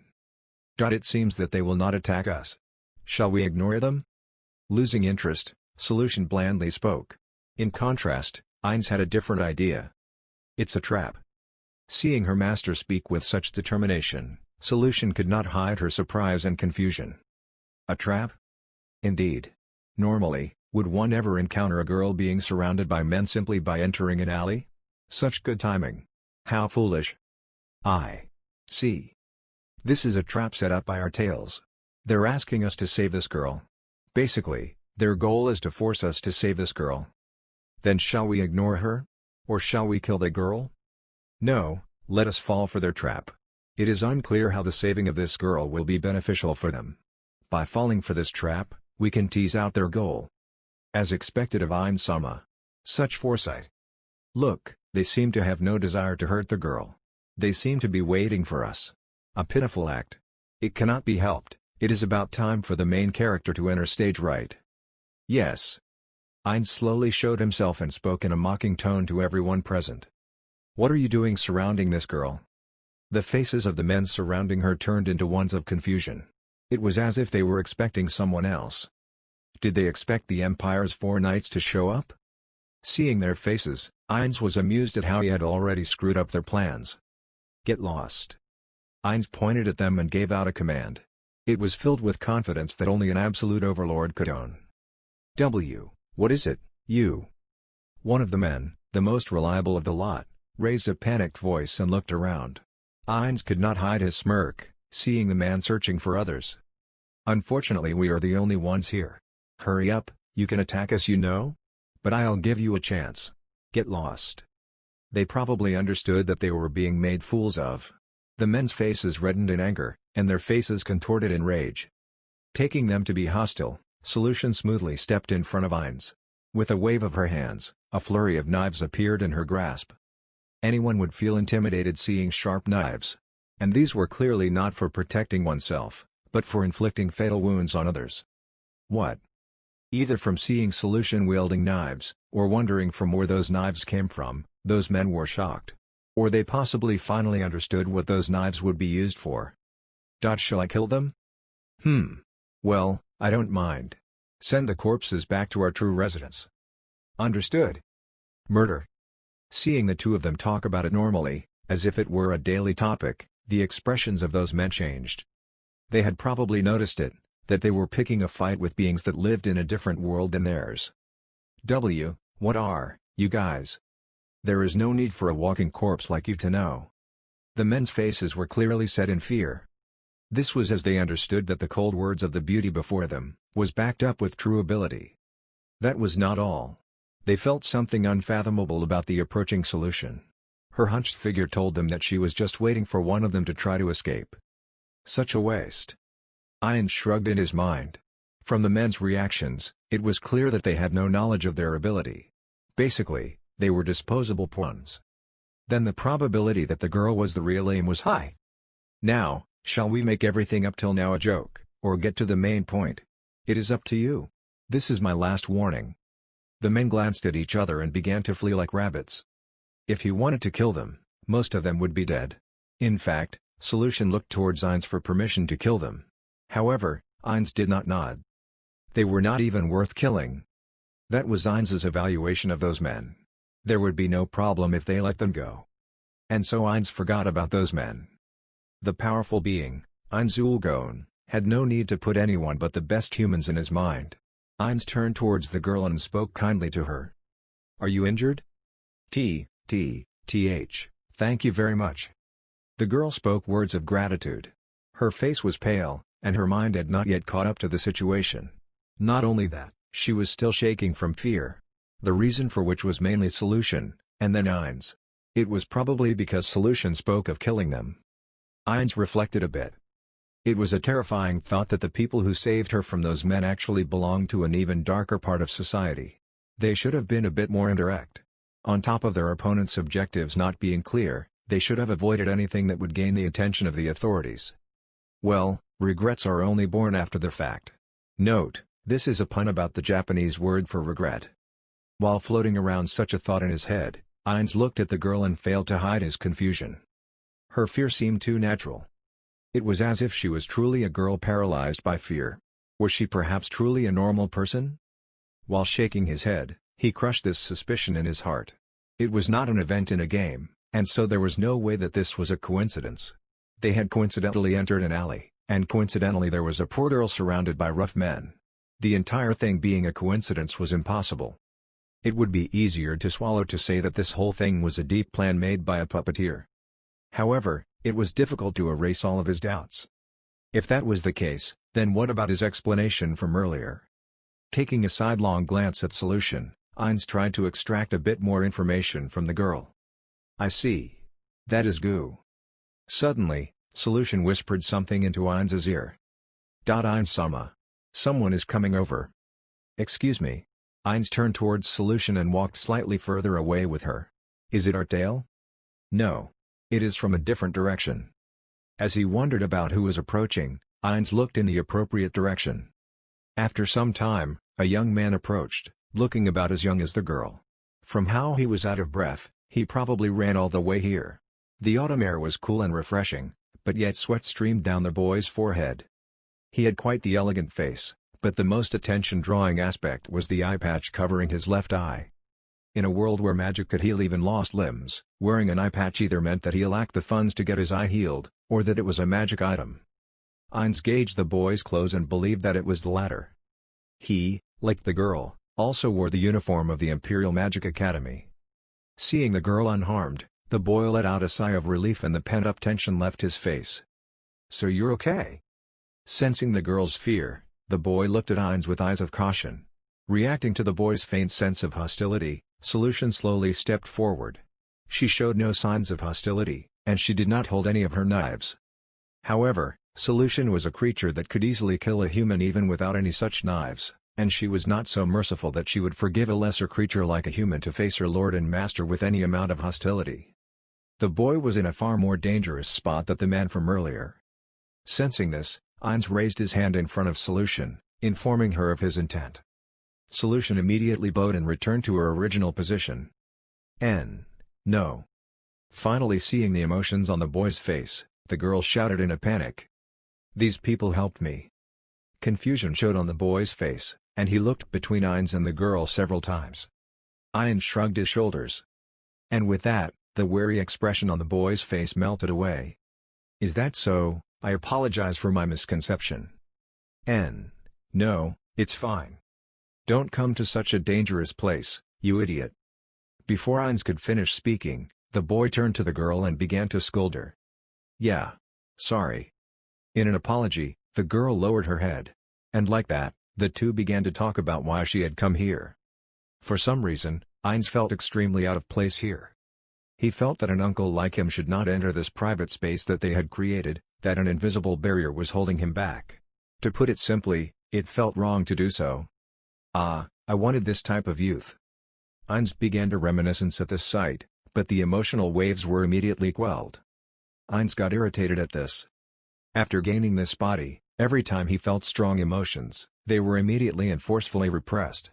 Basically, this sudden calming of his emotions meant that he felt particularly strong emotions just by gazing at these two. I did not wish for that much. Ainz scolded his own heart. Ainz had immediately begun working after he had graduated from high school, and so his student life was quite short. In addition, his middle and high school life was not that great. However, in contrast to those dark days, his time in Yggdrasil was amazing and even golden. Yes, Ainz's youth came during his time spent with his friends in Yggdrasil. And it was not such a cheap thing that he would feel envious of the two before him. Because feeling envious of the two in front of him would stain the wonderful days that he had spent with his friends. As he felt internally irritated, the two's conversation ended and they turned to face Ainz. Thank you for saving me. No trouble at all. And so we will take our leave. Be careful. Looking at the suddenly kind uncle like Ainz out of the corner of their eyes, the two began to walk away. The two left together, but although they walked side by side, they were not glued together. It was as if they were aware of the strange atmosphere they were creating. As he watched them leave, Ainz sighed in disbelief. So they really were unrelated. A simple coincidence. Are you serious? Solution's expression turned to one of shock as her master looked like he was about to collapse. Is something wrong? I'm shocked, Solution. It seems that this was truly an unrelated coincidence. No, it is foolish to believe that is it. There is the possibility that everything was just an act for us to lower our guard. I believe that it is impossible for Ainz-sama's predictions to be off. So the possibility still exists. He felt that it was now unlikely, but he must not be stuck on that one thing. And Solution was doing her best to comfort him so he could not stay disappointed forever. However, Ainz's motivation meter was completely empty. Doing anything more would be a pain. Any strong emotions would be repressed, but that would not occur until a certain threshold. Thus a fit of weak anger would remain for some time. And so the current Ainz was in a perpetual state of lethargy. Ainz shrugged his shoulders and spoke. Let's go home. He could just return and give orders to Narbril from the mansion via magic. In contrast to Ainz, Solution's face suddenly tensed as she faced him. Ainz-sama. There is currently a net forming round us. Ho. Their range is currently decreasing. Is there anyone else but us within? Yes. We are the center of the net. Now it was for certain. Despite thinking that, Ainz felt no confidence.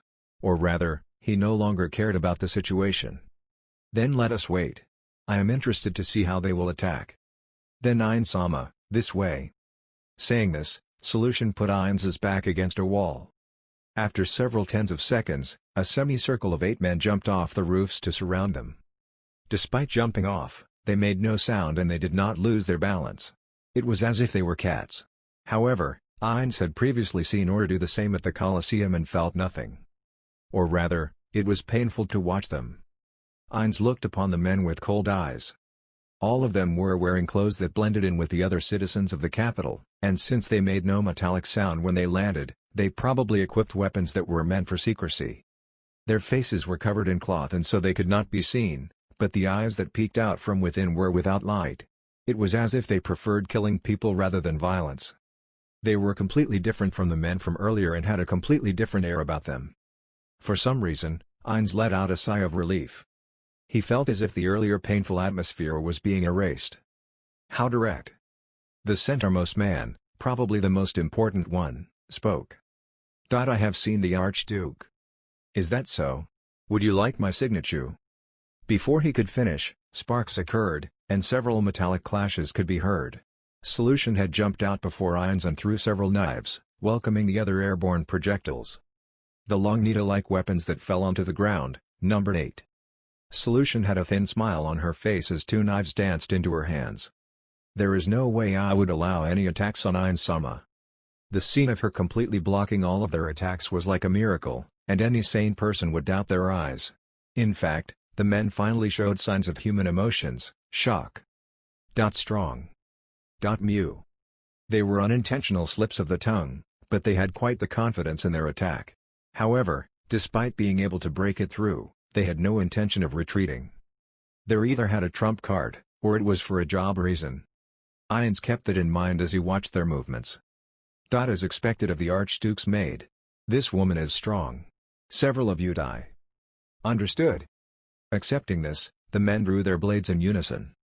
They would receive Solution's knives with their bodies, and the remaining men would attack Ainz. The men moved around to get into position. The air was extremely tense. It was so quiet that even the sound of breathing would break it, but Solution asked a question. Ainz-sama. Shall I kill all of them? Or shall I just barely kill several of them? In contrast to the men who readied themselves to die, Solution's words seemed out of place. It was as if she could easily stop any attacks from the men. However, this was not an overestimate. It was a fact.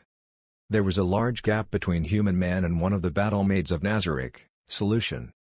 And because they felt that gap, the men did not attack. Or rather, they could not attack. It was as if they stood before a gigantic wall that not even the determination to die could scale. Mew. This is Tsu. The men's eyes showed signs of panic. They glared at Solution with narrowed eyes. No matter what we do, even 8 of us cannot win. We need double. The men easily imagined Solution intercepting all of their attacks. This was not a battle to the death, but a fight for them to live. They were mice in front of a lion. They could neither run nor attack, and Ainz spoke to the leader. Now, will you listen to me? I am a magic caster. The more time you give me, the more easily I can kill you, you know. Or can you not tell me this? When was a hit on me put out? You won't say just now, right? Solution, any more tales? There. Still is. Ha. Well, that's the answer. Now get lost. A cold voice rang out. It was Ainz that spoke. You are sacrificial pawns to test my power. Then it is not beneficial for me to kill you here. You people don't want to die, right? Then this is beneficial for both of us. How foolish. Killing us. With a whoosh, the neck of the man who spoke was split in half. The large amount of spurting blood fell to the stones like rain. Acknowledgement. The man applied pressure on his throat, but the blood did not stop. The man's eyes rolled about in his head as they finally rolled back into his eye sockets. What? An ambush. None of the men understood what had happened. However, those who saw Solution's arms felt their eyes widen. At some point in time, the knife Solution was holding was stained in blood. It was clear that that knife had slit his throat.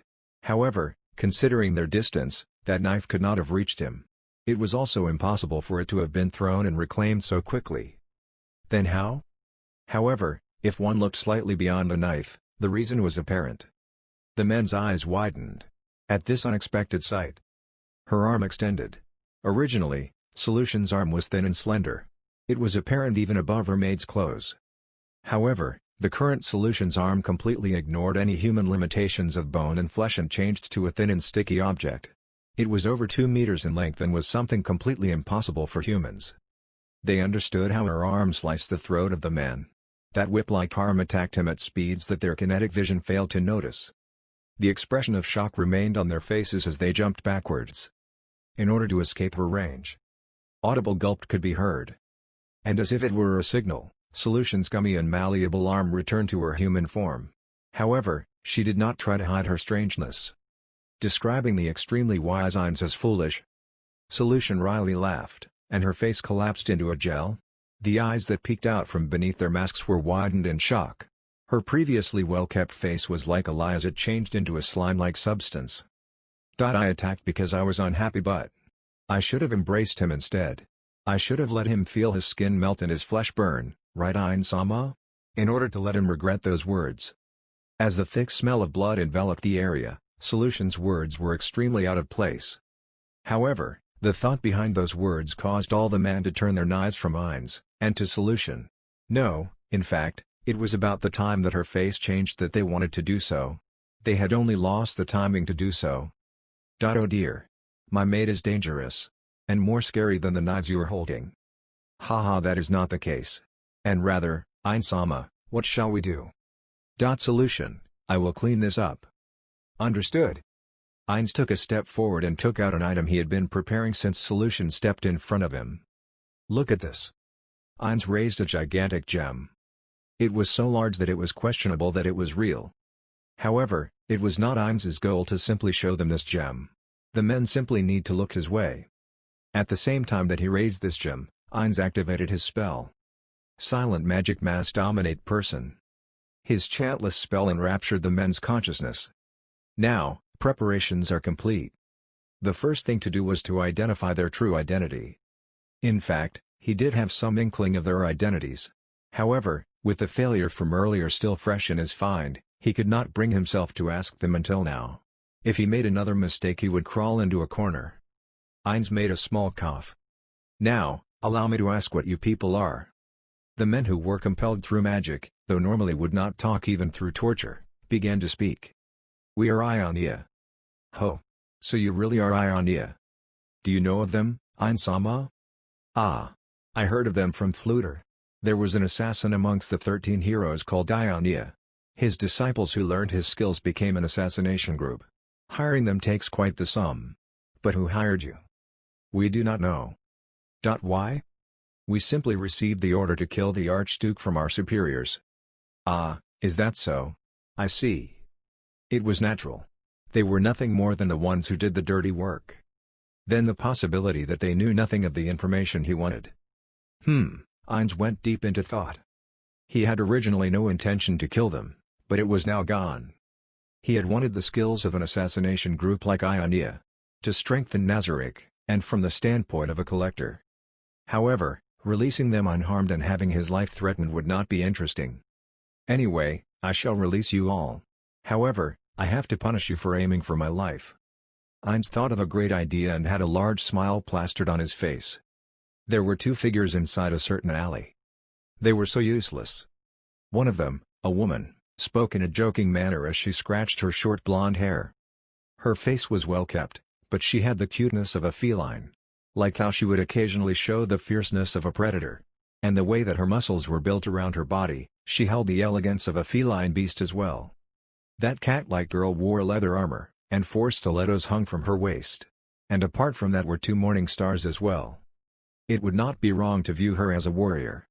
She was a woman who felt confident and comfortable in her own abilities. Her narrowed eyes flashed a light blue, and it spoke volumes of the state of her heart. Don't you think so? They called themselves Ionia, and I paid quite the sum. In response to the woman's question, a barely audible growl could be heard. Next to the woman was an extremely tiny, strange man. Firstly, the only thing he wore was a cloth wrapped around his waist. However, the strangeness was not limited to his clothes. His flesh and limbs were thin to the point of almost non-existence, similar to how a mummy would look. His wide-open and exposed eye sockets faced the woman, and his toothless gums moved up and down. Since his voice was extremely small, it was not clear what he said. However, the woman seemed to completely understand what he said, and immediately replied. Ah well. They were sacrificial pawns. I wanted to see a portion of the rumored Archduke's strength. Physically, it was impossible for the woman to see Ainz's location from where she was. However, she spoke as if she were actually present at the scene. Yeah, that's true. In the end, which do you think was the one who controlled them? The woman was speaking of the gem that Ainz raised. The Archduke can use magic. But it might be due to the item. The woman nodded. Ah, yes. I agree. Now, what should we do? The mummy-like man seemed to say something to her, cause her face to harden. She then clicked her tongue. Really? If the blackened sunlight move, even I would be in trouble. You are bad with them as well, right? Especially with the black scripture filled with only hero-class people. Eh? Windflower? Aren't they the scripture's information jockeys? Then shall I kill them? The mummy spoke out in a strong manner with a series of sounds that were certainly not words. In response, the woman scratched her head. Yes, I will kill them. I won't fool around, I said. Even I won't play with the Theocracy's special units. It'll be fine, trust me. Ah yes. After this job is over, let's find the person that the Windflower is looking for, the one that stole the national treasure of Miko. And then that idiot who went missing. Well, I don't care about her, but I have to recover those really rare items. The mummy shrugged its shoulders, and the woman brightly laughed. Agreed. We don't have enough people. If we need to match the 11 disciples of the Black Scripture, and so we just need to increase it. Our religion is in need of people after all. Ah, yes. The woman's face broke into a smile. Since I betrayed them, now it's 10. Now, thank you for your hard work. Yup. Then let's begin. Firstly, let's kill them all. Ainz saw Nimble rushing over and raised a hand in greeting.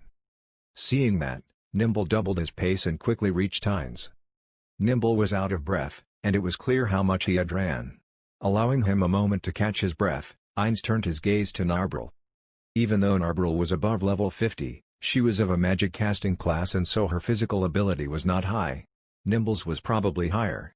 In addition, since she was not strengthened by magic items, she was also out of breath, and her face was red. And that Narbril slightly moved her head, not due to her exhaustion. And Ainz grasped the meaning in her action and frantically tried to repress the smile forming on his face.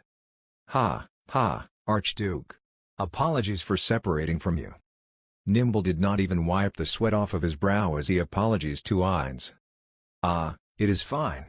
I was able to stroll through the capital nice and slow. Having the guide and guard lose their charge was extremely shameful. However, since Ainz's plan involved this step, blaming Nimble would be pitiful. That was why he quickly changed the subject. However, it seems that it is quite noisy over there, but did something happen? Ainz looked in the direction that Nimble ran from. It was quite earlier, but it was currently in a ruckus. Nimble made a clear disgusted expression. He opened and closed his mouth several times, and he finally steeled himself to speak. It seems that we found a strange group of insane people over there. Seeing Nimble trying to be indirect, Ainz asked again. Insane? In what way were they insane? Not noticing that Ainz was trying to repress a smile, Nimble replied. I am not sure about the details, but they were dancing over there naked in a profane manner. And when the knights tried to apprehend them, they avoided their grasp with excellent movements. They attracted quite the attention. Just what were they thinking? I see. It was not clear how Nimble interpreted Ainz's expression, and so he tried to explain himself. Please wait, Archduke. Normally such strange things would never happen. Why on this particular day? No, it's nothing important. They had simply gotten drunk and danced naked. It happens. When they wake up they will realize what they have done and cry. It is good that they are healthy, but it will be great if they don't catch a cold. Seeing Ainz smile heartily, Nimble joined him. Returning to the mansion, 4 battlemates and Sabas welcomed them back. This was the usual procedure. However, if this were the great underground tomb of Nazarick, there would be flags and ceremonial guards, and the guardians and subordinates would participate, and it was extremely extravagant. At worst, Ainz's own voice would be drowned out by the noise. It was quite lonely, and Ainz wanted something of this level. Nodding in response to their greetings, Ainz walked to his private room. The 2 maids who had followed behind him had separated at the entrance hall, and they began their own work. Matching Ainz's footsteps, Sabas walked next to him. Ainz felt a sense of incongruence at this. It was not rare for Sabas to follow behind Ainz, in fact, it was extremely commonplace. However, he would almost never walk next to him. What is it? In response to Ainz's question, Sabas immediately replied. A guest is here to see you. Ainz recalled that the carriage had not stopped when they had returned to the mansion. However, matching such a large mansion, there was a large garage that could fit 1 or 2 carriages. The extra carriage was probably hidden there. Frowning at the fact that he missed this fact, he asked Sabas. What? Who is it? Is it Jyrsianov? No, not at all. It is an envoy from the Emperor. He has been waiting for 4 hours. An envoy? Why is he here? And waiting for 4 hours? That was about when we left to sightsee? This is bad. I shall meet him immediately. Before that, I shall prepare a change of clothes. Yes. Meeting him wearing this would be bad. If it were an envoy of the Emperor, he would be of suitable status to meet the Archduke. Even Ainz could understand this. He immediately returned to his room to change, and switched from his illusion to his mask, and walked to the room where the envoy was waiting. Seeing the envoy rise to greet him, Ainz promptly raised a hand to stop him. He sat down on the opposing sofa and immediately apologized. "Please allow me to apologize for making an envoy of jerk. The Emperor wait this long." "Not at all, Archduke. There is no need for you to lower your head." Stopped from bowing his head by the envoy, Ainz immediately returned to his upright position. "You have my gratitude. And why did the envoy come all this way?" "Yes." The envoy spread open a parchment and read out its contents.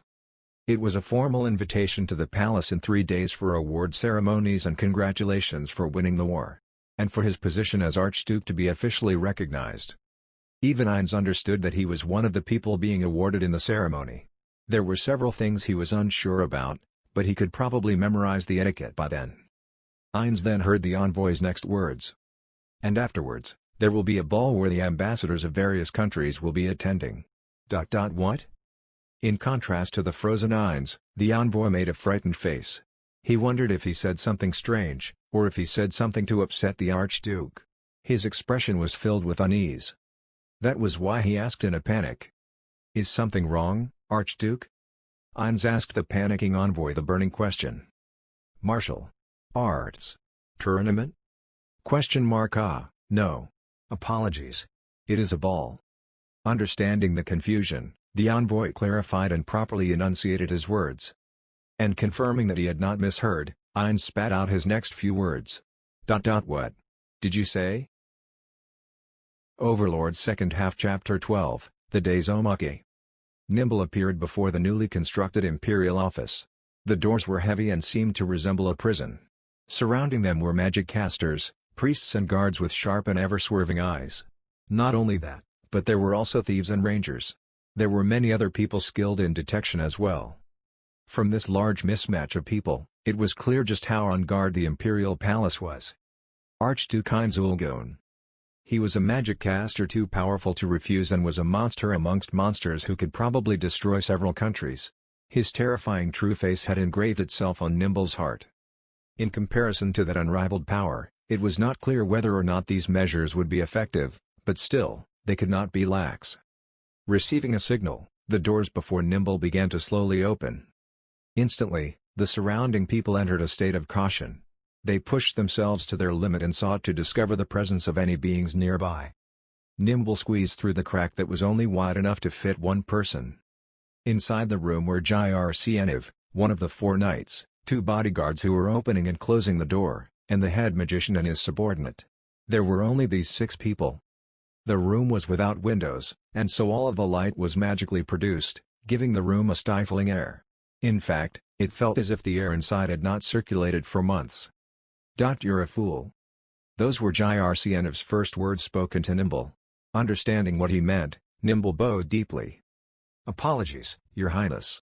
It was written in your report, but you were supposed to defend the maids and check how much Ainz was willing to adhere to imperial law. It is just as you say. My deepest apologies." Seeing Nimble's apology, Jirceniv heaved a deep sigh. "However, I can understand your thoughts.